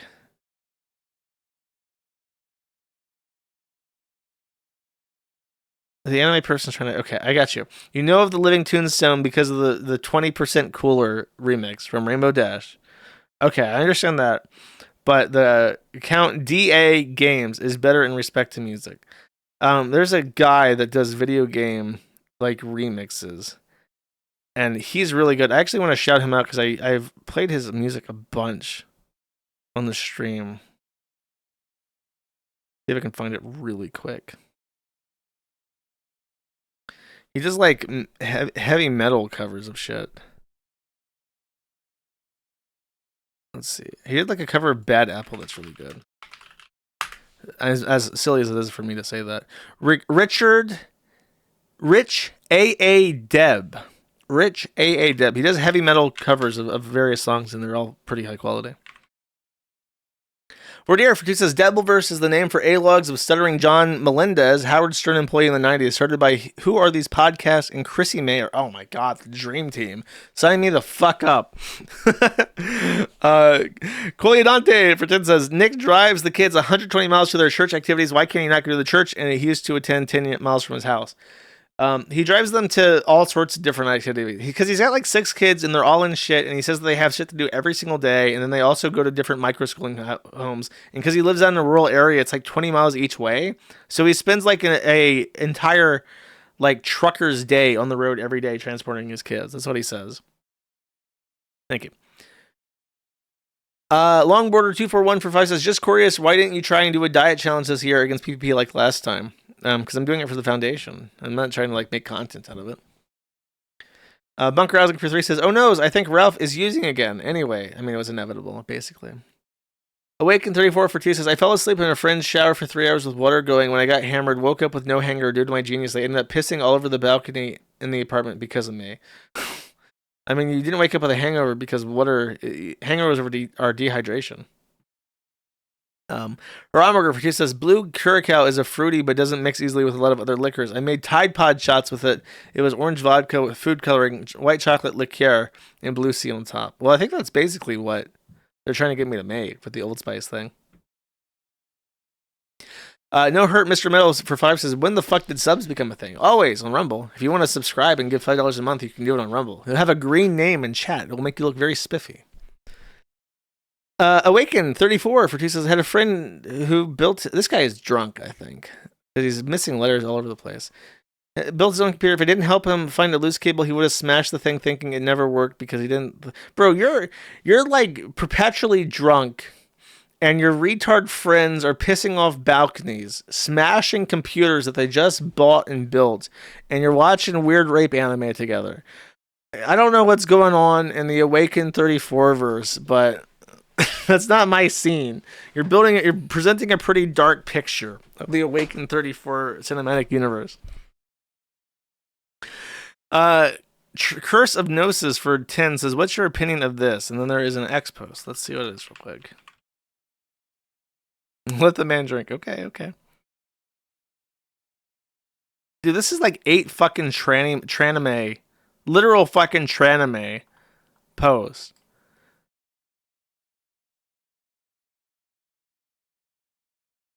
It's just a tranime saying that the conservatives deserve to have their Teslas burned because they were socially conservative in the 90s. I don't know what the fuck that means, but it's a tranime, so I don't care. Thank you. Devious to be for 2 says 333. Thank you. Awaken 34 for says, if you need an outro song, you don't care. Here it's called the Gospel of Throttle. I think I'll pass, homie. Bunker Housing for 3 says, can you read help? Hello, mental asylum, as if you were calling a mental asylum on behalf of someone else. No. That sounds like you're going to swat somebody or something. Humble Garzman for instance, switch man-child hobbies to Warhammer. You get a shelf full of cool-looking model. Dude, they do not look cool. I'm sorry. Whoever told you that fucking lied to you. Awaken 34 for 1 says, play Demigod. It's Dota, but it's not. No, I think I have. I played Smite. I know what you mean. Not Spurg Zerker for 4. Kayla says, thanks for the rant, Josh. I don't know what that specifically refers to. Maybe Dota. I'm going to assume it's Dota in good faith. Thank you. Actually, it must be because of the one above you. I think I'm right. Thank you. Appreciate it. Aryan Queen Generator for 2 says, listening to you cry about Dota and considering it the same as the Citadel really shows how much of a giant man-child you are. I paid way more than $400 on Gumroad, etc., you cheap retard. Okay.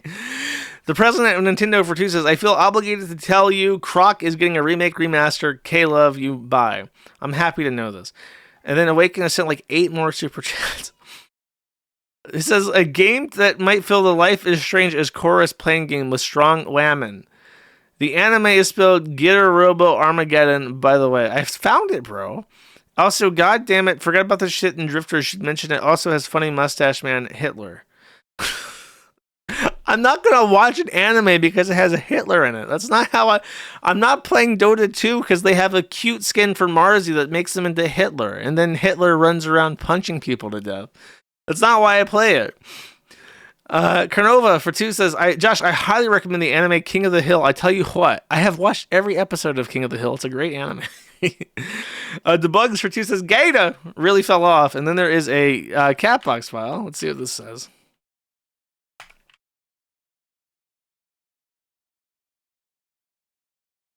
Why is Catbox so slow? I gotta fix that shit. I'll read the next super chat. But Bugatti Spaceship for 1 says 9, but for real, Shin-chan is like the other anime Josh's naked dancing little boys aside. Evan references Haramburger. Shin-chan is exactly why. Like, Shin-chan is just like South Park. Like, people say, like, oh, here's another anime fucking retard tweet that I saw on people's responses to that bill. They posted pictures of, like, the child nudity in South Park. And if you don't know, at various times, like Butters and Cartman and all the kids, they get naked and they draw the penises for the boys, like the number 3. It's just like a very quick scribble that's like obviously penis shaped, but it's not a penis. It's not like a It's like detailed. And Shin-chan aired on Adult Swim, which is why I saw it. And there is like inappropriate scenes in it because it's Japanese, and of course it has. But like Shin-chan's the exact same thing. So even in the anime style, it's possible to have things that are obviously not sexual, which distinguishes it from, like, you can't just say that all anime is sexualized. It's just that most of it is, even the kids. The Japanese hand is capable of drawing something like Shin-chan, which is obviously not sexualized, but they don't, is the issue, is the whole point. And I'm sorry, dude, but the Catbox file that you sent me is not loading at all. I'm getting a timeout. Not even numerals for Tin says anime, oysters, and cheddar sauce. That sounds absolutely fucking vile, bro. Foxes for 5 says Josh is my favorite hater. Keep it up and fuck you. Thank you, and fuck you too. That's what that was Dick Masterson's thing, I think. He would always say at the end, he said like thank you and fuck you or something every time someone like complimented him. Humble Guardsman for one says bring up a picture of Baneblade and tell me that's not cool. No, I don't think I will. And Awoken34 gets the final word. He says, I may be an anime spurg, but at least I have different taste in games like Supreme Commander. Whatever helps you sleep at night, anime bro. Just don't sleep in the shower. Okay. Here is the conundrum. I do not have an outro song. I still haven't picked an outro song. I could pick something random. Could random it. What have I got? What do I have on my playlist? My recently favorite track. These are too long. Sleep Forever by Portugal the Man is one of my favorite songs, but it's like 7 minutes long. I liked a bunch of stuff that I already... That's 5 minutes long. Damn, bro, all my favorite songs are so fucking long. You know what? Have I ever played Genghis Khan? I don't think I ever have. I want to play Genghis Khan. Wait, there's one more from Awaken. Why do you read my super chats like I'm dyslexic? Because you write in a fucking manic style that I can't read, bro. That's why. Okay, I'm gonna play Genghis Khan by Might Snow. Keep it real, chat. Catch you on the flip side. See you next week. Take it easy. Thanks for watching. Thank you everybody for the very generous super chats. Hopefully I'll have local set up by next week. Who knows? Take it easy. Bye bye.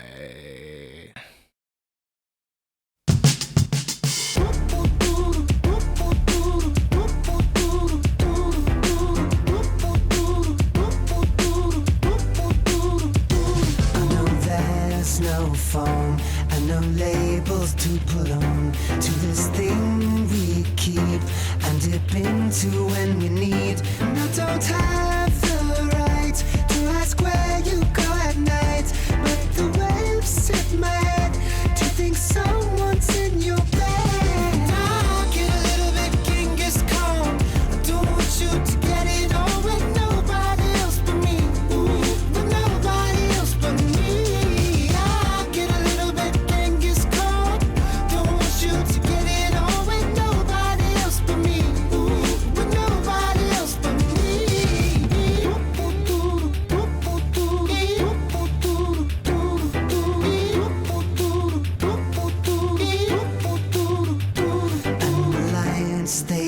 Wait.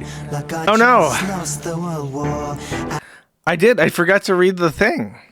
Okay, let's see. Hold up. I have 3 Furinas.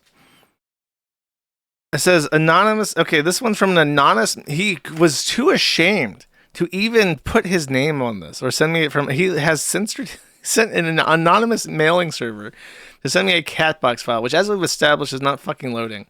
So I may not be able to see this guy's Furina.